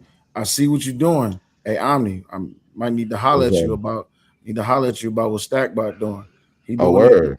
Hey, yo, listen, I might need to throw some money in this man because pause." Yeah, he building something good down there in the DR, and I listen. I see money coming. Put me on. I got a couple dollars. We talk like that. Hey, yo, listen. We talk Hey, later. I got a house in the DR. Link up, brother. Link up. See, look, more business. All I asked for was my little 10%. Hey, I'm gonna let y'all converse for a second. I'm gonna step away for catch a quick smoke right quick. Y'all go. Y'all got it. But 3 man, this is why I say that's not journalism, because journalism is just about, reporting the facts, unbiased, unfiltered, just the facts, just the truth of what it is as it is. Everybody, as Will said, as Wall Street Willie said, everybody throws their own spin on things. Everybody throws their own rouge, their own bias is in the mix of it. And there's another thing too why I don't believe that journalism will ever make a comeback is because you know what really killed journalism? The 24-hour news cycle. The internet, yeah. The 24-hour news cycle that killed journalism to the extent where everybody.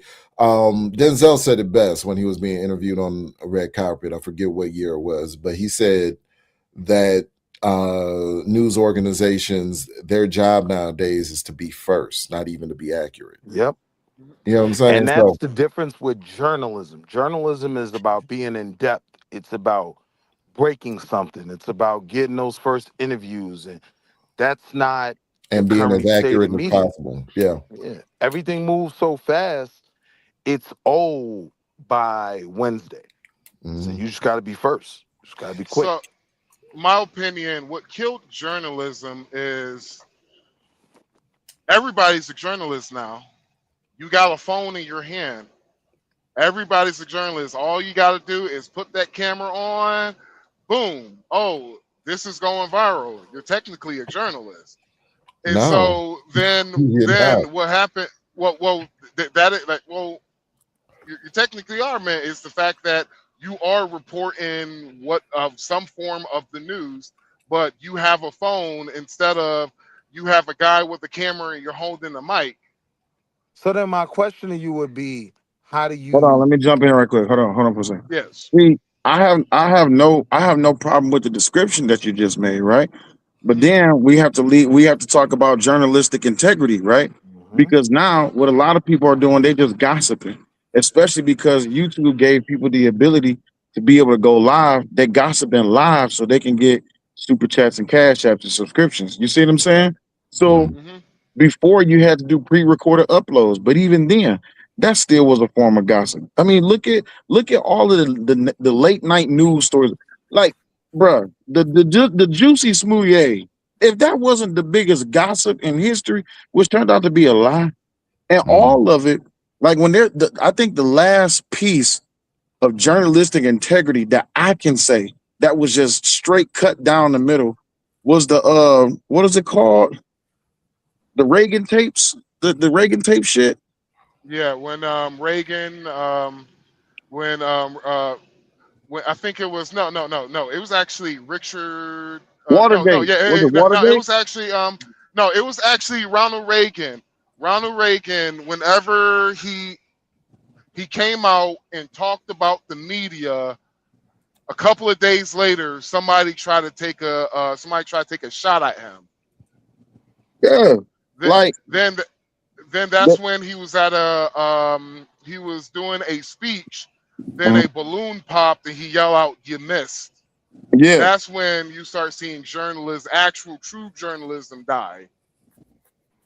Since Seven said they might have a high marriage rate, but interracial, but in relationships, black women, white women, black men, white women couples have a 90% divorce rate. Yeah, because they realize that they don't have nothing in common. But back to this conversation that we having about journalism. Yeah, anybody with a phone, anybody with a microphone, yes, absolutely. They just, like, y'all remember the what was that girl's name from the Diddy trial? The Latino girl, light-skinned girl. I'm gonna tell you, Lisa Tales. There it is. Boy, Lisa Tales has so much coverage going on. She has so many people. But my thing was Lisa Tales was a liar. And that's nothing against her. But you was just saying a lot of things you was saying because I'm not saying you was on Diddy payroll, but you was damn sure a Diddy hater. You was damn sure a Diddy lover from the things that you were saying. So where's the integrity in all of politics? And it's not there. And I'm saying this about the Republicans and the Democrats. There's no integrity there. Now they're just slinging shit at the wall, just trying to see what stick, and it's getting people riled up. Look at the No Kings protest. Everything is just journalism, as they say. Absolutely. I don't even consider going back to Don Lemon. I don't consider him to be a journalist anymore. I really don't. Yeah. Because if you're a part of planning a protest, and that's that's walking into a and disrupting You're more of a church political services. pundit.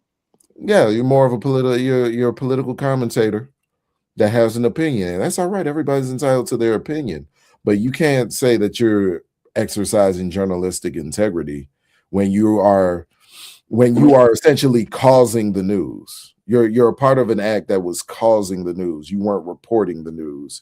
You were part of the thing, and so you were just, you know what I'm saying, displaying the thing that you were a part of. You weren't actually reporting the news as the news unfolded. You were a part of that act. So I don't know, man. When it comes to journalistic integrity, I don't see it anymore. I really don't. To your point, that's why I was comfortable with him being charged, because it's like, so now if we open up this door, what happens when some Fox News pundit and Coulter, whoever, shows up with a bunch of white folk at Ebenezer Baptist Church? Right. And my mother's just trying to, worship. So I wasn't comfortable with that door being open with the connection he had to that group. So I get you. Not even that. Any idiot with a podcast, to piggyback off of three man's logic. Any dumbass with a podcast can take their camera phone and disrupt and walk into a mosque, and all of a sudden, oh no, I'm reporting what they're going on because I thought Al Qaeda was here. Like, where does it end? Well, it's because there's no more money in journalism no more.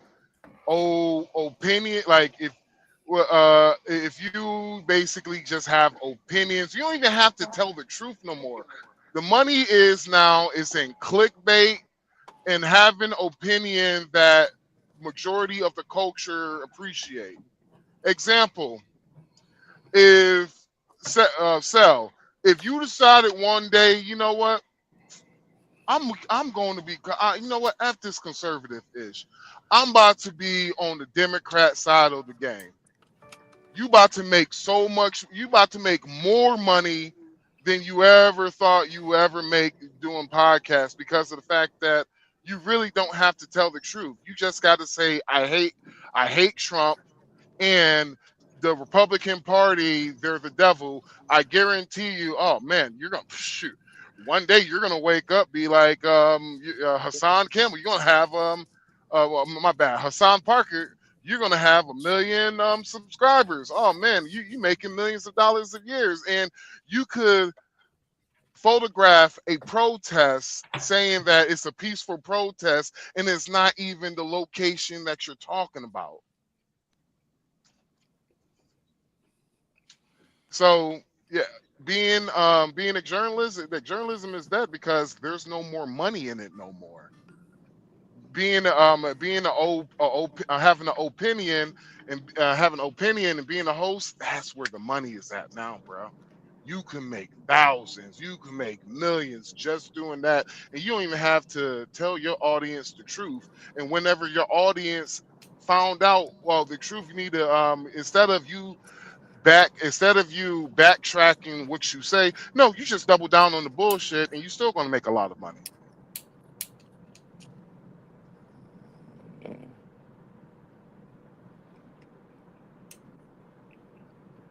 Finally, guys, my bad. That was loud. I mean, but that kind of goes into the whole Stephen A. conversation, because to what you're saying, it could be argued he doesn't do that, right? He'll go back on his editorials and his op-ed pieces and say, all right, I didn't preface that right. So now when you giving Jason Whitlock all his credit for being a journalist, he never does that. Like, he sticks to his political allegiance because he knows that's what's going to put the money in his pocket, to your point. Even when Jason Whitlock let's just say if there's something that he reported on it and it wasn't the truth, he will backtrack.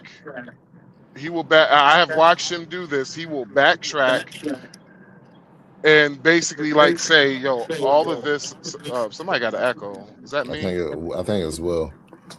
I'm on headphones, so it can't be me. So he's going to backtrack. Then he's going to report. It's like with Tim Pool. I remember Tim Pool. I called Tim Pool out on the super chat. I was like, yo, you was wrong about this. He was like, you know what? Actually, I did the research. Actually, I lied. My bad, guys. He will backtrack and show you the true and real reporting. Only way Stephen A. Smith does what he does when it comes to backtracking all his shit is just when the Black collective has a problem with what he said. If it was example, if he say some false-ish, let's say about, I don't know, it could be any random political, let's just say he says some stuff about Tim Scott, senator from South Carolina. Because the black folks don't like Tim Scott because he's Republican, Stephen A. Smith, he could say any freaking lie about Tim Scott, and you will find out that it was a lie. He won't have to backtrack because regardless is Well, what did he lie about?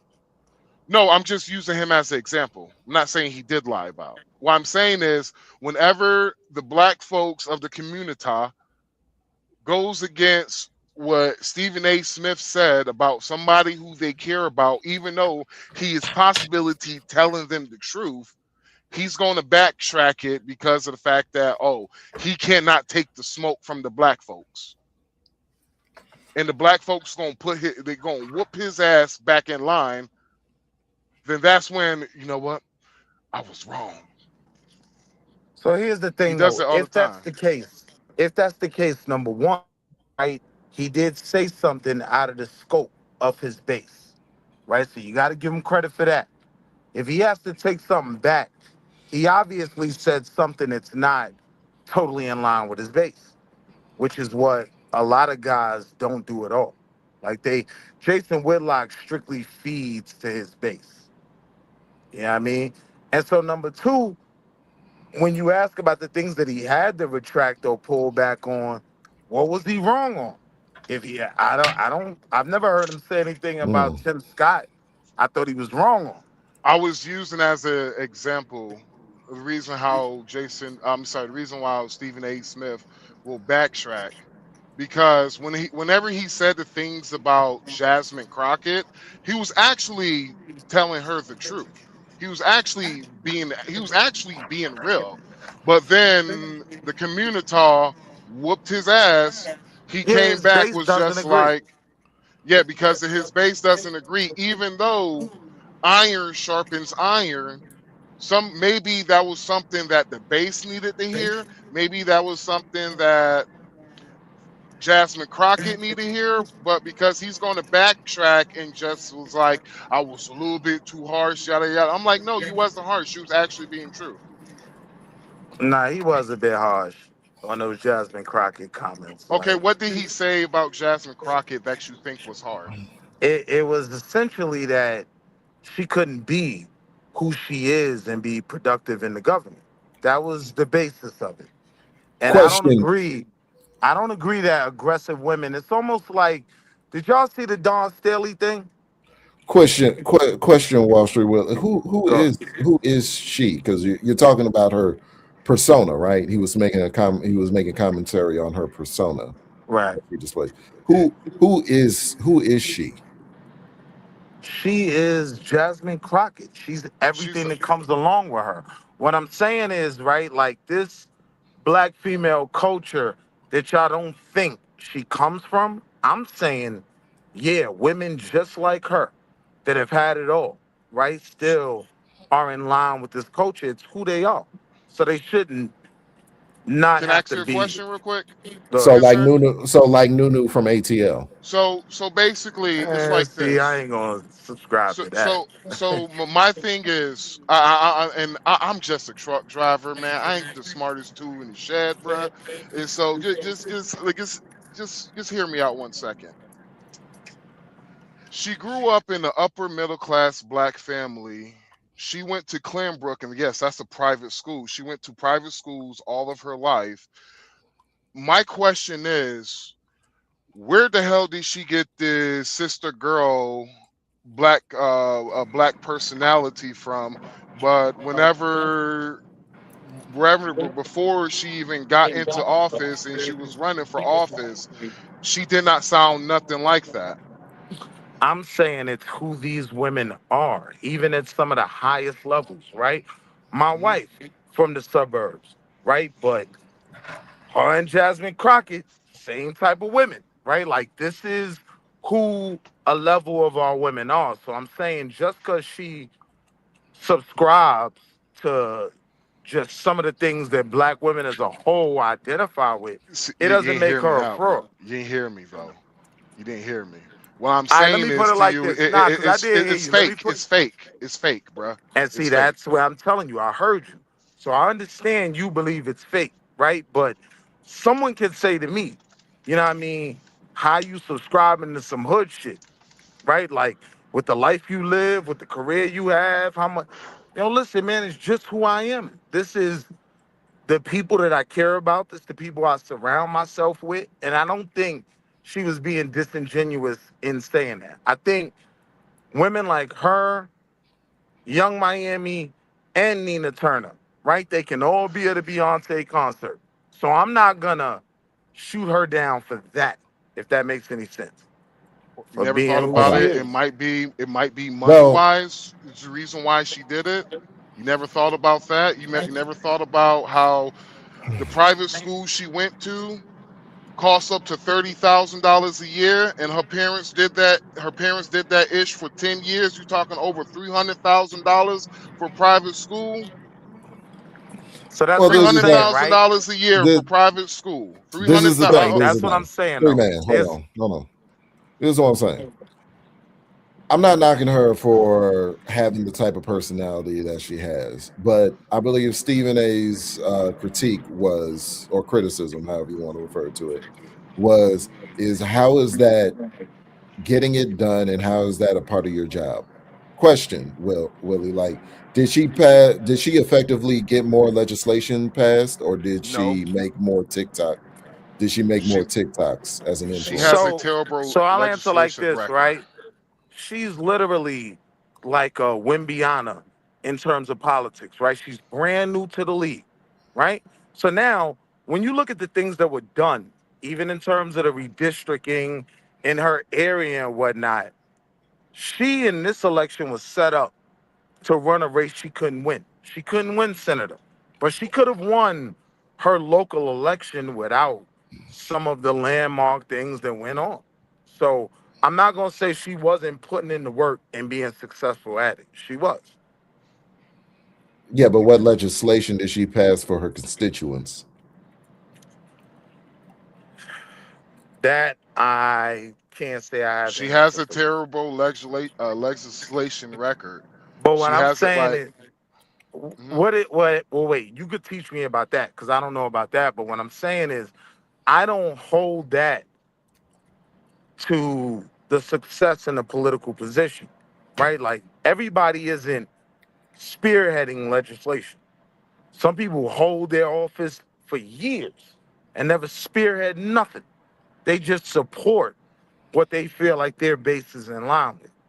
So there's a certain level of success that I give her, even in being elected in Texas. She literally 30. What is? Fuck, I forgot how much was it. She literally said to 25% of her base that could have voted for her, and that's the reason why they voted for Tellerico, that you are white adjacent Latino men And she was who right. wants to be white. And the crazy part about it is that she She lost was talking because to Eduardo Rafael Cruz, aka she Ted. She was right. she uh she was talking about the people that was voting, what could potentially vote for her. Not only that, you like, if you running for politics, the biggest no-no is to insult your base. That's the reason why, one of the reasons why Kamala Harris lost, because she was able to piss off Christians, Muslims, Jews, all at the same time. And I have no idea why she would ever do that, but that's what Kamala Harris did.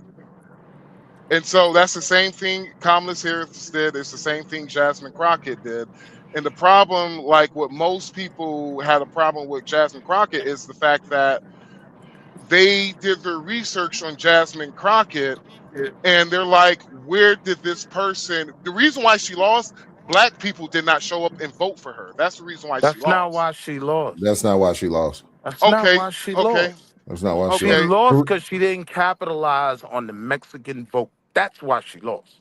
She actually insulted the Mexican. This is why she lost, right? In y'all's opinion, why did she lose?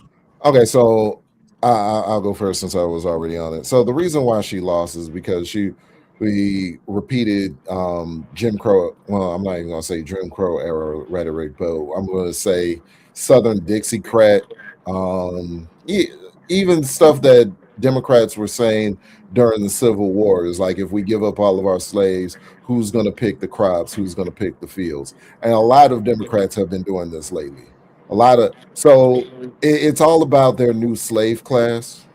Make no mistake, Democrats are always going to, everything is going to come back around, circle back around to their slave class, their beloved slave class. That they See, call. my opinion Blacks is ain't she going. lost. Blacks ain't going for it anymore.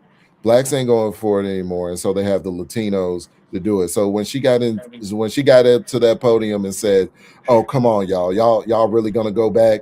We done with plantations.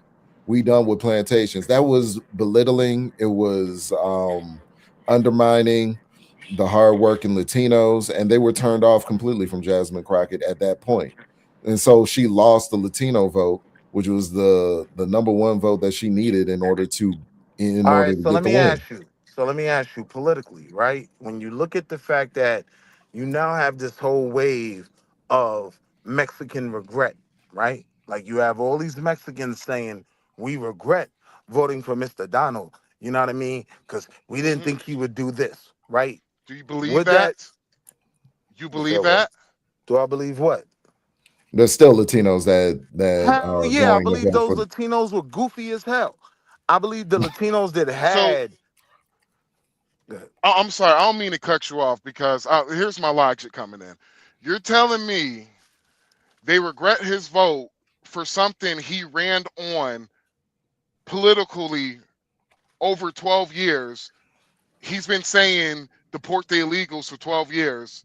And you're saying that they regret his vote because they didn't think he was going to deport the illegals? Yes, I'm saying Whoa. what they heard. I'm saying what they heard when they heard. Wait. Hold on, Wall Street My Willie. fault. My fault. Who was regretting that? Mexican voters. It's a whole TikTok wave of Donald Trump Mexican voters talking about how much they regret the vote, right? And black folk dragged them for it, right? So you saying illegal aliens was voting for Trump? No. So not when what you I'm say Mexican vote, right? Are you talking about legal Mexicans or illegal Mexicans? Yes, legal. Yeah. I'm So saying, let me tell you a secret. A lot of what these liberals are doing, they're peacocking and they acting like they're Republicans and conservatives, and they're faking. That's true. when you say that, what you mean?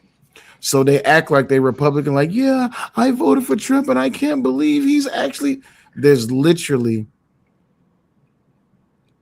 there's a chat. But we know Donald Trump won the Hispanic vote. Well, no. That's That's not what I'm saying. I'm trying to say this the YouTube friendly way. I got you.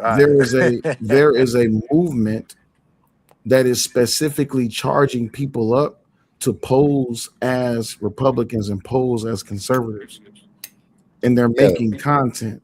They're getting.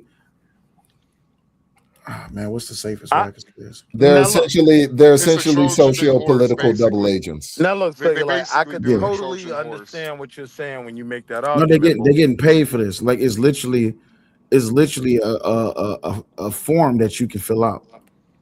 But wait. But when we factor in the fact that the Donald did overwhelmingly win the Hispanic vote, right? Yeah, there can be some legitimacy to a portion of those actual voters saying they regret voting with him. That wouldn't make sense, because why would a legal, law-abiding immigrant who is here in America, why would they be upset about their family who is here illegally? The majority of immigrants who are here legally, who went through the process to become an American, they understand just how stressful and how much of a struggle that process is. And the fact that the Democratic Party allowed all of these illegals to come into this country and gave them benefits that me and you would never be able to even breathe on. A lot of those legal immigrants are pissed. So here's the thing, though. I think the regret comes from the impact that it had on the legal immigrants. Leave the illegals completely out of it. I agree That with I'm not everything gonna y'all argue saying. with you about. Yeah.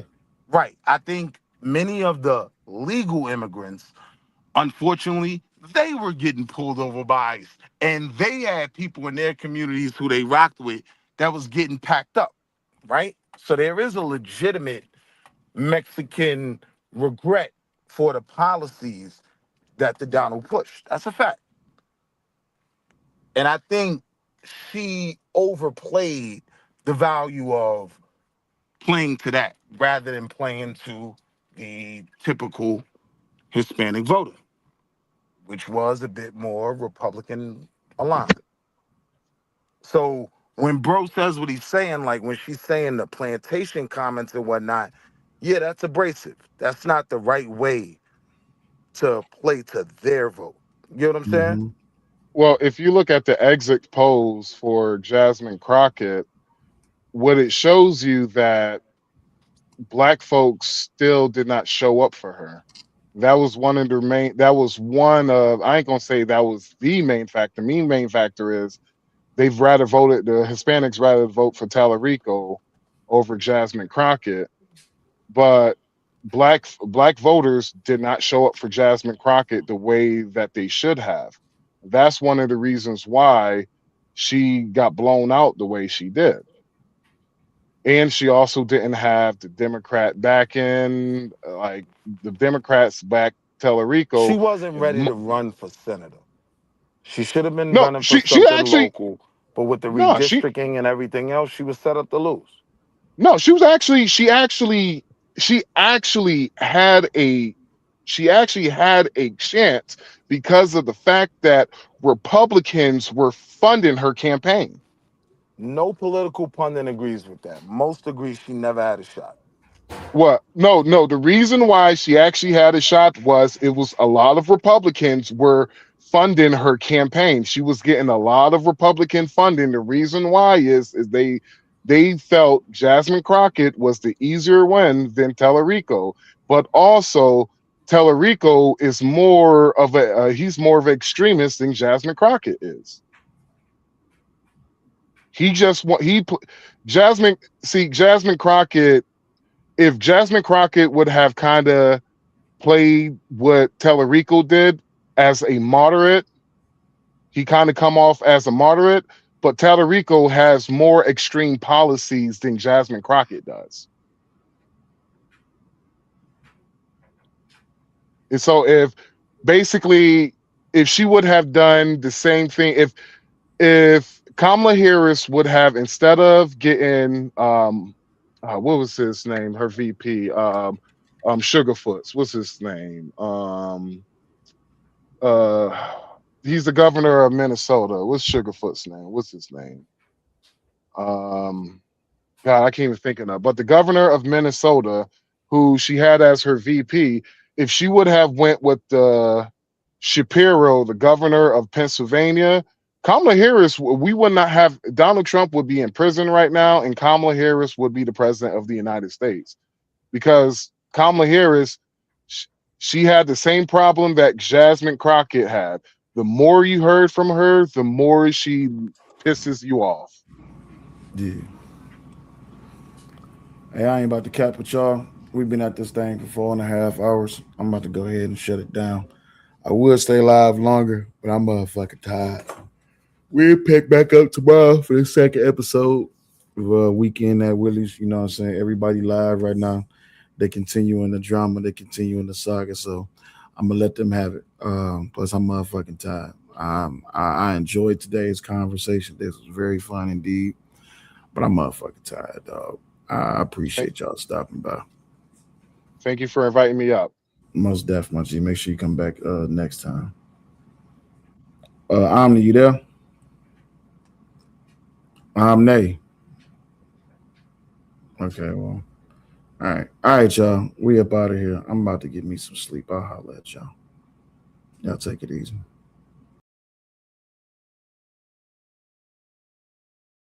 Leave that dope alone. You haven't. So He need to leave that dope alone. Leave that dope alone. Leave that dope alone. Leave that dope alone. Leave that dope alone. Sway. Leave that dope alone. Leave that dope alone. He need to leave that dope alone. He need to leave that dope alone. He need to leave that dope alone. He need to leave that dope alone. He need